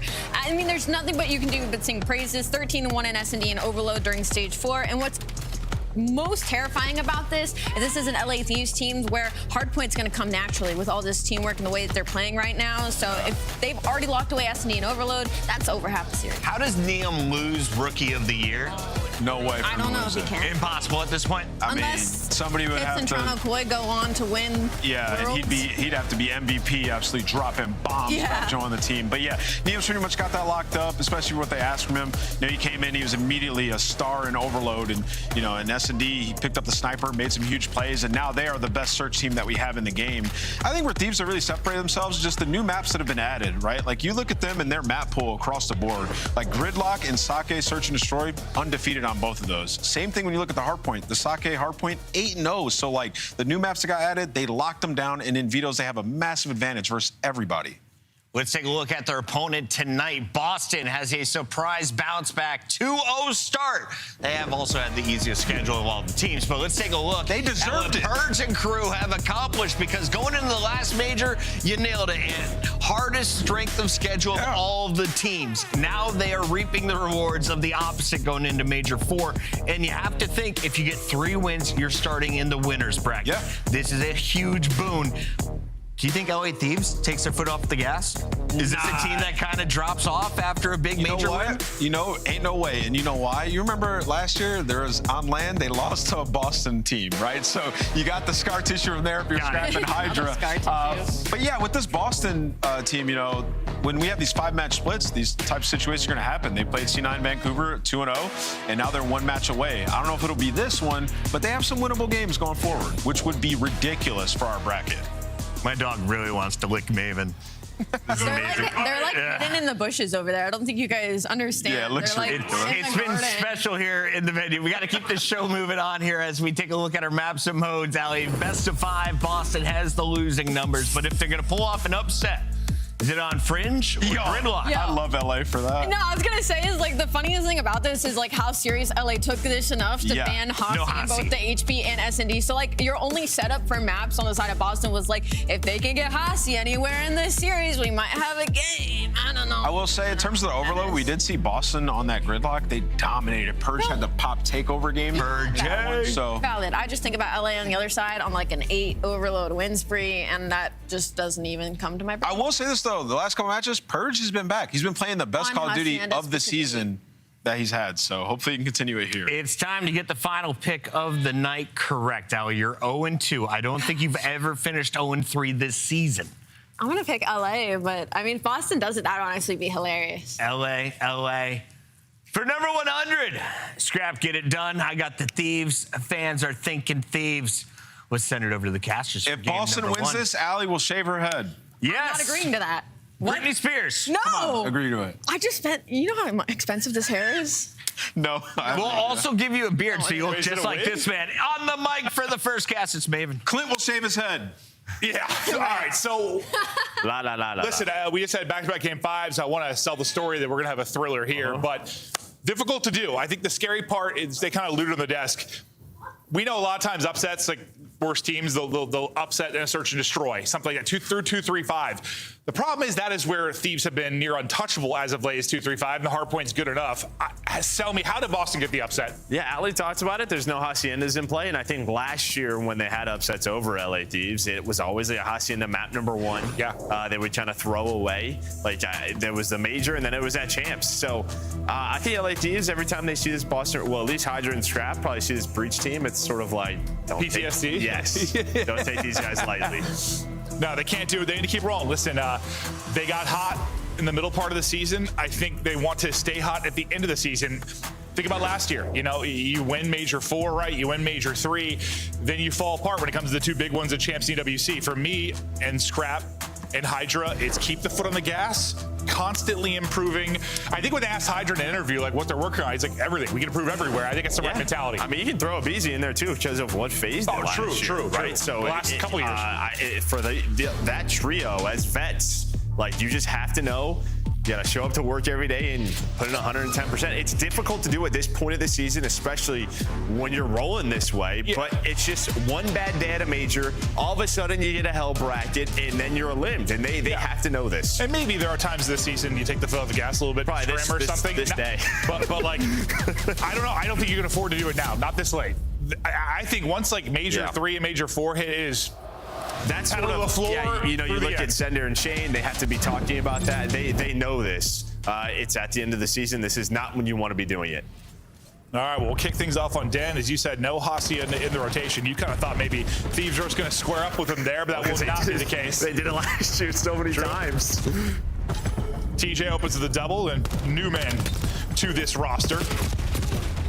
He'll be trying to pop takeover, but it's going to be against a very fearsome SMD G duo, and honestly, there's just no real openings on this Thieves side. You've got talent everywhere.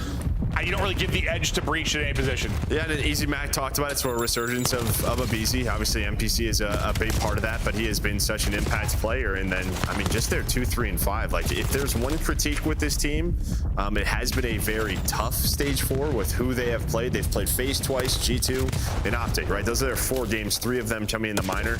They're at a 50% win rate in hardpoint, so like that could still be better. But their 2-3-5 is so good. So good that you just think this roster should be able to win around 50 to 60% of their hardpoint. Does it have you thinking about some of those peak FaZe rosters? Yeah, no way. So good in 2-3-5, just beat 50% of hardpoint, you might win a tournament? Yeah, I think so. Yeah, it seems like that's where they're at right now with, I think, more potential to improve in hardpoint than maybe those old FaZe teams, certainly. Just because the ceiling we've seen with this particular squad, or especially a Scrap and Hydra team. Speaking of Scrap, he's on 4 straight currently as they'll lock down the middle part of this P2. Some pressure is going to come from the backside, and it's going to be Hydra trying to deal with that. He's not able to deal with it from the back. Neem will try to do it from the front, but they'll lose the tail end of this hard point, so it's thinking about the rotation now.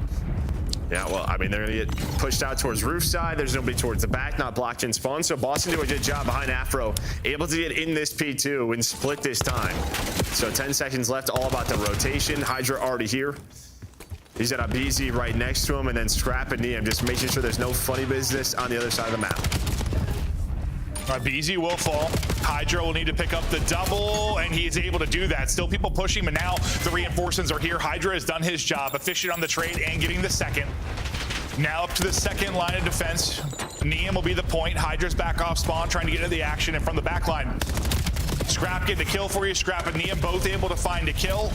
Time will stay to Thieves. I mean, the fact Neem gets one there is massive. You continue to see, like, there's players dojo when they're spawning up for Thieves. They're watching, like, the full flank. They're thinking someone's going to be taken around. That has not been the case. Boston Breach, they've just been running through the front, now starting to pinch to the middle cut. Well, Afro's going to get 2 again, so you're splitting the time, hanging on to this lead. They've done a good enough job with a couple of big breaks and turned into significant time. This is the one-on-one on the other side, thinking about next. TJ is able to win that with a nice stun. So no one forward really for Thieves. One out from will be Afro, and for Boston, he's able to pick you up one and kind of cut the rotation off for Thieves for now. After his death, Neem's going to spawn out all the way out roof side, so it's going to set up a pinch here for the squad. Scrap is able to get to it. Neum literally spawned up roof and just ran straight to the hard point. Yeah, right. There was so much pressure just through the middle of the map and towards the back. The players just had to win those one-on-ones. You don't. If you're breached, then TJ's left alone, and that's a little bit too easy of a break. But as soon as I say that, Spart's going to find a double, and it is just chaos on P4. As the dust settles, Neum just trying to get back to full HP, does that and beautifully chows.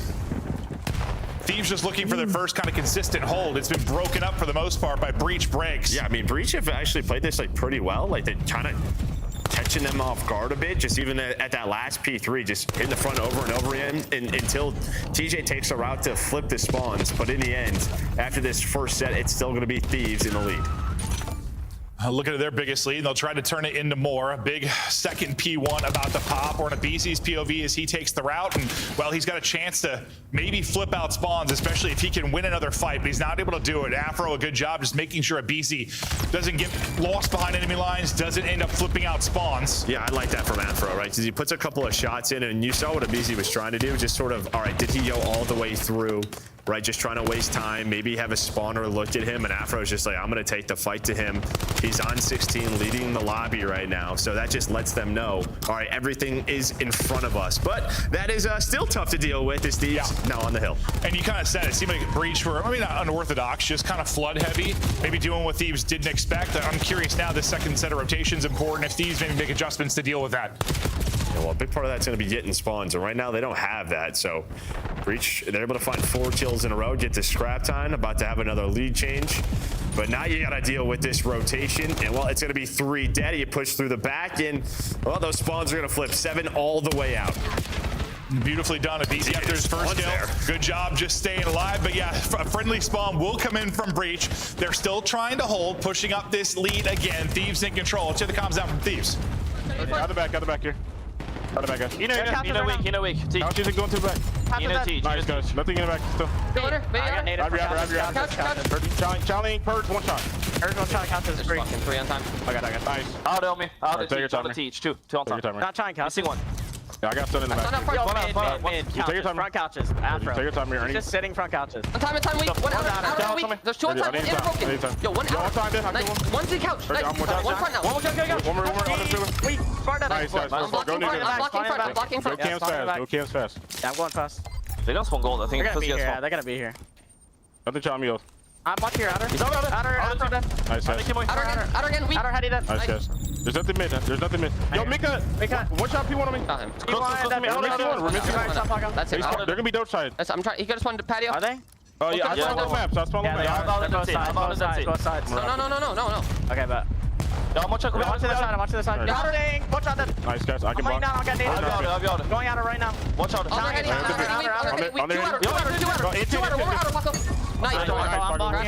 I have it. There's nothing that side. Yet. That's fine. Nothing that side. Are you at maps?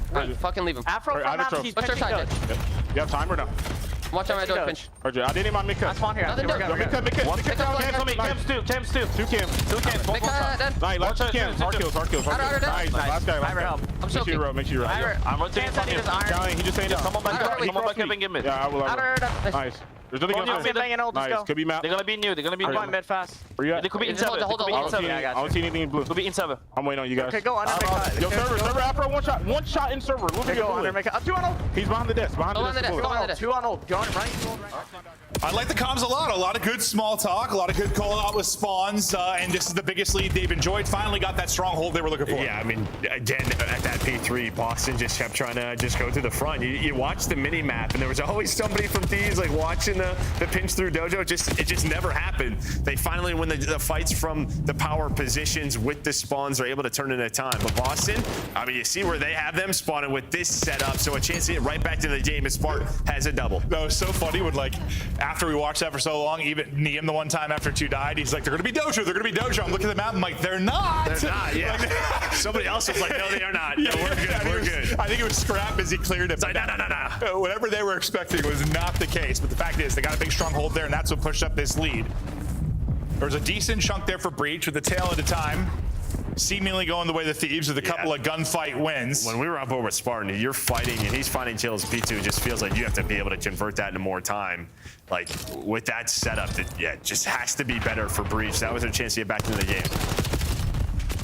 Not back in it, but not quite out of it yet. Scrap is doing 360s and picking up kills mid-map, this time early.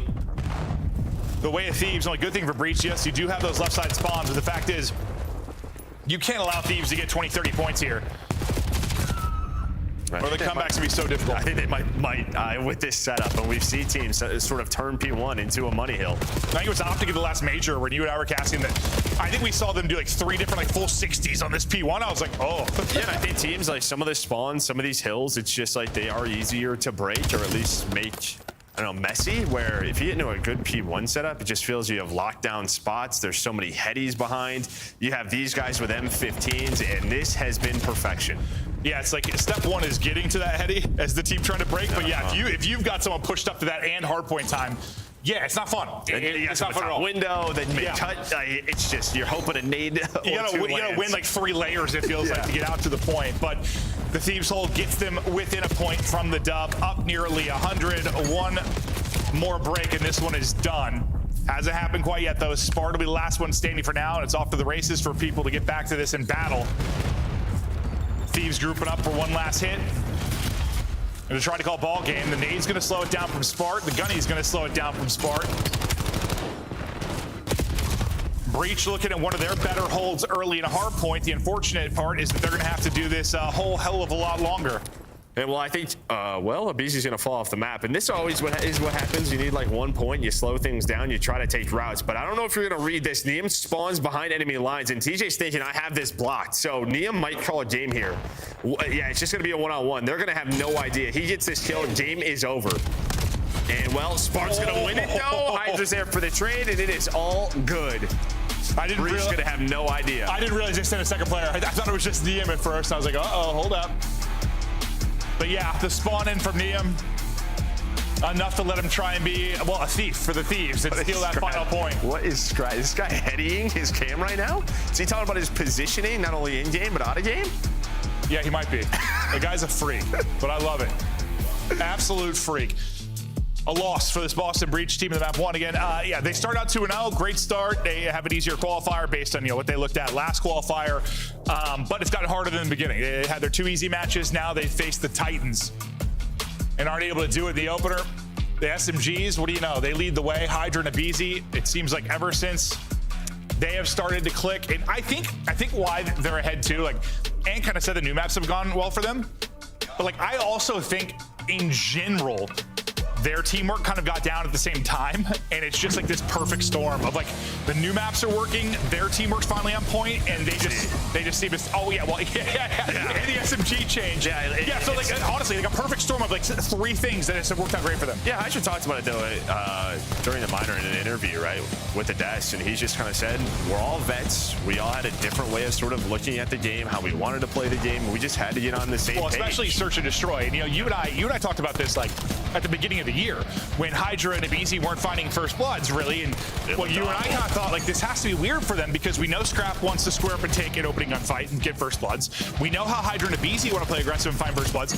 You can't have like 3 hunters on the map at the beginning of a search and destroy round. So I kind of like, I've always heard Hydra is just, he's got that right mentality. He's a guy that wants to win. Somebody, listen, we've seen it in something like the NBA, right? Like you have almost too many superstars on a team and someone has to sort of take on a role, or I can't really be that stud, chuck it up 20 shots. Like he's still going to have his games, but it seems like he's sort of been the one that knows he needed to make some adjustments to his game. Yeah, and then you watch the Mono 1 or Mono 2 final, and he turned into the absolute stud that we know he still can't do that. Yes, he still can't do that. But yeah, I think it's just figuring things out. There's so many kills on the map, but as we talked about it, the maps make sense now. Their search is incredible, and I don't know the fact. How much did Abizi have an M15 out? And I don't think Hydra's all of a sudden like a role player, don't get me wrong. Like, he's still a beast, but like I think for a long time, he has always had to be just one thing, the sledgehammer. Yeah. Like when he was playing alongside like Kismet, he had to be the sledgehammer, he had to hit in the face and drop a billion kills. Now, then maybe there's more times where he is like, okay, I'll take a route, or I'll play this a little bit slower than maybe he did in the past. At least that's kind of the vibe I got in the interview from him. Yeah, I think even like the last Thieves team, right, with Josie and Envoy, it's just based off of like what he's sort of used to.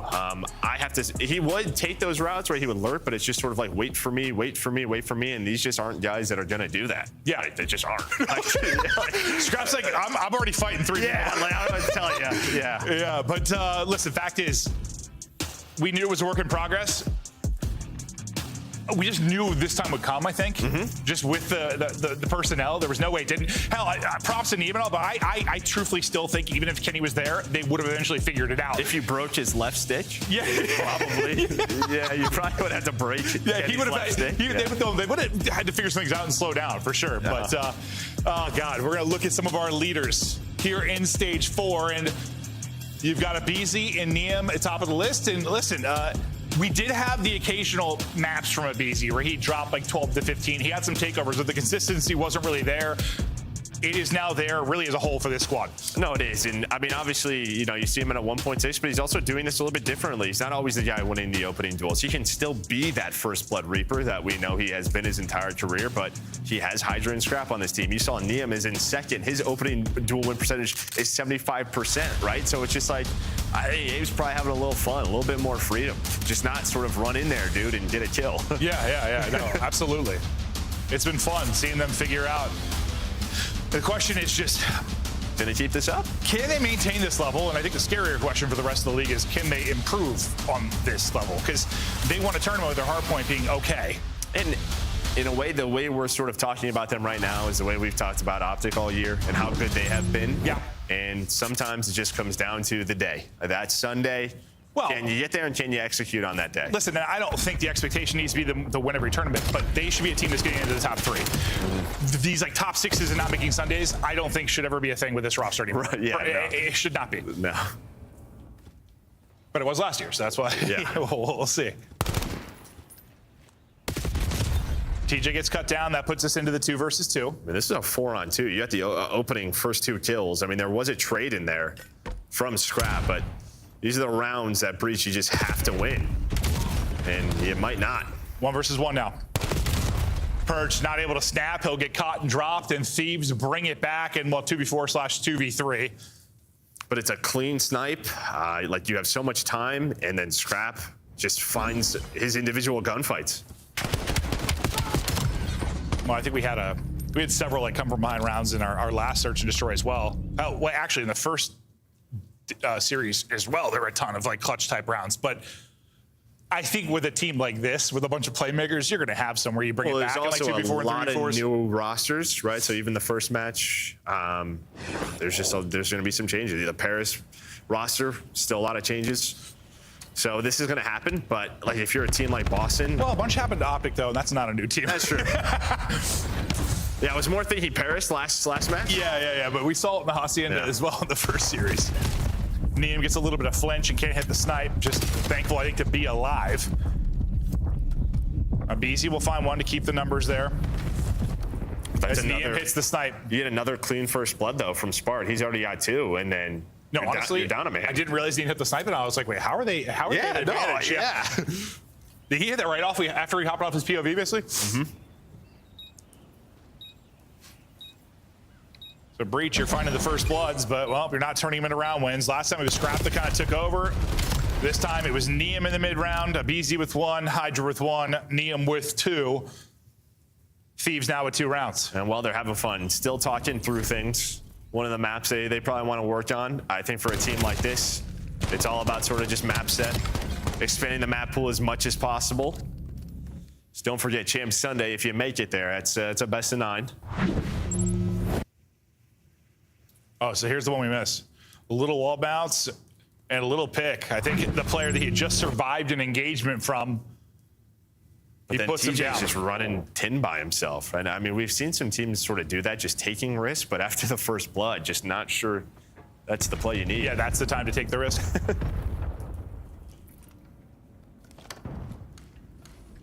Spart will swap off the snipe. TJ, just a little kangaroo here, peeking track side. He's probably got a pretty insane vertical. TJ. Yeah. I bet, yeah. I doubt that guy could jump onto his couch. And Into the 3v3. Afro timing not terrific. May set up TJ for a double, but TJ can't get the double, so numbers stay with Thieves on Purge to try and make a play, and doesn't look like he's going to get any opportunity. Oh, okay, I was going to say any opportunity to do so, and then nearly the impossible happened, but he'll get dropped. Well, BZ yet to die, now up to 5-0. So he finds 3 in the round. Him and Neum, nice little two-man game to retake this site. And I mean, he's weak. Some damage in there from Purge, but not enough. Runs out of bullets. Yeah, no, it just almost turned into a sequence where, like, when Purge got tagged up, I thought it was done, but it was almost a sequence where he just, like, had to keep shooting. He didn't have to recenter to the second. And, well, with the NPC, people be getting melted. Tossed straight in the microwave. This thing's insane. I swear it's getting stronger. Did they buff it? I swear it's getting better. Yeah. Or people are getting better with it. Yeah, they're with it. Neum looking for the angle, not finding anything early. The rest of his squad pushing out B fast. I was gonna say Afro in a position where he'll likely get caught. That's exactly the case. Sometimes you just play deep and safe from this site. If you get pushed up, who is it? Was it Trakes that we were commentating? This got caught there like so many times. If you want to be aggressive, you might get dropped. Streak is just going now for a BZ up to 8-0. Hellstorm in his back pocket, and Boston getting clapped. I mean, it's just so isolated. I mean, I don't know how many years of Fringe we've had, but it just feels like it's always been about retakes, right? Just going around, the map's small. It's easy to rotate from bomb site to bomb site, and you can have some lurk plays, some individual plays, of course, but there's just so many, like, just look how spread you are if you are Breach. You're nowhere near this, where Thieves, they're on top of each other, they're trading effectively, and that's the difference. Yeah, when it kind of feels like Jetpack COD to a degree. If you aren't grouped up enough to deal with the death pall, you're just dead. Just feels like on this map, you have to give up a site. I mean, look at this sort of default strat here from Thieves. You're giving up A. You're just saying, all right, we're going to retake it's like this. the spread and play for a pick, like, I guess works if your sniper finds one early, but if you don't find something right away, chances are you're getting a 3v2 type scenario sooner than later, or like a 3-on-1. Like Afro found himself in. A much needed first blood for Boston Breach. They haven't led to round wins, though. The last 2 they got, and well, if it may not here as well. I thought he had both. A BZ with a bullet short, but it does get traded out. Scrapped by himself. Trolling. Spinning, trolling, damage in, and trying to hunt him down. He's an idiot. Just cooking in the kitchen with his grenades. He's a clown. I mean, BZ's had his fair share of freaks at main AR. Cell was a freak, too. Yeah. I don't know if Cell's ever doing this, though. No, different types of freak, but I know some of the stuff Cell would say in in-game chat, and he was a freak. Well, BZ was right there with him. Yeah, that's true. Yeah. Character's gonna be dizzy going into the round. Well, if we had the realism IW one, it probably would be. It's changing. That's true. Changing. That's a good point, y'all. Streak invested. Want to make sure B is wide open. The only person there I think in top barn is Smart. Not sure if he has mute field or if he's about to be swung.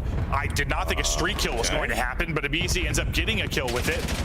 Just gets it into 10, so finds the kill, and then, yeah, Spart was like the lone guy. I thought they were just going to hunt him down. But with the kills, there you go. Maybe that player in 10 was like, did the missile already land? Probably. I mean, it was in the air for a while. Yeah, like, we don't usually see a kill in that scenario. No, right? No. Like, everyone just gets to somewhere quote-unquote safe. He didn't. No. Well, I guess you're taking the 50-50. Which door is it on? Yeah, TJ is just like, there's no... Well, it even hit on the outside. Yeah, wait, that's...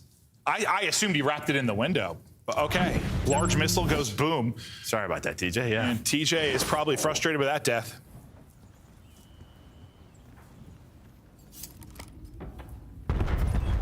Grouped up and pressuring our Boston Breach down trackside. Abizi's in a similar position where we saw Afro get caught.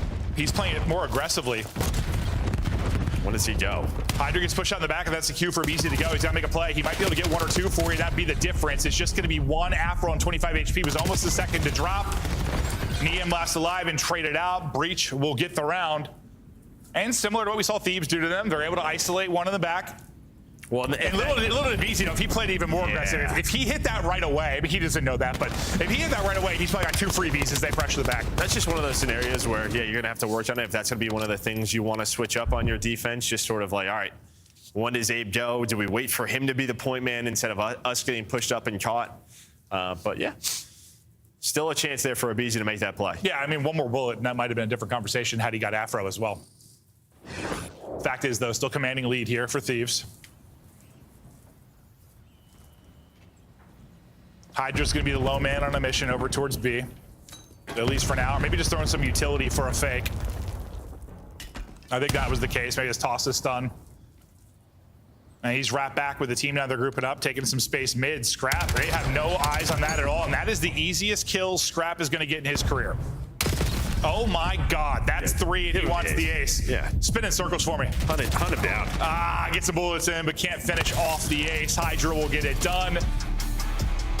No one had eyes mid. No one was watching the window hop in, and that was the freest of kills for Mr. Scrap. And you aren't wrong. It's the Hydra nades that sort of keep them honest. They almost rotated off the A site. I think it was Persian. Well, I thought he was just going to play a lurk there at first, and then as soon as he backed up, I'm like, oh, he must have just tossed fake.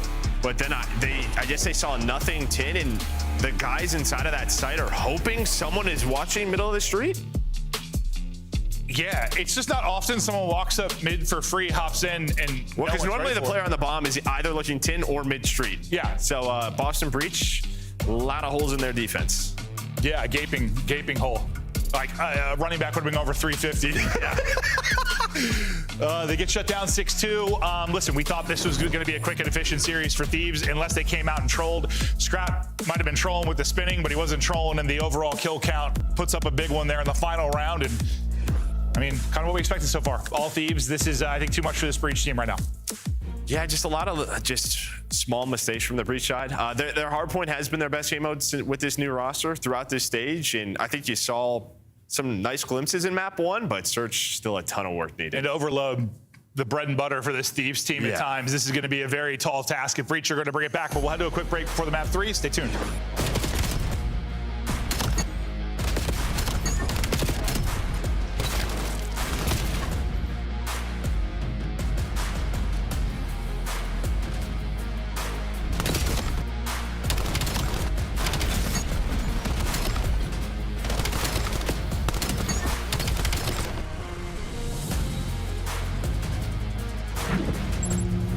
Champs tickets are on sale now. Come see the best teams lock in for this season's grand finale in fabulous Las Vegas.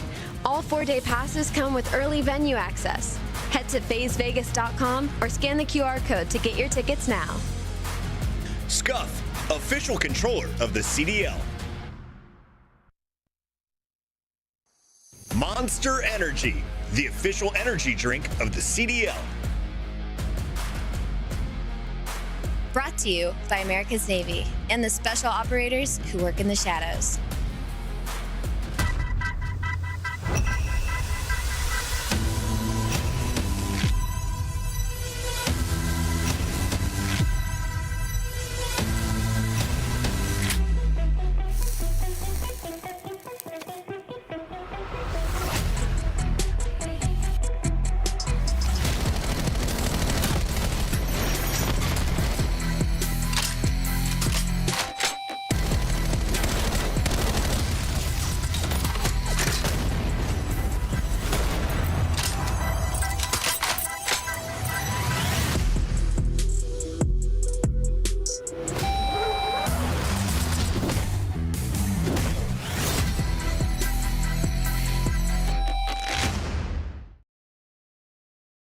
This is awful. I'm going with Toronto. I got Toronto winning this series. I think they get it done in 4. You're like a mix of George Washington and a Disney prince.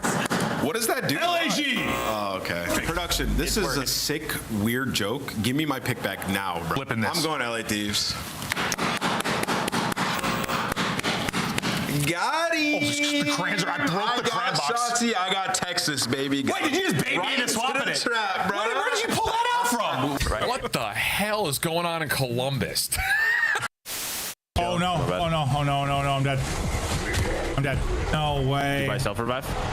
Nope. Honestly, it works out. I'm starving.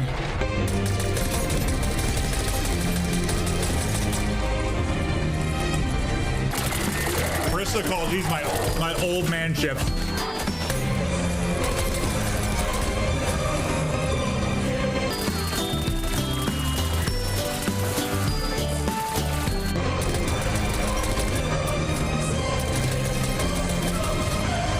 We're watching Joe. I eat a bunch of tacos.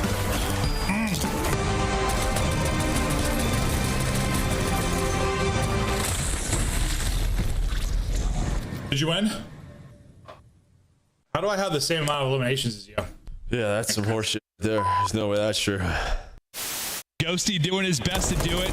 Oh, here we go. 3 are going to drop. A chance to go. One person is Rods that's got to go clutch. From the position we saw Crip do it, he doesn't do it. Ghosty able to put him down. They get on the point. Everybody's up. That's not going to hit. Second bit of progress done. They got to surge on forward. A BZ with 1. Can't get through. Solid Sim connect. But you win it if you're Crip. Of course it's Crip. Time and time again, he wins his one-on-one. We return to the series. So far, it has been all Thieves. Breach's toughest test with this new roster. I mean, I guess I just say, if you're them, you hope to have a competitive map. Listen, I guess the hard point was, I guess, until the final set of rotations, honestly, when they kind of took over at that P1. But this is why it's scary. Yeah, Thieves have been very, very good in upload, Joe. And what? Upload, overload. You guys combined uplink and overload? Yeah, you did. You did. I think they would be great at that game mode as well. But yeah, 7-0. You can see what they've been doing throughout stage 4. I mean, they're doing everything. And I think the big difference, honestly, is their defense. Like, when I watched that minor final, they had so many clutch moments versus Optic. Clutch on both ends. And looking to finish this series efficiently in 3. It's been a longer day due to the first 2 series going 5, but some solid series on a Friday. Yeah, honestly, when I looked at it, I was surprised. I feel like typically our matches kind of ramp up over the weekend. Usually, like Fridays are not often our best matches, but we had some really good ones. Excited to see more of that. I want to say Rocker G2 team after getting the big win. I mean, you and I got joked after the trade happened. I was like, what did I say right away? I'm like, what if G2 ended up better? Yeah, I don't know if they're better than Paris. I don't know if Paris could scrim this week, so that may not have helped. I don't really know all the logistics behind that. Yeah. I just let Zuma and those guys handle that. Yeah. Who knows? Dishing out red cards. It's definitely not what they wanted, making a roster change and not practicing over the week. Joe Seeves like, oh, I forgot I'm joining a team where I don't get to scrim ever. Cool. He still dropped 126 kills for the loss. He holds the 2 highest kill counts in series loss on the year, 129 and 126. He fries, but the team unfortunately comes up short. Opening break off, though, will go the way of Breach. So coming out on a strong foot here, at least in the opening moments. Now, can you turn this into an opening objective score? Hydra can't win his fight. All the fights going the way of Breach. They've gotten to the courtyard. Usually you get here and it turns into the score. Hasn't yet. Neum got one. Neum can't get the last one. It's been scooped and the score is in. I wondered if that you just talked about their defense. I thought it was literally going to be a clutch defensive stop because you said many times you get to that courtyard, it's almost a score all the time. Yeah, and well, that's why, right? Just come off spawn and you just don't really have an angle to shoot, right? I just got to run through the door and you already crossed that line. So you're able to go up 1-0 just right off that break off. So nice start here from Boston Breach. We had that theme, I swear. It was like through Major 2 qualifiers and Major 3 qualifiers where I kept saying to you, I was like, Joe, why do the worst teams win overload constantly in these 3-1 losses? Let's see if that's the case here. There was a stretch. It hasn't really been the case as much lately, but I swear to God, every other series, it was a 3-1. And that's when everybody was playing Den. Den, yeah. It's got weird. But Boston, they just run up the street. I mean, nobody really has the info. You're worried about the pinches if you are Thieves, and Afro's just free. It's like the hard point. The P3. Worried about the pinches that never actually happened. Yeah, no, they're just playing them straight up. So an early deficit. Thieves will be tested in this map. They're just not winning many gunfights right now. You just look at the top left. I mean, Neum's even, but outside of that, you're floating around double negative. And Purge is killing you like that. This is going to be a 3-0 advantage. This is just incredible from Boston Breach in the opening 2 minutes this first half.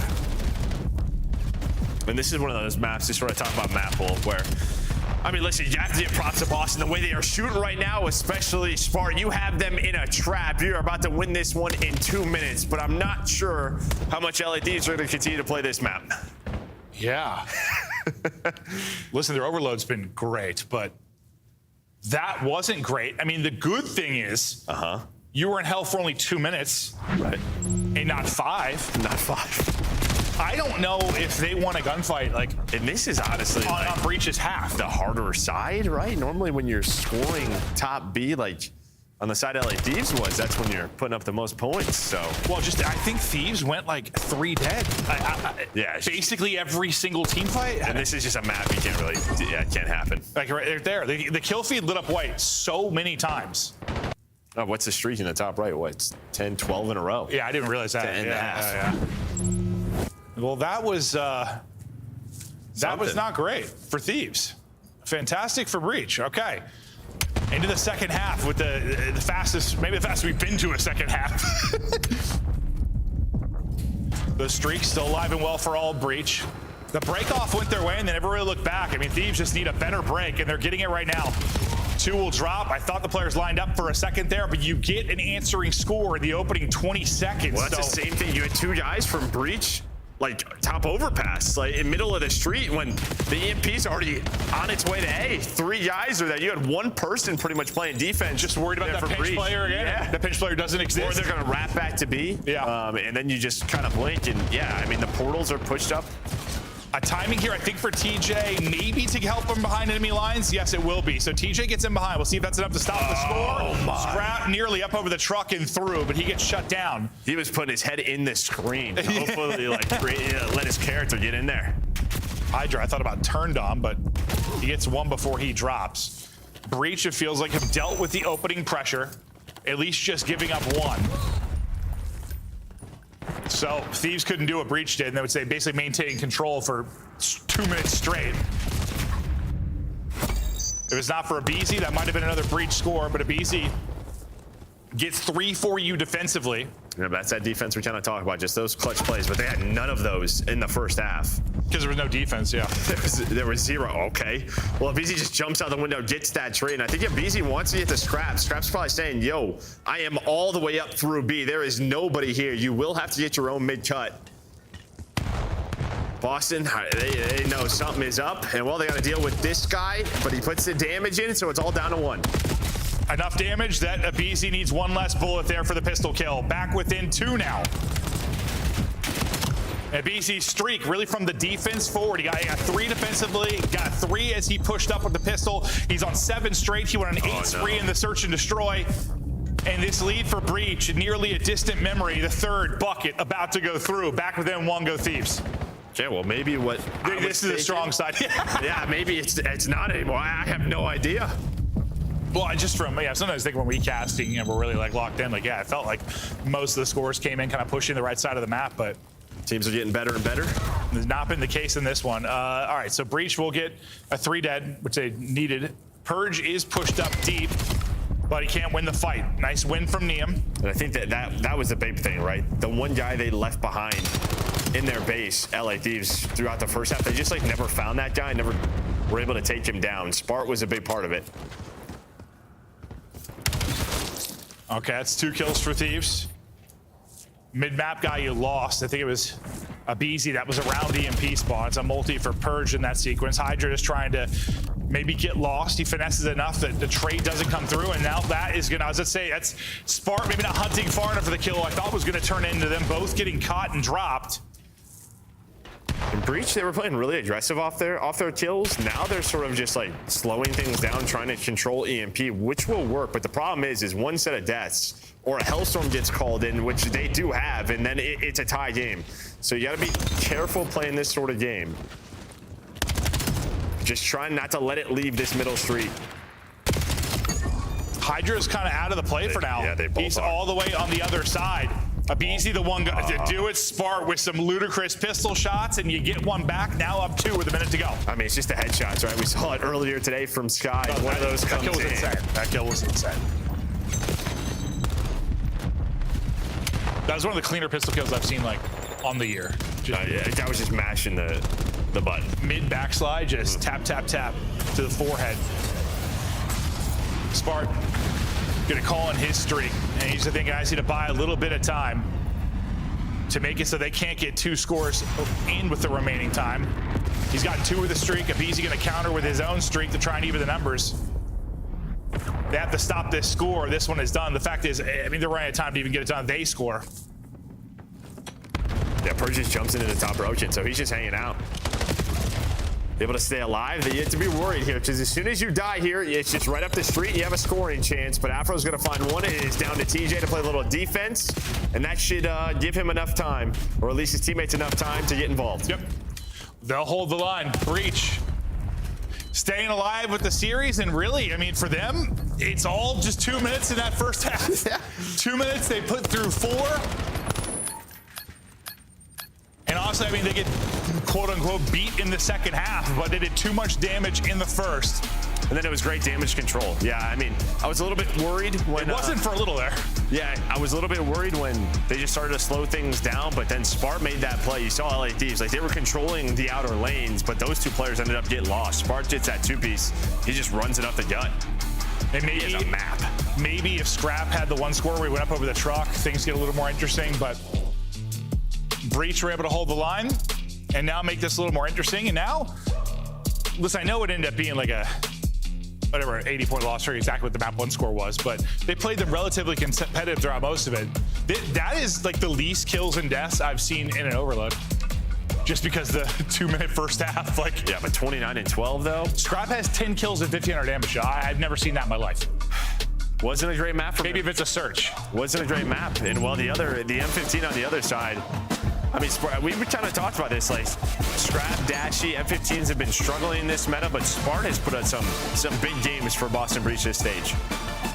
Had a big one there, and well, the streak to kind of ice things late in the game. We check out some of the highlights. There weren't a whole lot for the first half because that was done real fast.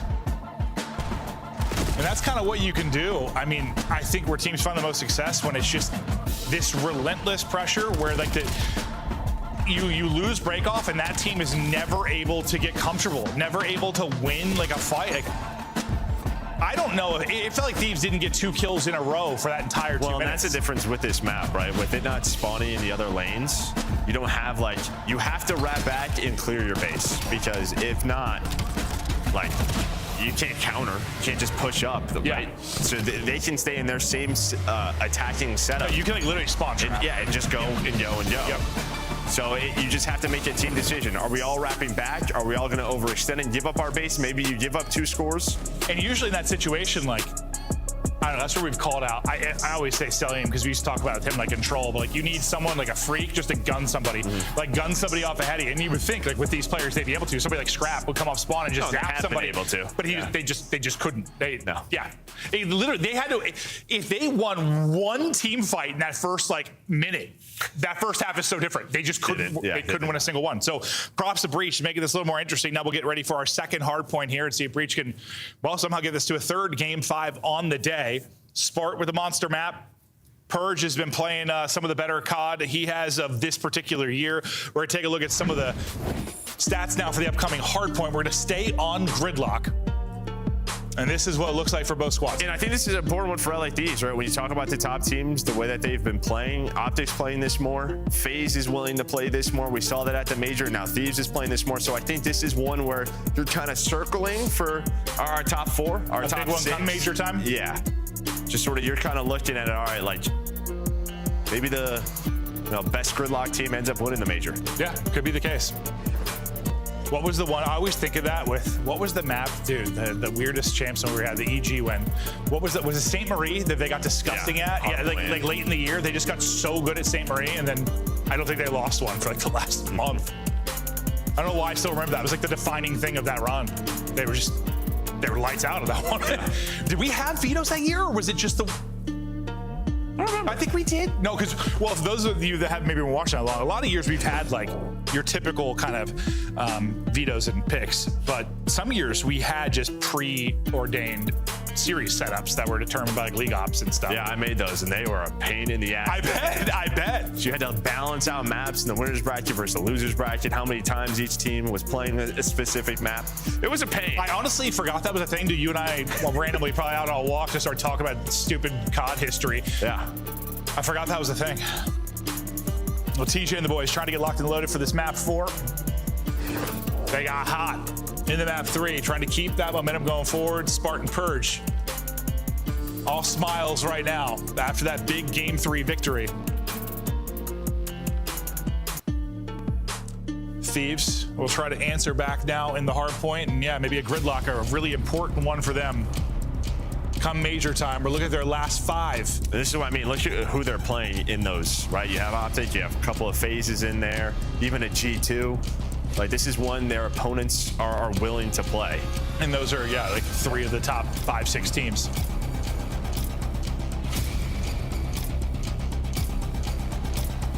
As Hydra said in an interview, there's nowhere they don't need improvements. I think it's the right mentality to have. They're trying to invite improvements everywhere.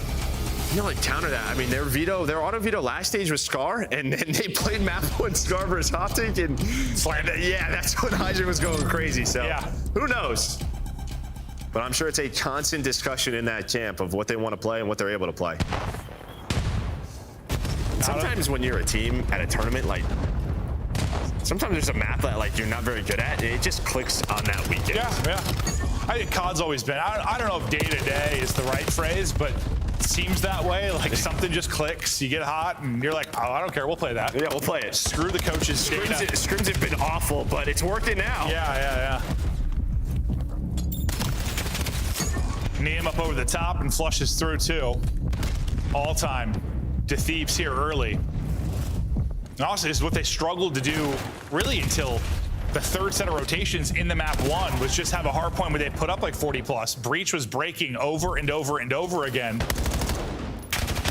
Well, Thieves set the tempo here early. And I can't believe Neem stays alive there. Impressive 2-piece, able to dodge all the nades, and now he's probably pretty close to a Hellstorm already. And I think Breach is just a different map. You kind of know P2's a big money hill, so you slow things down. You try to lock down the spawns. You don't let Thieves flip the map and let this get ugly. You have to hold, and so far you are. But Hydra is still alive in the back. Yeah, 44 seconds on this P1 without trophies. That's pretty damn good. That's for sure. Second break chance for Thieves coming in. BZ finds a pick, Hydra finds a pick. It's ARs out for everybody on these long-range street fights. I mean, TJ's on 5 in a row, but like those 5 were just to like sort of hold the line and hold the spawns. But now you can see he's on 6, and well, they do a darn good job recovering. Great job staying alive. Great job waiting for the help. And yeah, you're going to turn this into a little over 40 points with the rest of it. Thieves have to give this up and rotate, maybe leave a couple to try and trap them in or thin the transition for Boston Breach. They're going to send one around the long way. That'll be Hydra. They'll take a route. Hydra should have some freebies here in a second. I think he gets one and gets an assist on another, so played beautifully there by Thieves. And they get those kills right as new pops, so this is kind of turned into a little natural pinch with the new spawns plus the players coming in from old. Breach with a chance to maybe catch them. And I think it's just like, yeah, there's some splits due to, as you said, the new hills spawn. So it's just a question of, all right, where are they? If you get to all those kills with like 3 to 5 seconds left, you know they're spawning out at old, you can get into your setup, but you just kind of know it is tough to block both sides on this hill. So things are going to get messy. Yeah, like 1 spawn with old and 2 spawned out. Yeah. And that's just, I don't know, it's just the timing of it. It can get real awkward.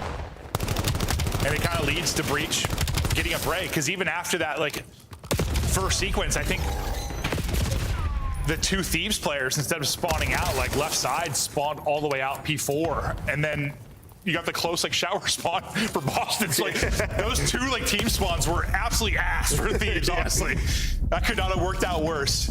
But they're up 20. Early P4 to Breach. Well, and you saw it. I mean, BZ was shooting 2 in the back. Those were the 2 players that were rotating for Breach, and You're trying to transition that into a nice setup there at P4 for LADs, but instead it is Boston with early control. But now you can see Hydra's going to spawn up next to a BZ. There's only 2 players on the hill, but TJ trying to do what he can with Persia, finesse, and buy as much time as they can. Is Boston able to take that map 3, fighting here in game 4? Let's hear the comms of Breach. I'm bumping you. Spawn deep. I need it right there. I'm looking top. One guy's top. He's flanking top window. No, spawn Top stairs, easy. Ali, one shot. 2-0. Ali on me. Ali front door. There's still Ali on me. Front door. On the back. Ali dead. One shot. I guess front alley. Front, we can go. That's good. We can front. Good. Nice. Great shit, man. Let's go. I don't see anything else. This one more. They're all new. Should be good. Yeah, one spawn up. Play skills. I'm going right. Deep right. Trap. Right, that nice. Give me close right. Give me spawn you, bro. I'm looking at it. Ready, charge. Are you on him? Yeah, I'm on in the corner. Should be good. Probably deep. Nice job, bro. I'm gonna push right. I'm nading. Come left. I need the guy time. Hold on. Nice shit, bro. Y'all might hit to the left, okay? One shot. My spawn dubs. Top out. We need him good. I'm pitching P2. They're gonna spawn out now. One shot B. Trap, bro. He's low highway. I just book out of time. Last time. I spawn P2. I'm nading over. Bro. He went back to time. 2 on time. 2 there. I naded over time. There's 2 on the hill, okay? I naded one time. I need it too. Only 20 on this, bro. Only 20 on this. Could be front of you. One shot. 2 right side. Got one. Yeah, BZ. Let's go. I'll fly this guy. Yeah, he's close. No dead. Nice. Spawn ups. All spawn ups. They're gonna hit to the left. I don't have your cross, Marcus. I'm gonna pick up deep. I'm looking at my hole. Do not have your cross. I'm looking at my hole. I hear you. I'm 18 bro, we can hold it. 2 deep left. 3 left. Okay, I'm trying to might be slow front. 3 on the left. Yeah, put him in. BZ in the back. Nice. All in the back now. D back elbow. Close, strap. D back elbow. One shot. Elbow. Last guy elbow. Elbow knee him to the left. Swung in the back. Two guys elbow. Two guys. Might fly me. One my deep left. Bus stop weak. Free front stop dead. I have your top. Bus stop again. I need time. Bus stop. I have 2 bus stop timers. Nice. One shot. Bus stop. Hey, Bale did. One shot. Take your time. Last guy. Keep that weak, bro. Bus stop. I'm trying 18. Bus stop, name me. I'm naming time. Bro, bus stop, name. I'm waiting 18. One time, one bus stop. Time, good. Nice, good shit. Give me mail, maybe. Backside, Nice shit, bro. 3, last guy. Scrap. I'm going push out. Spawn trash. I'm going Mail, scrap. You're gonna be holding me. I'm in you in the corner. Hold weak. I want trash, bro. Scrap spawn back, I think. Right, BZ in dojo. Here, yeah, on the fucking front side hill. I'm waiting, you guys. I want me close. Dojo. Breach trying to work on the reverse sweep. They're up 50 with a chance to push this to 5. I mean, yeah, I think 45 of LAD's points are on that first P1, True. right? So, but Breach did what they wanted there. They split the P one time, and it's just a great P2 hold to give themselves a 40-point lead. But here is a nice hold so far. I was going to say at this P3, but now things are getting messy. Hydra's trying to do what he can inside of showers, and well, it is going to be 2, and that's going to allow his teammates to get there and reinforce. I think he's lucky TJ hadn't got back to full HP yet. He was still pretty weak, so it's an easy double for Hydra, but it's a significant one in the moment. But after I say that, it comes down to a one-on-one for a second with the spawners trying to get back in time. Both players take a ton of damage. Hydra tries to find maybe a timing to lurk away or find a different angle, and he's going to get cut down. It's chaos here inside this point. Thieves are still fighting it in this game, but even in Black Ops 4, this area of the map was just always chaos, right? You're hitting slides. There's so many timings with all the headies. You're just going back and forth in between rooms. But the problem with Thieves last time, like I think the spawns were a little goofy, but they lost the P3 time and then they end up losing rotation here to P4. This time, at least, like you secure rotation here with a chance to take the lead. I think that's what really unraveled was 3 to 4 last time through. This time doing enough to still hold. You just lost a couple of players. The pressure to the people inside of the point. I was so confused how he died there for a second. The second player behind him. Scrap got one before he dropped. Yeah, you've just been holding them from the hill. And I mean, Scrap was doing a good job just staying alive, but you just didn't have spawns. And was thinking about pushing through, but you had top control. So Breach, they've been very patient on this break, and they would love to split this time. But Scrap right back to it, NPC in hand. He's able to find 2. They recover a bit after getting broken. Now back to a P1 where they open things up with a clinic. Gonna try to do the same here. Scrap still NPC in hand. I was saying, they're both looking the opposite way. I'll be worried about the pressure coming the other way. Purge is going to pick both heads. A nice double from him to get onto the point here early. 45 for the dub. That's another hill where, like, you did 99% of it, and then one player just pops a two-piece. But as soon as I say that, it's a two-piece from Neum, and now it's TJ and Afro is... Yeah, some chaotic hardpoint here today. They sure have. TJ's had a bunch of clutch doubles, I feel like, leading to his team, getting a whole bunch of time. Same with Purge, really. The SMGs, well, basically everyone's got an SMG, but they've been turning up. But the key for Breach is, again, you have the P2 spawns. They've done this every single time, making sure they have the left side locked down. You see TJ making sure nobody is working that street. 18 seconds left. I thought he was going to win that. He did not. And now you're going to spawn out. That was the kill you needed. It's going to get interesting now. One more guy in the back. Spart is going massive for you again. 6 HP in a dream. He got you two, though. Finally traded out, but the fact is now you're going to have numbers towards rotation because the first guy to come help will be a BZ from Thieves. He's not going to get there in time. That is, it's another just ginormous double from Boston Breach. Yeah, now you have P2 spawns. This is the difference throughout this map is they have locked down this hill, controlled it from the get-go. As well, Thieves, it's desperation time. You're just running up this street, and as dominant as maps 1 and 2 were, we might be headed to a game 5. Something with this Breach team versus the LA Thieves name, I don't know what is happening. Well, it just feels like, you know, we're Breach, Thieves have been a good team about just like trading efficiently. Like, that just didn't happen here. The multi-kills just were so insane from Boston Breach. And I mean, Neum, he's got 2 minutes and 40 seconds on the hill. The guy's trying to do what he can, but it doesn't matter. There we go. Game 5 all day. Yeah, that's what we should have expected with this one, obviously. We're going the whole way to a map 5. So map 5's all day long on this delightful, beautiful Friday. Hope you're enjoying some great Call of Duty action. And while Thieves might be a little shell-shocked right now, they thought they had this one in the bag. And honestly, I thought they had it in the bag until the first 2 minutes of that overload. It's like one team went into the search and destroy, another team came into the map 3. I don't know. Yeah, they look great on Gridlock. This Breach team, maybe now it's not Hacienda, maybe it's Gridlock. It might be Hacienda and Gridlock. Yeah, okay. Yeah. A little 1-2 punch for this team.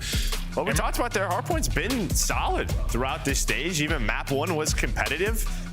They're slaying with the best of them. Everybody positive on the side of Boston Breach. And that's just awesome out of Breach. I don't know what they sipped on. They got turned between 2, 3, and 4. We take a look at the game flow, though, and how it played out. Great start for Thieves, and then you flatline for about 5 straight hard points. The first 3 to 4 is where Breach got a ton of time and started to really take that early lead. And then, well, really, it was like the 3 to 4, and then the P1 to P2 of the second rotation. Like just the P2.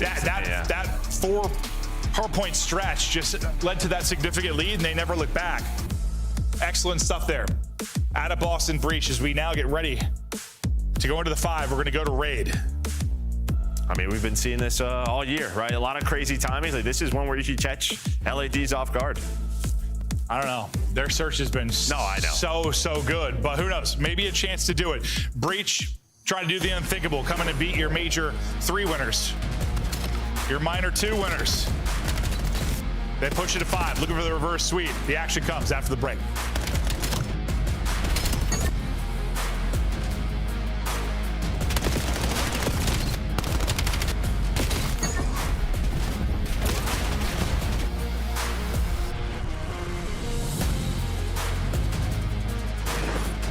COD Champs tickets are on sale now. Come see the best teams lock in for this season's grand finale in fabulous Las Vegas. All 4-day passes come with early venue access. Head to phasevegas.com or scan the QR code to get your tickets now. Go pick up the 2026 Call of Duty League Championship Tracer Pack. You can support all 12 Call of Duty League teams. Scuff, official controller of the CDL.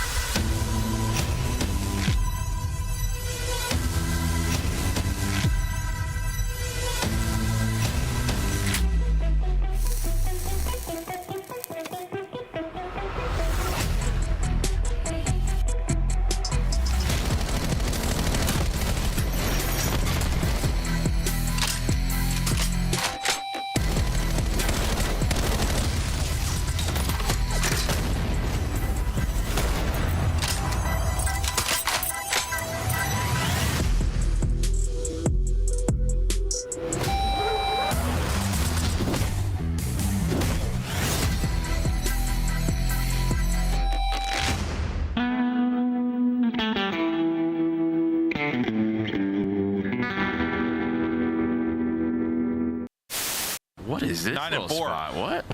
Oh, that looks very uncomfortable. Very, very uncomfortable. No, it does. Yeah. You're basically balancing your nipples on a metal pole. For some, that's a talent. Yeah. Steals the record for most kills dropped in a single match. It's 115, and it's Gwyn on the collapse. He gets the angle. He gets the kill. His series continues. Gwyn's here. And yeah, this is his place. A double headshot, 7 in a row. He is taken over. Maybe he's just trying to end the Rookie of the Year conversation. Just put himself back in front with just a dominant performance here. Time to go. TJ gonna drop. One has fallen. Second will drop as well. They collapse. Oh, on Gwyn. Of course it's on Gwyn. One player left. Hudson finds it. Gwyn seals the deal with a record-setting series for Gwyn. Gwyn is different. Dashy oh my God, what a play. Coming in from old time. And, I love this. Well, now shots Can't read this. Yeah, what a play. He should let one walk past. Right? Yep. Here comes the first. Good play. Free two-piece. Great play. That is free. Gorgeous. And we get that gonna flip spawns? Yo, that was beautiful by for the Falcons, and Optic are starting to figure it out. And you know what? That ain't gonna show up on the scoreboard. But what a play. You stay L triggered, Merc's there for just 2. Broke the hill basically there for the by himself. Kill. This is perfect. Just funnel them green. We have this grandma rotation. 10 seconds left. I think it's certainly right now. It's One me on me. One time. They're dead. One more behind me. Time. Dead side time. He's left. Nice. Just save shit. Let's go, bro. Yeah, we'll run him. I told you we'll run him, bro. From Boston. No, my shoulders on the lair, bro. That's why he can't go on the lair, bro. This is one of those days, bro. It's just one of those days, dude. Dude. What the f is going on? Well, it's good to think the watch parties are the same boat we are. Game 5s all day. Yeah, no, it feels that way because not one expected to go that way. But listen, we're here in Breach trying to push out to a perfect 3-0. They start 3-0, especially with a win in this particular series. And yeah, our bracket gets real interesting because they've got a good chance to be a very good seed going into the major. Which they had a couple of times last year. And like sometimes, yeah, they would have a crazy upset in winners round 1 and then, yeah, out wild. Now I'm trying to think of like the most like ludicrous placements of all time, and like them Breach getting top 3. Them getting third at champs is up there. No, it is. It's like real high on my list of what the like type of finishes. And listen, different roster, obviously, but the organization with a couple of the same faces have done I mean, Purge at least, something crazy to this Thieves team. Some crazy runs looking to pull off a crazy one here, and you were looking at the stats before this, and it's not a great one. Well, yeah, no, I mean, when we saw Raid, I was like, I don't think these have played a lot of this recently, and yeah, they're 3-6 on the year. So again, this is the time of the year, LA Thieves, they're winning everything. We even saw at the end of... I wonder how much have they played of this since they got good at Search. Yeah. Well, we even saw this at the end of Major 3 qualifiers where like they were looking really good and then they had like 2 bad losses the last weekend. That's right. A lot of So I went from like them being unlocked to be in the final for me that I wasn't sure. And then they got to the major and we're fine. But they definitely have their maps where there's still work to do. I forgot about that. Yeah, they had like some really good wins and then they just like lost their last 2 series to bad teams.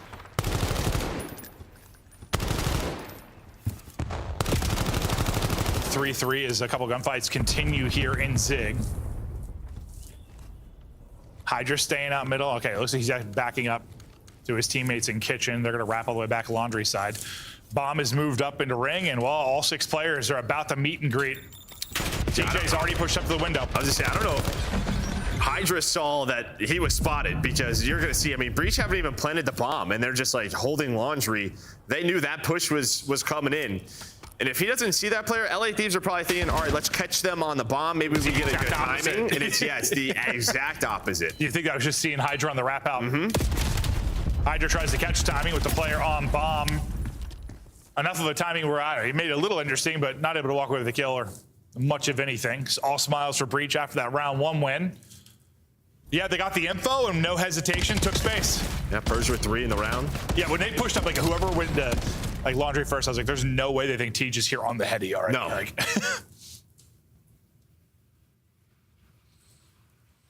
so far, so good for the comeback kids. And that is Raid. As soon as you see one, the team is probably behind that player. Yeah. And they were playing a little too spread, we thought, maybe in the fringe. A little tighter there in that round. Pretty spread here on the opening defensively. And that's Purge, that's got to be safe, and he does exactly that. He gets the hell out of harm's way and groups up with his teammates mid. Yeah, gets info, backs it up, and you see the rest of the guys just clearing out the other side. Is they are quickly working up the middle of the map and through B. And for Thieves, it's just trying to find the timing to get the plant down. Scrapping up damage that TJ's out of there. And behind that damage, I think they opt to get the plant down. Now here comes the retake, and one just like walks right underneath Scrap, so that's gonna be a freebie. A BC now, looking to get involved. He'll get traded out. Beautiful trade. Last person is Hydra. And I'd have to watch that back, but that some angle was missed there with their setup that he literally walked right past Scrap. Slid through. Hydra left in a 1 versus 3. Retakes on point. Whoever was the first to die there is like, what the hell, man? Like, what just happened? Because that must have been a pixel off of Scrap's like screen. And I mean, sometimes that happens where those slides like into ring, they get behind cover, you don't spot them. Maybe you reposition for half a second. Not usually that where you can just chest bump the person though. Awkward there for Thieves. Brilliant for Breach. Is they've already this should make the major crazy already, just bracket wise. Yeah, Boston be sit at 3-0. Well, yeah, we already thought it would be a little more interesting because they had a pretty easy schedule and they already started 2-0. But 3-0, you're in. Yeah. 3-0. You're good. You're sitting in winner's bracket in a good position. Spartan Purge going to work early. I mean, ever since Overload, Spart's just been frying. Purge finds the blood. Scrap ripped out of it. Afro timing through the smoke. Can't quite connect to finish the kill. Spart's got to finish it. And he does. What? This guy have X-ray vision. Okay. Saw a name? I don't know. And now he's just trying to buy time for his teammates to get there. And well, I thought he did. And it's just going to jump down to a 1v1. I was about to say, like, Spart would have the trade, but the smoke's there. Mm-hmm. And then he made that look so casual. So easy. So casual. Oh, yeah, I know where he's laying. It was like he had Amos. It just flicked right to him. Why are pro players so good in smokes? Spart. 4 straight, and he had a bunch of clutch multi-kills in that. Map 3 and 4. Look at the clutch up here. Hydra spots him, and we'll finish the kill. A much-needed round for Thieves. They're able to close it out. And while you recover, because Scrap has been known to do this on this map where sometimes he just runs out and takes a gunfight and there's nobody really behind him, so he gets blooded. More often than not, he wins that fight. No, the first one he did throws his life away with the second one. But yeah, he gets caught as... Hello. He's just relaxing at the pool. Yeah, and then he gets shot in his not-so-fun bits. Hello, mustaches. Whoa, it's a mustache battle right here.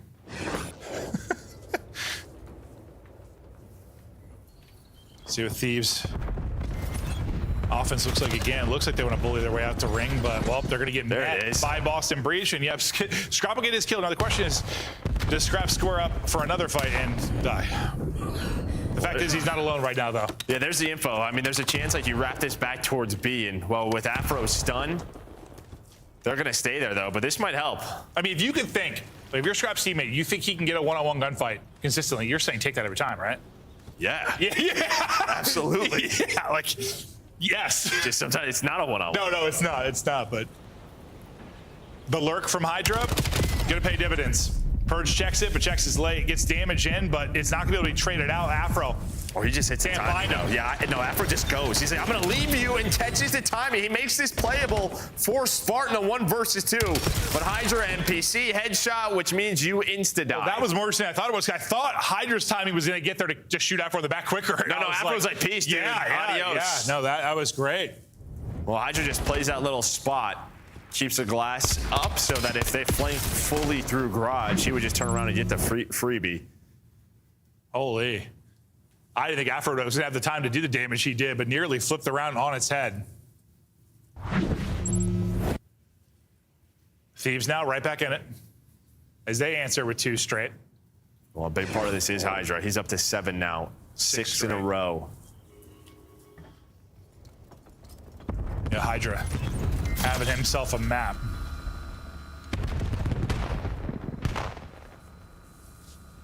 Again, you are here early if you're Thieves, not the entire squad. Well, now it will be, but you can already see Scrap and Abizi locking this down.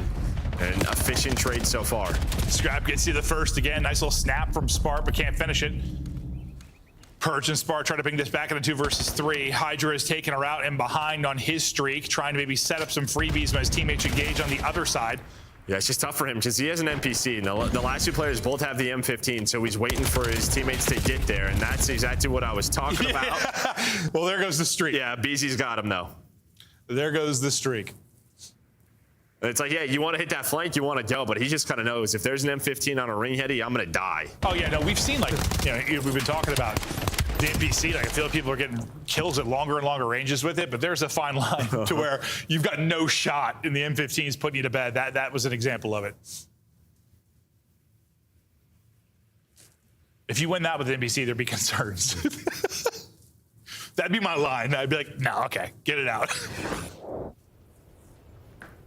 3 straight now for Thieves. Abizi and Hydra. Well, 2 search and destroy superstars, and they're putting on right now. You got a Hellstorm as well on the side of Hydra, so he was able to earn that before he got taken down. Bless you. Thank you. My sneezes are loud enough. They come through your mic for sure. I'm sure they do. Scrap's only got 2, but they are 2 first bloods. Hydra right back to the lab. Out of my sneeze and into the action. Triple positive. Just moving and grooving. And where Breach found success in the opening 2 rounds, there has been nothing for them here. Outside the 1 versus 1 between Hydra and Spar, like, this hasn't really been that I feel close. like the last, like, I don't know, a month or 2, the way this map is developed, you just have to have eyes on pool or just know that someone could just jump out and kind of flank you outside of Tiki, but Boston, just nobody was looking at it, and that's just way too easy for Hydra. Honestly, that's what like surprised me on the Hacienda we watched earlier. I was like, a team just didn't watch a water route at all. Yeah, like, you have to. You have to. It's a little different on Hostage because there's so many routes where like this map, especially on that bomb site, you just gotta look at it. At least throw a shoulder towards it. No, but I just feel like, yeah, a player, whether it's Hossie water or they pull here, popping up and get free too, like it just shouldn't probably happen at this stage of the game. At least not very often. Scrap adds his 3rd kill and 3rd first blood. He pulled out the sniper, switched it up, and Hydra has just been swimming. It is summertime, and he loves being in the water. He is very, very wet. Afro is also very wet with his fountain. That's true. He's just thirsty. 2 versus 4. Able to take the first. Can't. I think he was using it as a bidet, actually. He might have been. Got to keep that clean. No one wants an itchy butthole, Jelp. Not in the summer. No. Thieves. Just in takeover mode right now. I mean, this is it's like this series, right? Like, I don't know. Like, you blink and the other team is running away with it. But the first 2 rounds were so good for Breach. And then since then, dude, Thieves is, that's why they're search and destroy. That's why I want to know the stat for this since they've gotten good at search. Because the fact is they weren't good at it for quite a while this year. Yeah, since like, Neum. I don't even think it's Neum. Not really started to click for Hydra, I feel like. It was more like, I guess, the minor and the lead into like the major. They probably improved a bit with Neum, but like it wasn't dominant right away. Oh, you got 8 and a 6 spree for a BZ. Hydra has a streak. Uh-oh. Yeah, you better get running. You ain't got no cover out there, boys. The problem is you can land this inside a laundry. Let's see if Hydra. He's not going to go for the land in the laundry.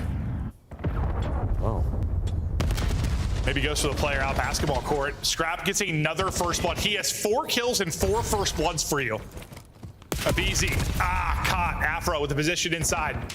Well, the key is after you go for that player, I mean, or Hydra goes for that player basketball with the missile and then tries to do it with the gun, and he ends up getting caught. So now it's a 2-on-2. Scrap trying to find a kill that's not a first blood. He's trying.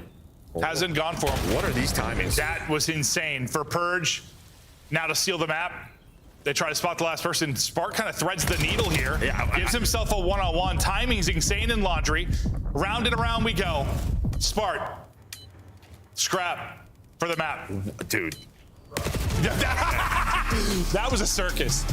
That was a circus. Yeah, a couple of rounds. Play a little ring around the rosy there at laundry. Or Boston just sort of thread the needle, make it interesting. They get the first 2 rounds, but that's all they get.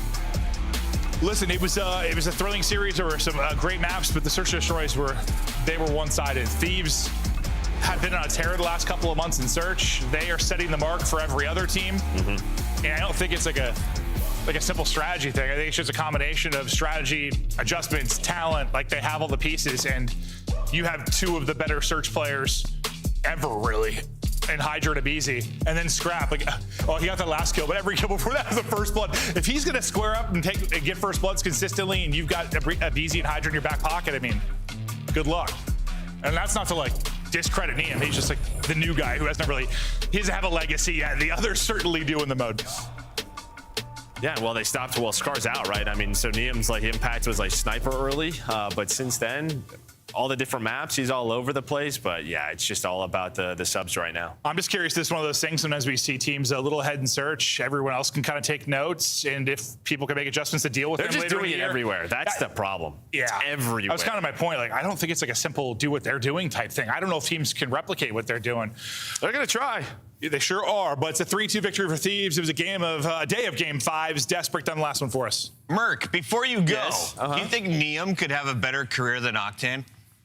I mean, that's a tough one to do. That's a tough one to do. Yeah, tough one to do. Sorry there, tough Jim. one to do. Yeah, we asked that earlier at the major, and Octane was not happy, but Neum has been on fire ever since. He's won a minor. He picks up another Game 5 victory over Boston, and I have to start the question, though, Allie. Are you proud of Boston for going to a Game 5, or are you worried for Thieves for being taken to a Game 5? I'm proud of Boston for going to a Game 5, I think. LA Thieves, I think, have proven themselves enough at this point where, like, a match or a series like this, yeah, there's a lot they could take away from it for sure. There's definitely a couple of mistakes throughout, but at the end of the day, you close it out, you come up with the win. And, I mean, the funny thing on the side of Boston is it's almost weird that they didn't close it out on Raid S&D because we're looking back at their map pool right now. Hacienda has to get banned out. We saw that from the respect side of LA Thieves, and then they go and win the back-to-back gridlock. So maybe some old-school maps favoring the side of Boston Breach. Yeah, just like good Call of Duty There we maps. go. You're pushing this prop. Just good Call of Duty. Yeah. If you're Purge and you're Teach, that's the prop I'm pushing.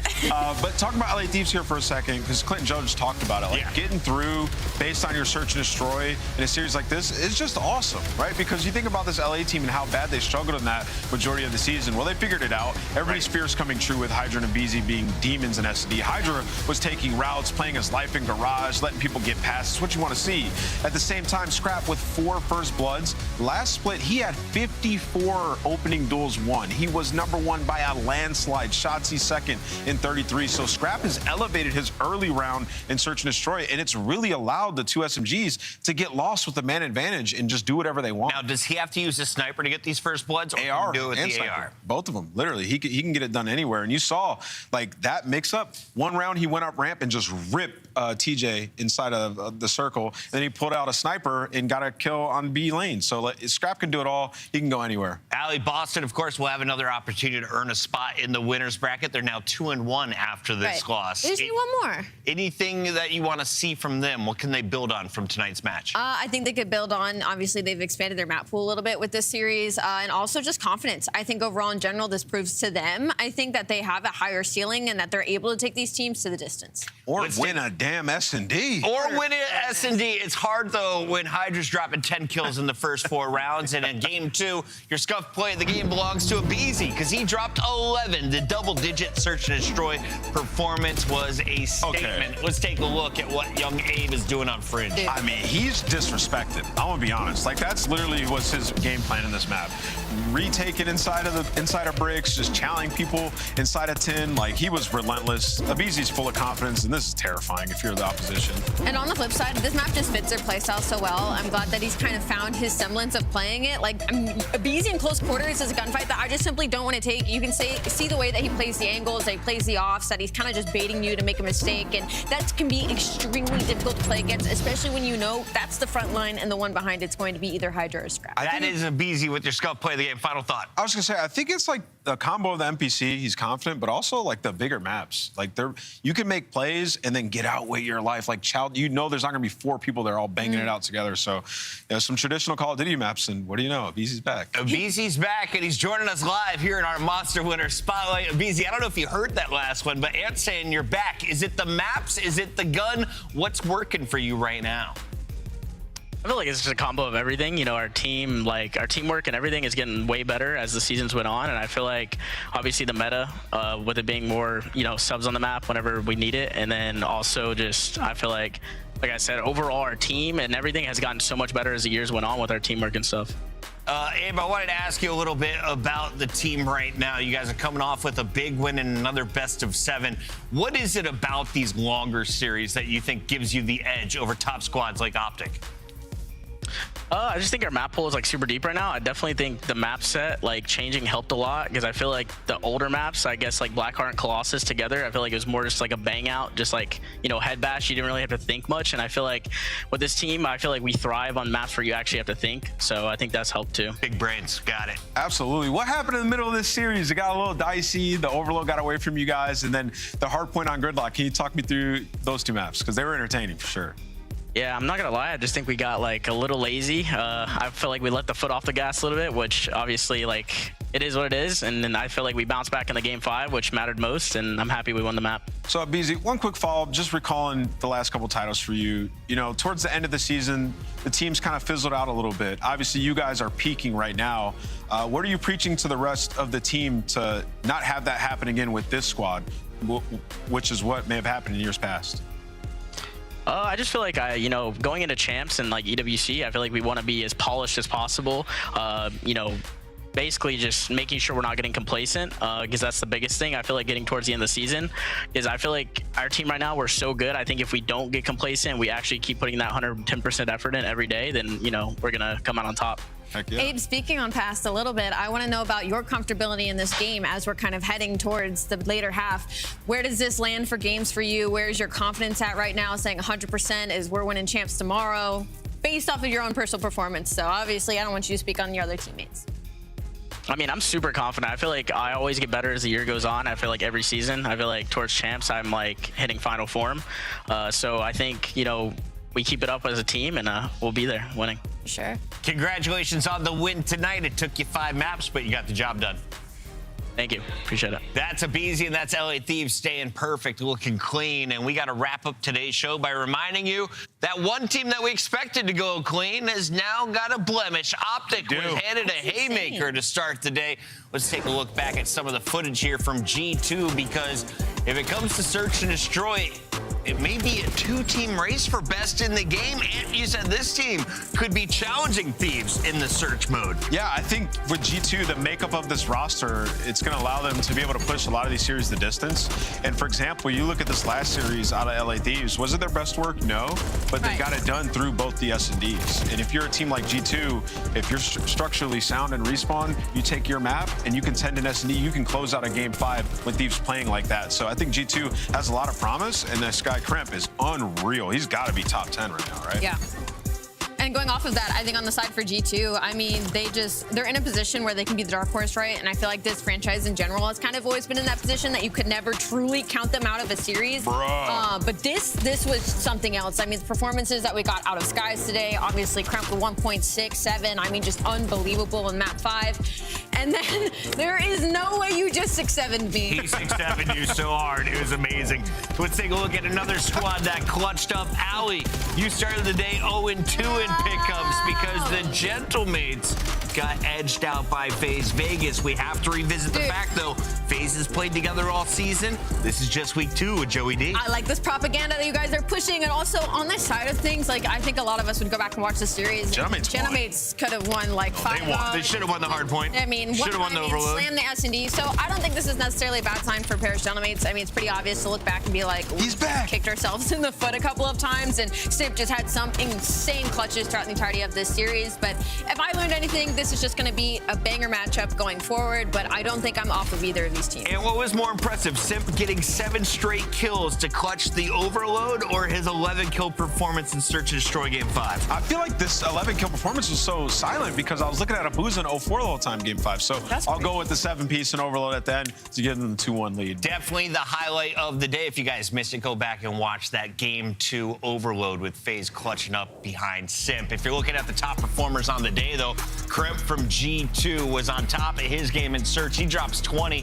Draza in Hardpoint puts up 73 kills, and Abeezy just posted up 19 of his own. Hydra's going to finish the day with a 2.5 KD in a Game 5. Not bad.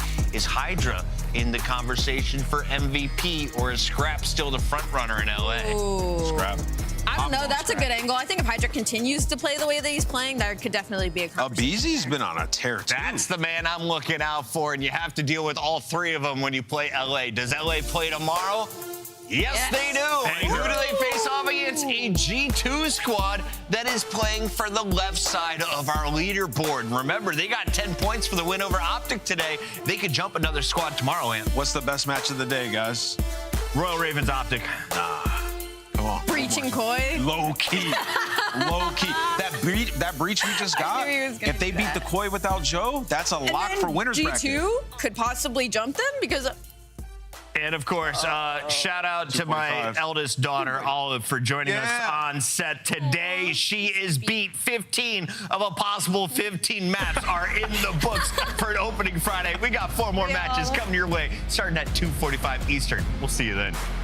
Good job, girl. And the beat goes on and on and on and on and on. On and on and on. And the beat goes on and on and on and on and on. Made for millennium.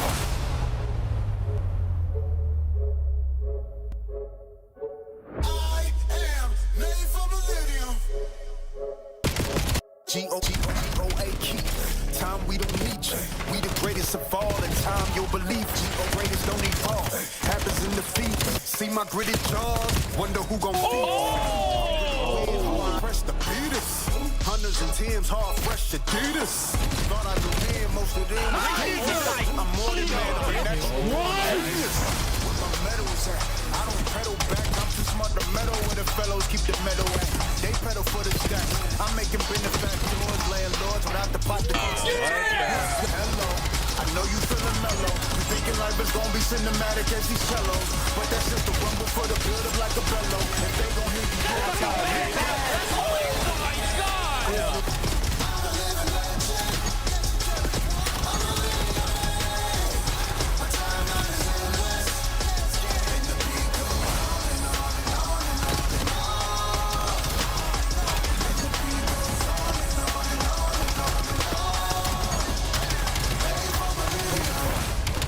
Nice. Maybe not the ace. Bro, these guys might be the worst. I was literally trying to play.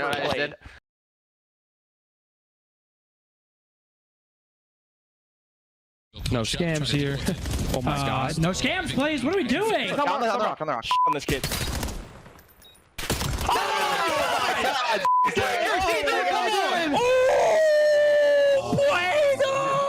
What the What the Time bomb heading in, Rock. Rock's dead. Put himself in a better position. That's a good play by Bueno. He gets out too. Oh, what? Who the is this? You're on Mars. Holy I'm not even trolling your back. I'm not even trolling your back. Yo, Bueno's tweaking. Guys is going insane. I gotta tip that. Oh my god. Oh, he's out. He's out. Yeah, he's out.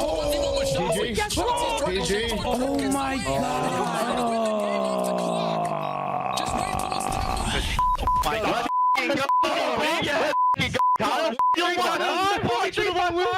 Someone called. It was game. What the f? Jesus Christ. Wow.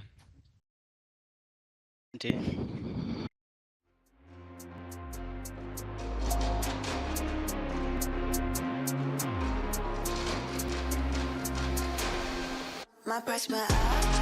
You can't afford me. I'm everywhere. I'm